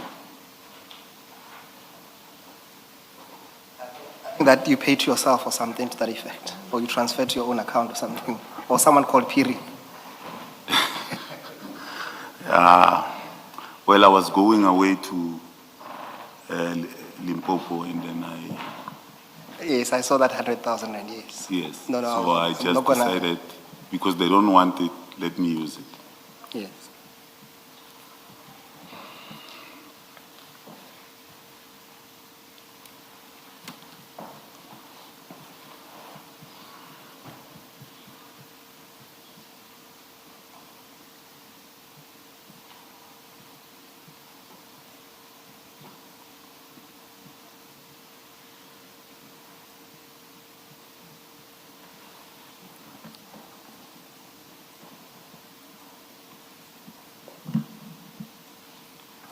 Chair, perhaps to assist, those transactions would appear on page 101 on file 4.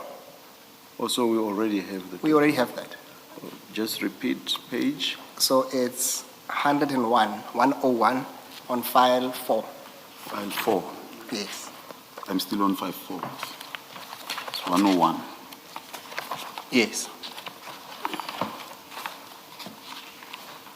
Yeah, well, isn't the what is this documented 101 vis-à-vis the document that he has given us? Because It's Commissioner Baloyi, it's the same document. He just extracted that page. You will see that at the bottom of 101, If you go 1, 2, 3, 4, 5 transactions up on the 27th of February, there is that amount of 1.563 million odd. Yes. That comes. No, I'm not asking about the amounts. We've got a document that looks like a page from a bank statement, which is what he's given us. And I'm asking you whether it is exactly the same document or this is a different source document, if you understand what I'm saying. Commissioner Baloyi, it's the same document. Mr. Piri, can you look at 101 and the page that you handed up and confirm that it's exactly the same document? It's the same document. Thank you. But it is not complete, if I may say, in your file. Sorry, please repeat that, Major. In their file, it is not complete. That is my statement. It is complete, where I paid.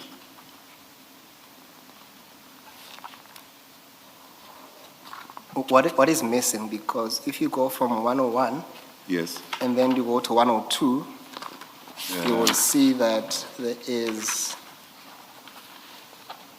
Oh, I see on You see it's 102. there. Yes, It's still on there. 102 is the 28, yes. and on the 27, I see 500 that you highlighted in red. Oh yeah, they are all here. It is complete, yes. Yeah, in your file they are complete. No, Thank I you. was not wearing my semi eyes. The transaction are there, it's just that the format in which the statement is printed. But the transactions that you wanted to highlight Yes, I are hear. on 101 and 102. Yes. Yes.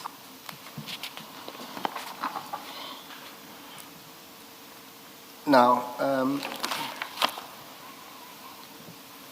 Chair, perhaps let's just deal with some issues first before we come back to these amounts.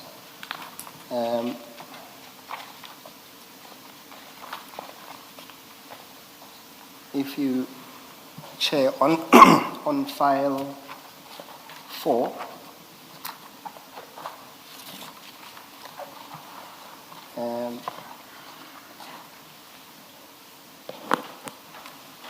and then on page 107,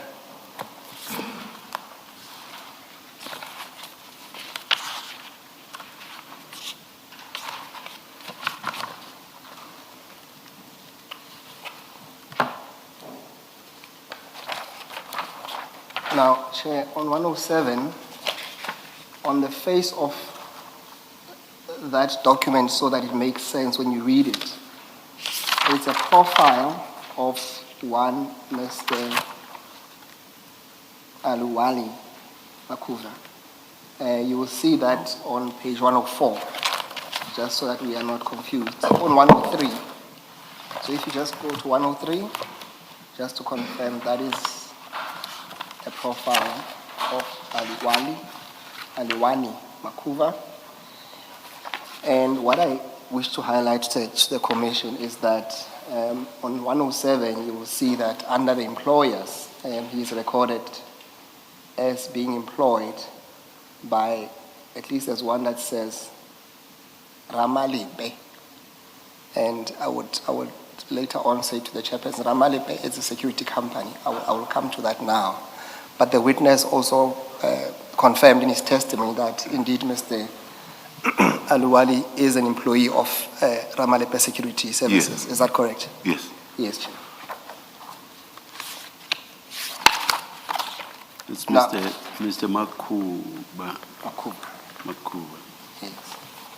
Now, Chair, you will see that on the same file, on the very last document, on page 156. So on the same file on page 156, and it is just to buttress the point, Chair, which is that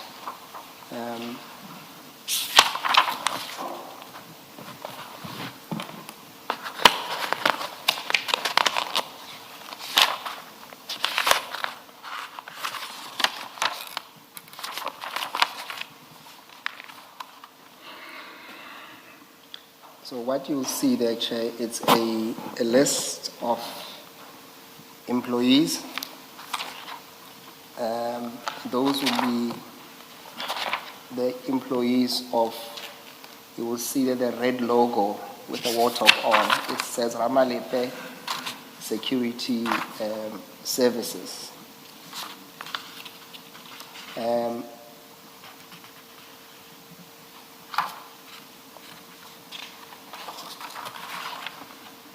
I just want to highlight the name of Mr. Aliwan, which appears on 158.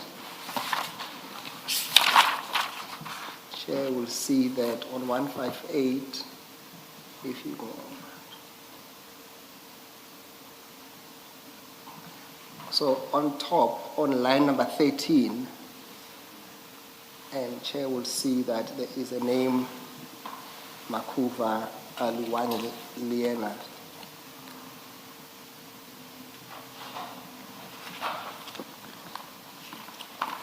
Mr. Piri? It's reflected at least twice. I don't know whether there's any significance in that. Or it's different. There is few Makuvas, Chair. Okay, so there's Peter Makuva as well. Okay. And Chair, what we also, yes, Chair.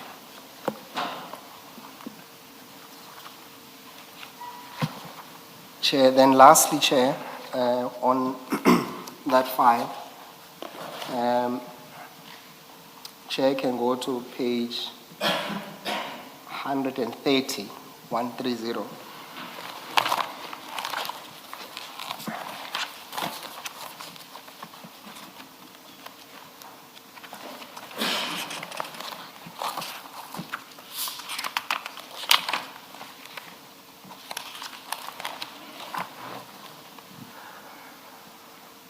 Chair, are you there?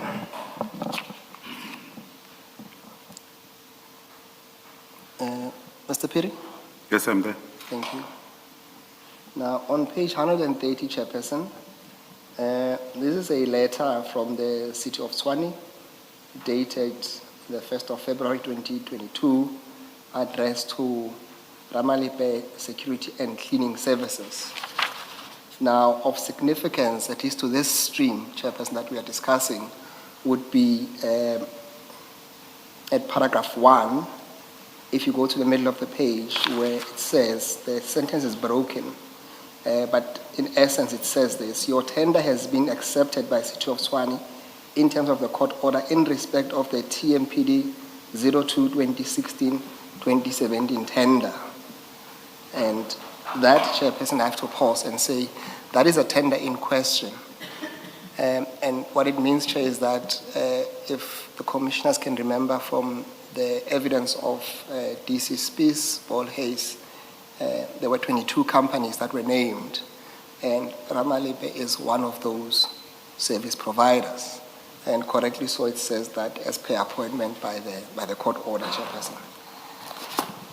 Then that, Chairperson, would have probed then our inquiry, because if you go to then the transactions that we're dealing with,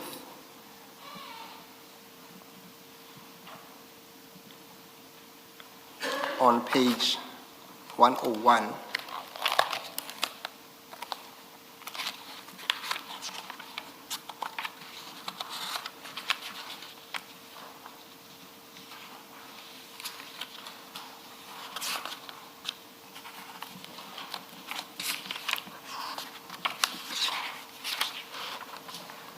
the Chair would have seen what the witness referred to as at least one of the transactions. It's a payment where he pays what we say a service provider. That's a transaction recorded on the 27th of February.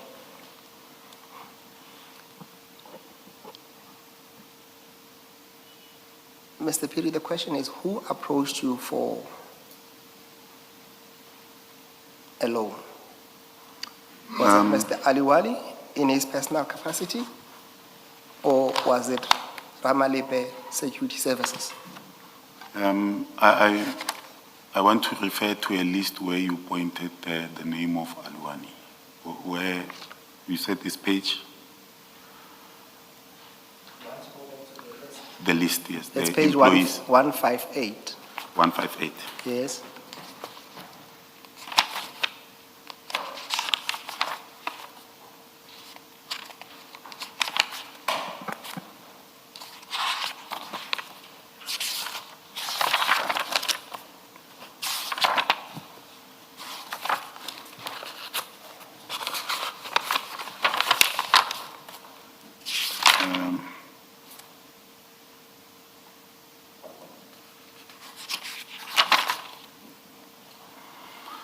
On 158, the name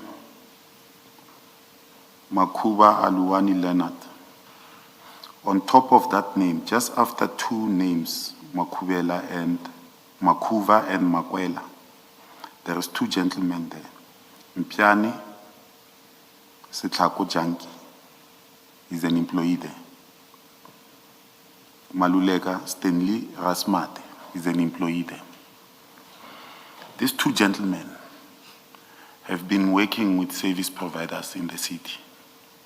If I'm not mistaken, as long as I've been in the city, for the past 15 years. I know these two gentlemen. They do everything that you can think of. Chauffeur, anything. So they knew that if you are in trouble, you can ask Mr. Piri for borrow me some money and then let me push my business and then I will pay you back. These two gentlemen. They came with Aluwani and then they were representing two businesses and Ramalebe. But at that moment, when they gave me the account, I didn't verify that it was Ramalebe. So when I paid, on my statement, it comes out as Ramalebe. But I knew that I was paying for their drowning businesses, the chauffeur business, and they were having a shop that was like a catering business. And then they were saying they were selling acha and they were also catering to other businesses. And I said, no, it's fine. The money is in my account. It's sitting there, it's generating 8.5% a month. And I decided, okay, let me give you. And when are you paying me back? It was in February. Let me stop there so that I tell you that Aluwani and these two gentlemen approached me. Do you remember the question I asked you, Mr. P? Yes, who approached me? The question was, no, that was not the question. I said, did Mr. Aliwali approach you in his personal capacity or he came representing Ramalebe Security? They came in their personal capacity, but there might be ulterior motives. They came in their personal, the three of them, not only Aluwani. Then what doesn't make sense to me is that three people come to you to borrow money. Instead of receiving that money, they say, no, send the money to our employer, being Ramalebe. That is not. Yeah, remember at that, you can continue. No. Yes. I'm saying to you, there is no logic in what you are saying. In that you say three people approached you, and one you pay directly to Mr. Aliwan, and we'll come to other transactions that you made to him. And then you make payments to their employer, being Ramalebe Security. And remember, Ramalebe Security is not just an employer of these guys. It's a service provider for City of Johannesburg, City of Tshwane. And your answer is simply that when you made that payment, you were not aware that you are paying now into an entity. Yes. That's not plausible. And I'll tell you why. When you make a payment, you don't just use an account number. You use an account number and the name. So you would have had to put Ramalipe Security. Again, Can you speak to that? again, advocate, I will say we might opine about this, but my last word is that I paid them through my phone and I used the account. I didn't even need to verify them check. I paid them on that date and I was sure that they won't do anything. Are you saying as you made the transfer, you did not have to reflect the name of the account holder? Yes, what I will do is I will go into my app, type the account that you give me, You mean account number? account number, yes, Yes. and then pay. And then So you don't. these guys are sitting next to me. They are sitting here. Yes. In fact, we are sitting outside the bank, and I'm doing it. And they say, yes, it's reflecting. That doesn't answer my question. My question is, as you are doing the transfer, you did not have to reflect the name of the account holder. Yes, remember I'm sitting with them here, and then they say you are paying Aluwani. But the bank will identify that the person you are paying is not Aluwani, it's this person. So I'm paying these entities, but in my being told that you are paying this, the bank is not like Capitec. The bank says the money goes, the guy looks at this phone and he says, this one is in, this one is in.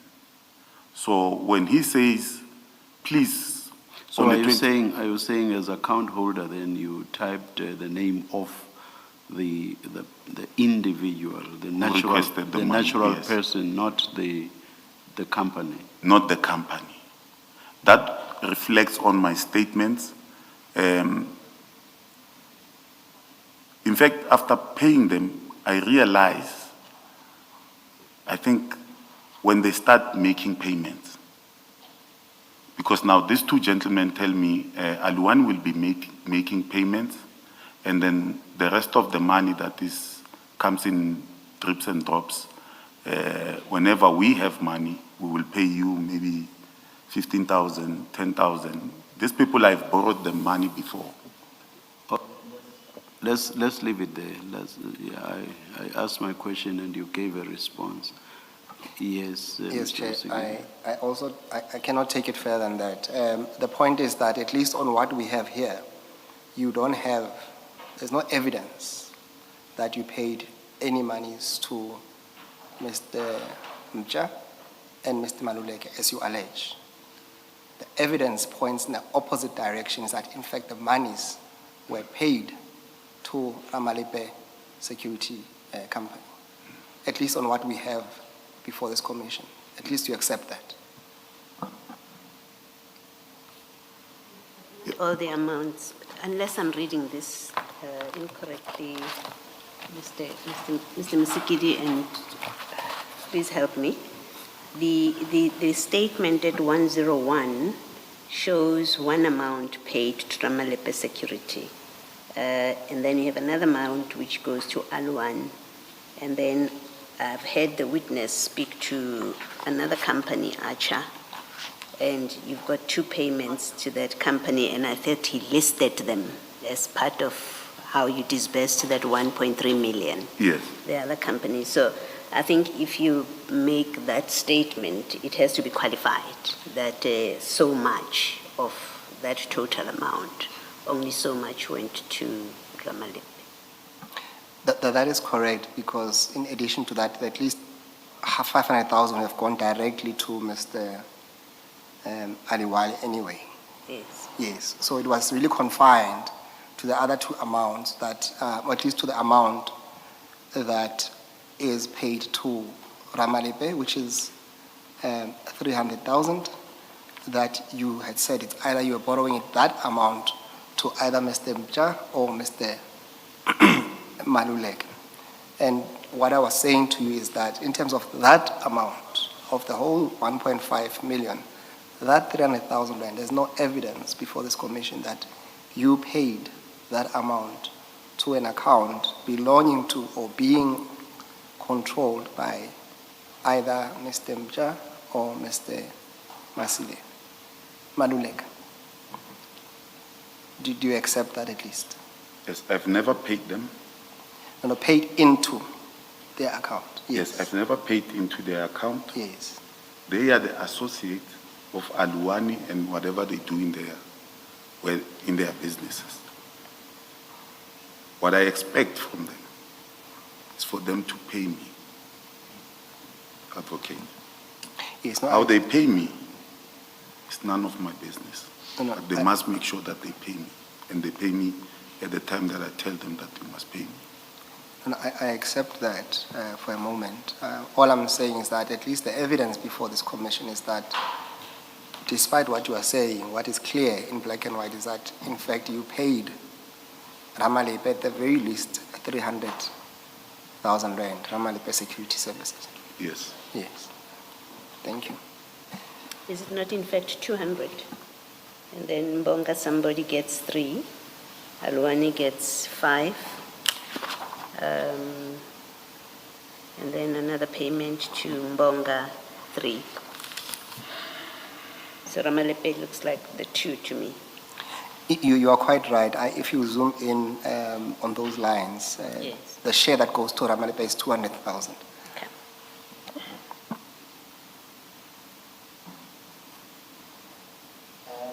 Can we then go to page 9.3 of the same document? 9-3. Yes.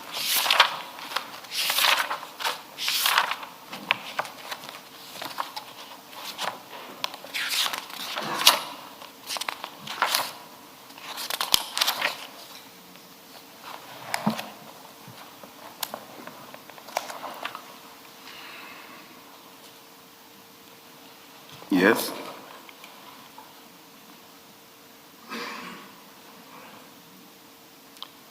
And then there you receive an amount of 300,000 from Mr. Makuba. Yes. Yes. And what's your explanation to that amount? Why is Mr. Makuba paying you? Makuba is representing he came to me with this gentleman. Maybe he's a finance guru for their company or whatever they are doing. He pays me back my money.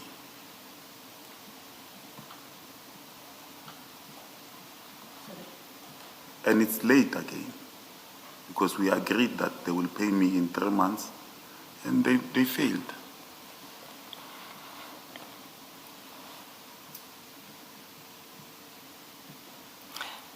How much did you borrow Mr. Aliwali, according to you, directly him? No, remember, this is what I didn't explain. The initial amount that I was going to borrow this 3, under the premise of saying their business is drowning, was 1.5 million. Now they come to me because I wasted time and say to me, Mr. Piri, we can only take 1 million. And I say, no, that's fine.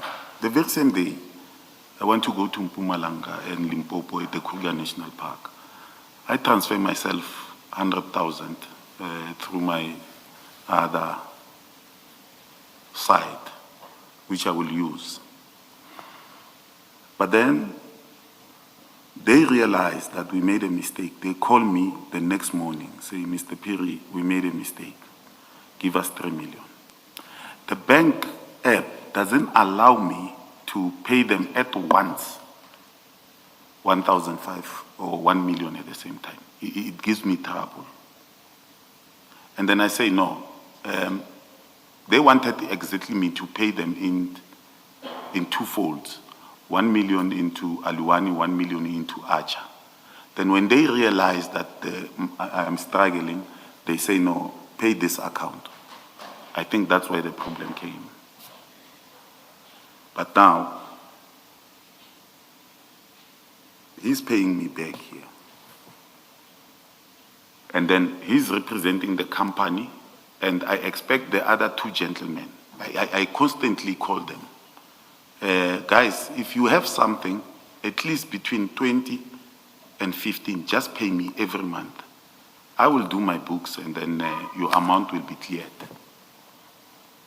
So he's not the only one who's paying me. The other two guys are also paying me at the same time. Major, these loan agreements, were they in writing? I don't know if this will sit well with the commission. No, just give us the honest answer. Don't worry about how it sits with us. No, it was not in writing. It was not in writing? Yes. You just shook hands and talked and I'm you from gave them Mamelodi. R1 million. I'm from Mamelodi.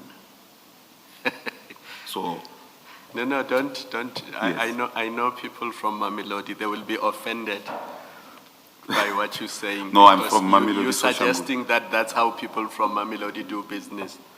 no, I'm from Mamelodi. I was born in Atteridgeville. I grew up in Soshanguve, Mabopane, and then I lived in Mamelodi. No, just focus on the transaction Yes. between you and these people. So I don't need to sign a document to make a business. Yeah. My word is my word. And they know you, they know if they don't pay, you will They know get, who you I will am. get your money, yes. No, not meaning it that way.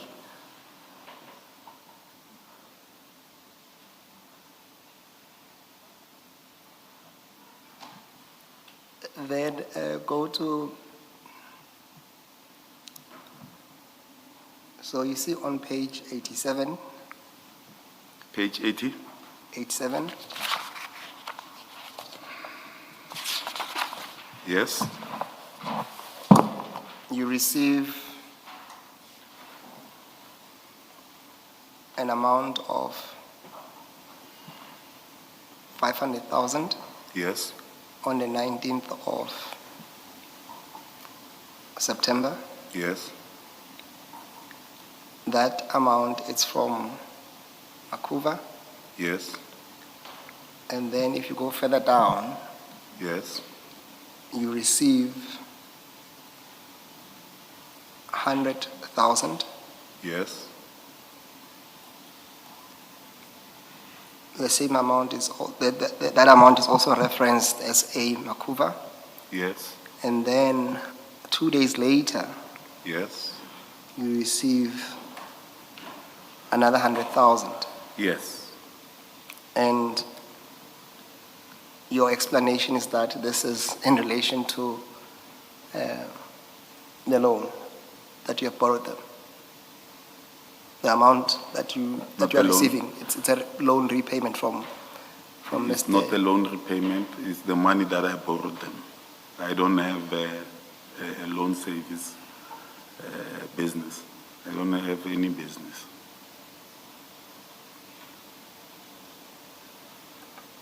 It doesn't matter how you put it. Your explanation is that these guys are repaying you Yes. the amount of money that you say you gave them. Yes. Yes.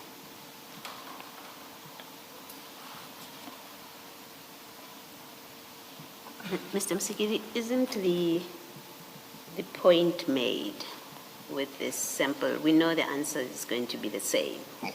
And maybe we get to a point where you make the proposition that you want to make. We know the witness's version is that he liquidated an investment in order to lend monies to these people who are associated with a service provider, and that the numbers that you're going through are funds being repaid to him. I don't think it gets better, your answers that you're going to get. You may as well get to the proposition. Yes, Commissioner, I accept that. Then,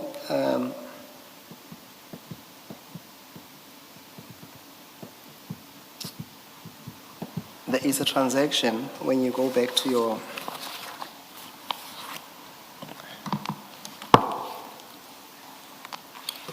file 1.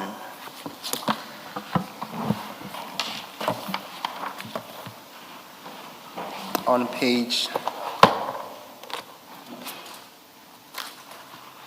it's page 7, so it's right towards the second last page.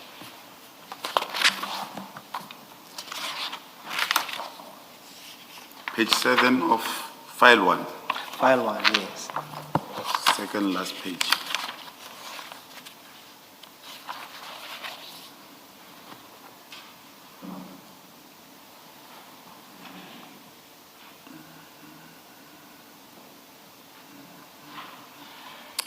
Do you see that?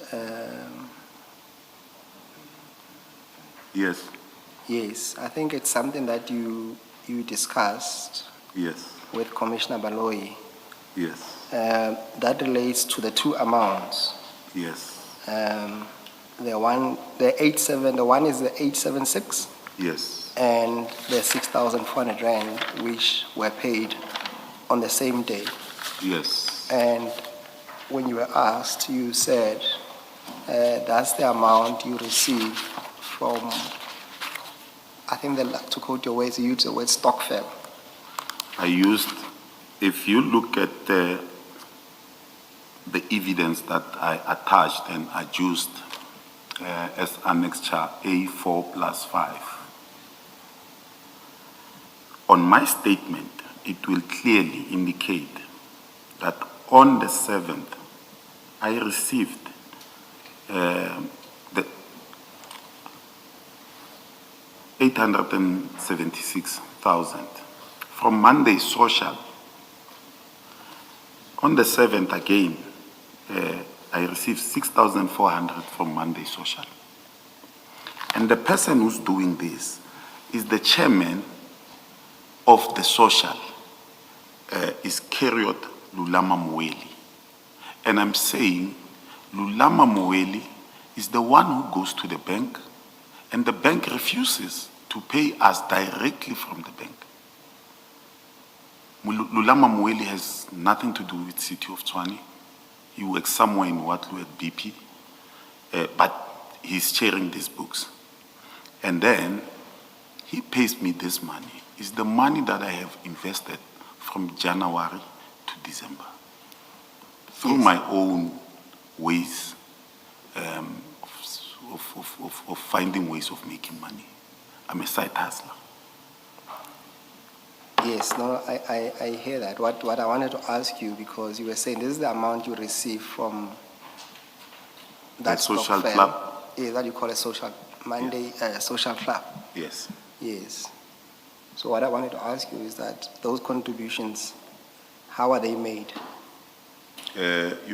Usually I deposit at the bank, or I go on Monday. But because I'm an industrious man, I stay far, and they're in Mamelodi. Yes. Then I deposit those in cash. And when I have cash, but maybe I'm at a hospital or something, I ask someone, just please pay this account for me, I have the money in cash, and then the person will come and collect it at the hospital or at home.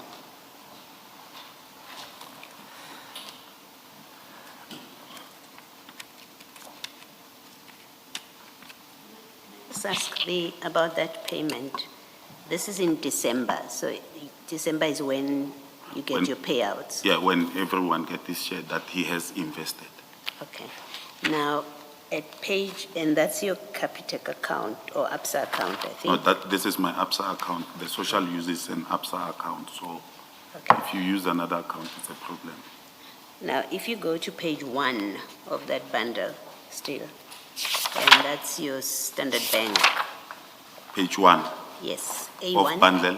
The same set of documents, just go to page 1, A1, it's marked A1. Or A1.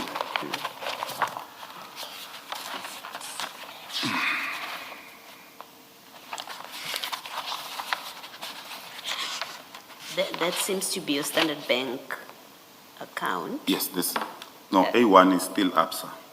Is it still up, sir? Yes. No, just look at the top left-hand corner. The same document, left-hand corner. Oh, A1, yes. A1, that's Standard Bank. Yes, So you've got that payment there, third payment from the bottom. yes. And this is a payment when? Of the same, is it the same Monday Social Club? Is it the same year? The name is the same. No, this is not the same. This is 2020. October 25 to April 26. So that would be December 25. And the This previous is- one is December 24. This is the 8th of December. 24. 25. 2025. 2025, yes. Okay. All right. But this Monday social, I ticked it because the name here is the same social, but this one is for Tuesday. So it's year end, we are being paid, and then here I'm paid directly to Standard Bank. You said something about it being for Tuesday. Yes, we have two socials, although I don't have two. I have many. There are many, Umu social. But this one is a Standard Bank one. Yeah, where I will just put whatever is left, or I will borrow from on Monday and bring the money here and pay it back on that one, so that I have something to cover me when I need something. Okay. Thank you. Vincent.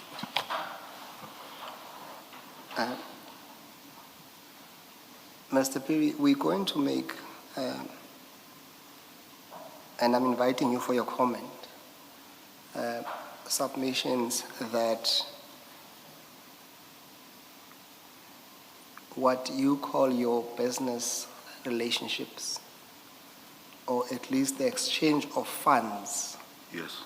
between you and people who are linked to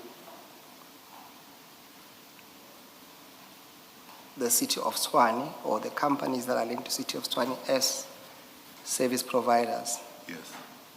That interaction on itself is inappropriate. Yes. Do you care to comment on that?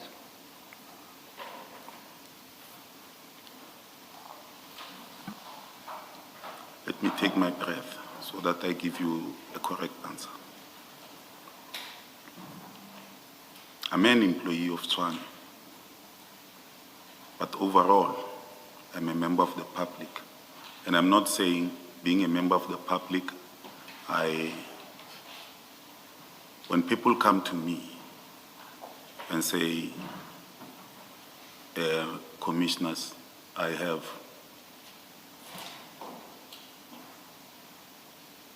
I need such amount of money.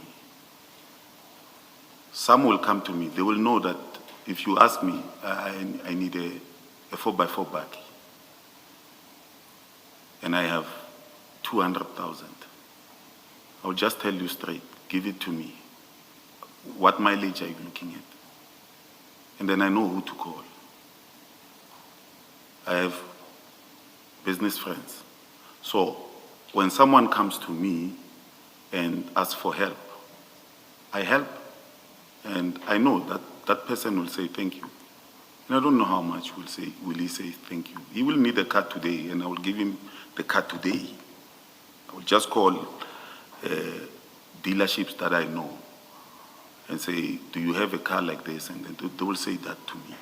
And then people, they take that as an advantage and says, can you borrow us money? They are not the only ones. Some are not working in the city of Tshwane. These statements are being read in particular to people who are linked to service providers. But in essence, if you read these statements and you take your time, advocate, you'll find that many people are paying me. People are paying me a lot of money for what I do for them. And I'm not in the business of working. I don't register companies. I assist. People call me from Limpopo. Dealerships ask me, Mr. Piri, it's a pity that I got involved with these people, and I saw that their business were drowning. And as I told you, I've known Janki and Maluleke for 15 years. They didn't start working. They worked at Ramalepe when Ramalepe got a contract. The court order gave them a contract in 2022. But they were already in the system in 2015 already. I'm saying in 15 years prior. In 2010, they were already working here. So I know them. You can go back to my statements. Sometimes I will borrow them money and tell them I need it in 2,000 batches for 10 months. Well, I've given them 15,000, and then they will comply. And I have no nefarious intentions of borrowing someone 1 million. In fact, if it was the other way, them borrowing me 1.3 million at my salary, I think that is an anomaly. But here, they are coming to me, and if I can go in detail into these statements of mine, you will see that people are paying me a lot of money.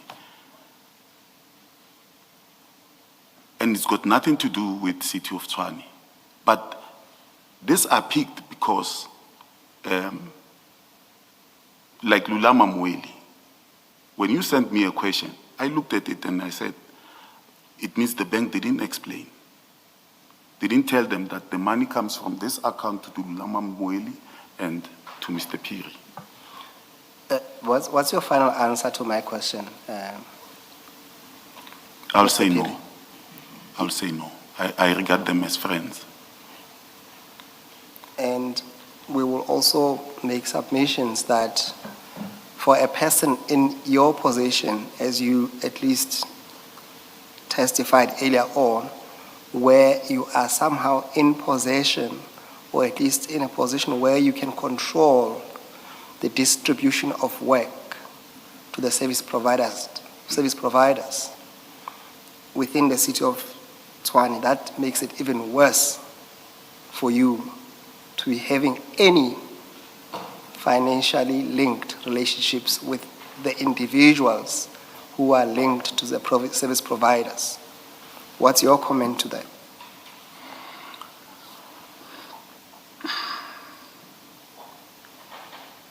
If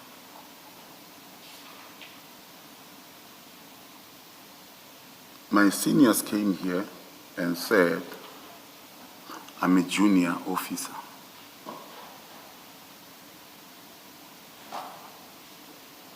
I will not agree to that.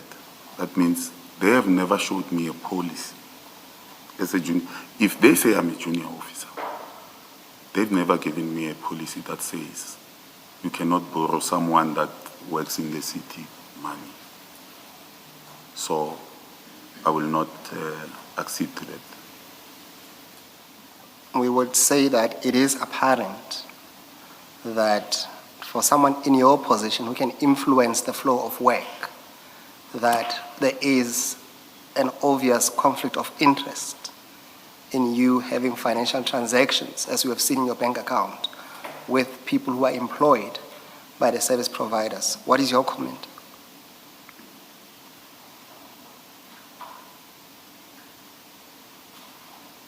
Can you please repeat the question?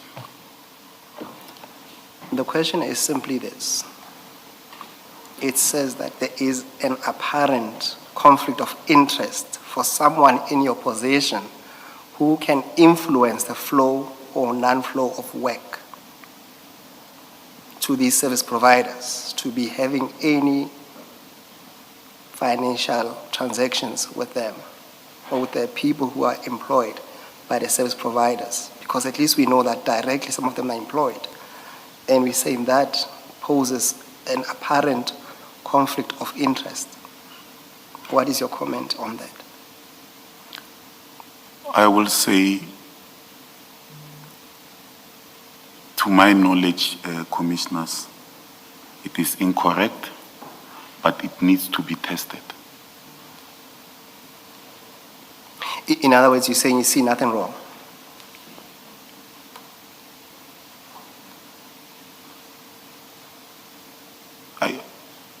That is putting it malicious, with due respect, advocate. I don't say I see nothing wrong. I will say no, it's incorrect, but it needs to be tested, because when we look at the policies, I've never read the policy where they said I must not be engaged in such. And it's a pity, because you asked me this question before going to my hearing. And now you have given someone who is sitting in an office somewhere, who can't even type, to come and ask me the very same question. But it is what it is. Mr. Piri, we are going to make submissions and ask the commission to make findings. Yes. That you came before this commission and in an attempt to explain amounts in your account, either coming in or out, and some of your answers did not accord to the obvious description of those amounts. For example, a lot of amounts, or few amounts coming into your account, they clearly reference service provided. And your answers to that, we're going to submit that they are unsatisfactory. Do you have, or do you wish to make any comment to that proposition? Commissioners, it is the work of the commission to make recommendations. And I'm not here to prove beyond reasonable doubt, but I'm here to testify. So if the recommendations, the commissioners see it fit that what you advocate, Sikidi, are saying, and what I have explained, the recommendations, they see it fit, the commissioners, that something is untoward of my evidence. I have no power over that, but what I will say is the assertions are incorrect. We are going... The thrust of the question is that your responses with regard to the issues Mr. Musigiri is referring to were not satisfactory, and that they will submit to us that that is the case. Do you agree that the explanations you have given are not satisfactory? I think that's the thrust of the question. I don't agree, Chairperson. Yes, Mr. Musigiri. Thank you, Chair. We will also make submissions to the Commission that your explanation that you somehow paid a money, 200,000 at the very least, into an active service provider for the city of Tshwane is inappropriate and also demonstrate an attempt to at least hide the true nature of that transaction.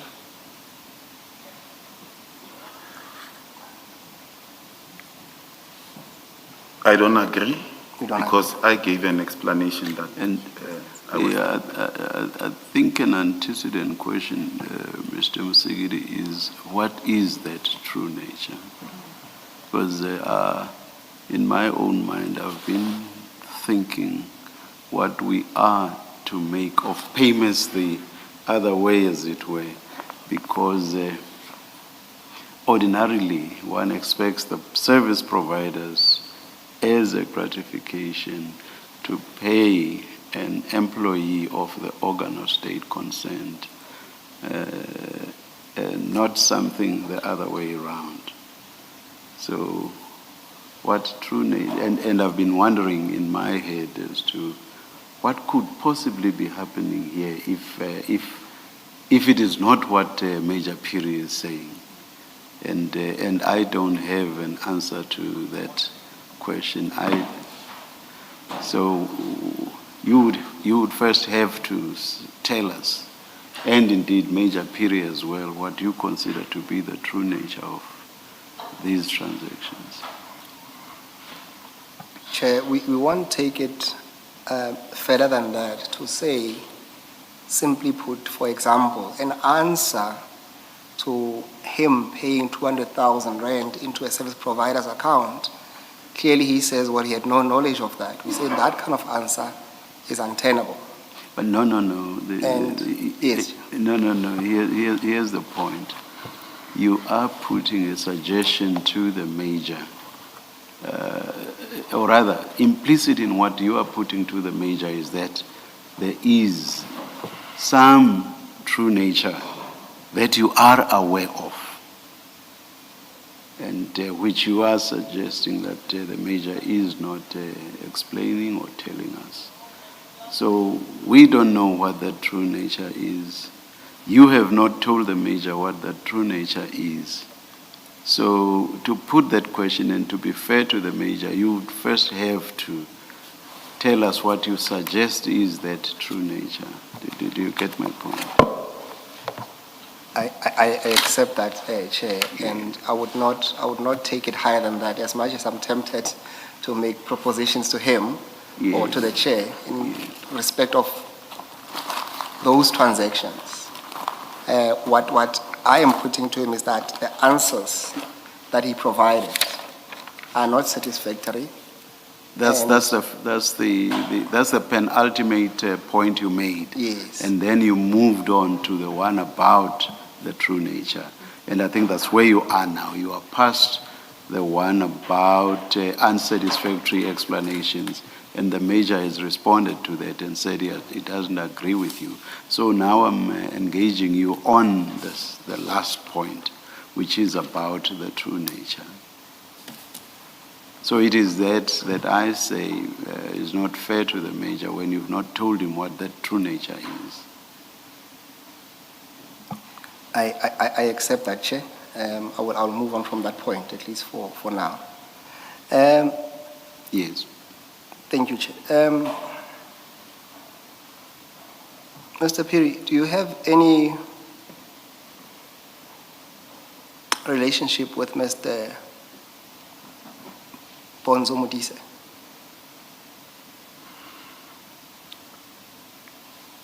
Maybe let me take a step back. Do you know Mr. Bonzo Eugene Modise? Yes. Do you have any relationship with him?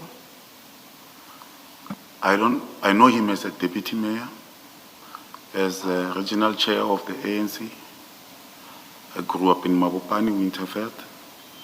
I know him from Mabopane.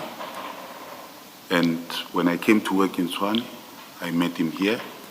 He was not a deputy mayor, he was not a chair. He was a director of a company called Triotic Protection Services. Then before becoming the deputy mayor. Are you guys in contact? By that I mean, do you call each other? Yeah, because as I told you, I've known Bonzo Modise from Mabopane. I grew up there. I know him from there. Even, you know, when you are from a place and you know someone, you can speak to him. People will speak to him as deputy mayor, and I will also speak to him as deputy mayor. But at the very same time, I will call him Brabi.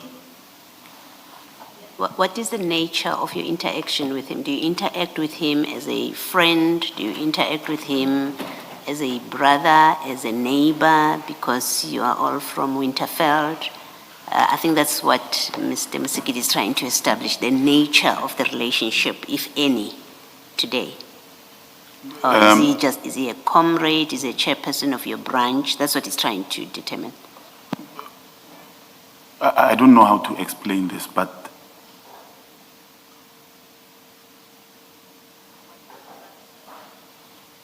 it is formal coming and professional coming to work. And because I know him, I will just speak to him at any moment. Sometimes I will even call him. I'm just passing through your office at Swane House. Are you there? Outside of work or outside of the business of Tshwane? Yes. The city of Tshwane. Do you have any interaction with him? No, I don't. Any dealings with him? I want to put it truthfully. I will go to Mabopane. I don't stay in Mabopane anymore. And we will meet at a certain place and we will just greet each other. He's always with what you call protectors. We'll just greet each other. They won't allow you very close to him. And then we just greet each other and speak in our language, strict language. So you don't socialize with him? I don't socialize with him. Do you have any business relationships with him? I don't have any business relationship with him. I've never had, unless managing when he was still at Triotic, coming to directors' meetings and stuff, and then we meet there. Well, Thank you. Mr. Msikili. Do you know Mr. Joe Sibanyoni? I know Mr. Joe Spanioni when I see him on TV.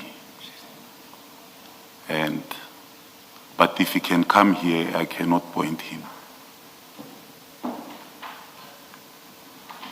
I've never spoken to Mr. Joe Spanioni, and I don't believe I will speak to him because I'm not interested in taxes.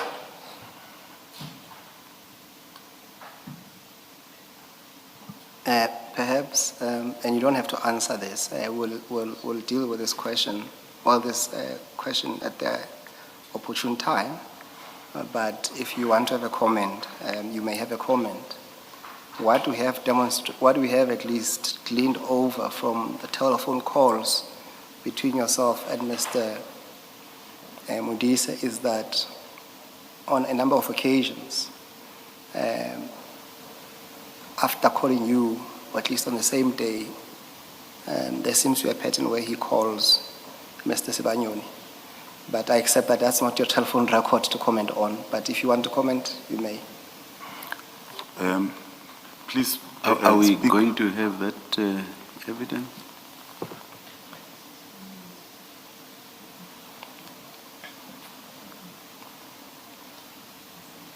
Are we going to have that evidence? Chair, I just want to have his comment. We're not going to deal with that, Chair. No. Perhaps not then, if as you say, we are not going to have that. Yes. Okay. Maybe what you could ask is whether, maybe let me ask the question, Mr. Piri, have you discussed with Mr. Modise any of the business or the services that Mr. Sibanyoni may be involved with in the city of Tshwane? Maybe first let me ask the first question. Do you know whether or not Mr. Sibanyoni has any business that relates to Tshwane, that he offers any services? Commissioner Baloyi,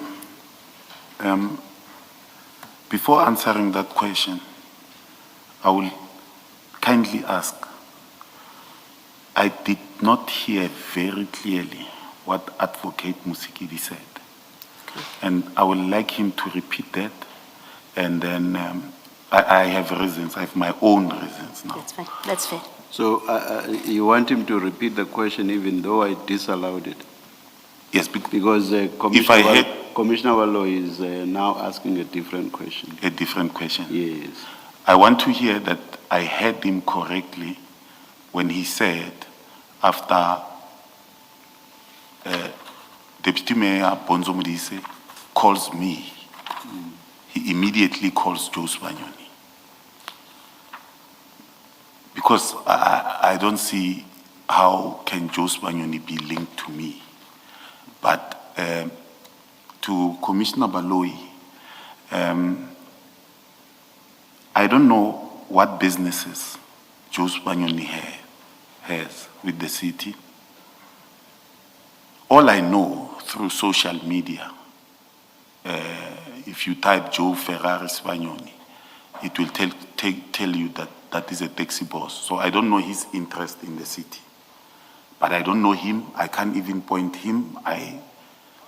But some people will see me on TV and then they will not put me as the person that they saw on TV. So I don't know him. All right, then maybe just for completeness, in those telephone calls that you have with Mr. Modise, because in your own testimony you say you do sometimes call him. Yes. Have you ever discussed anything relating to Mr. Sibanyoni? Never. Okay. Thank you. Yes. Chair, those will be the questions from us.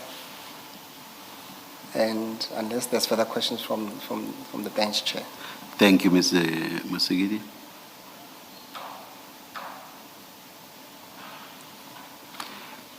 None from us. Thank you very much, Major Piri. Yes. You are excused. Let's resume at 9:30 tomorrow. Let's adjourn.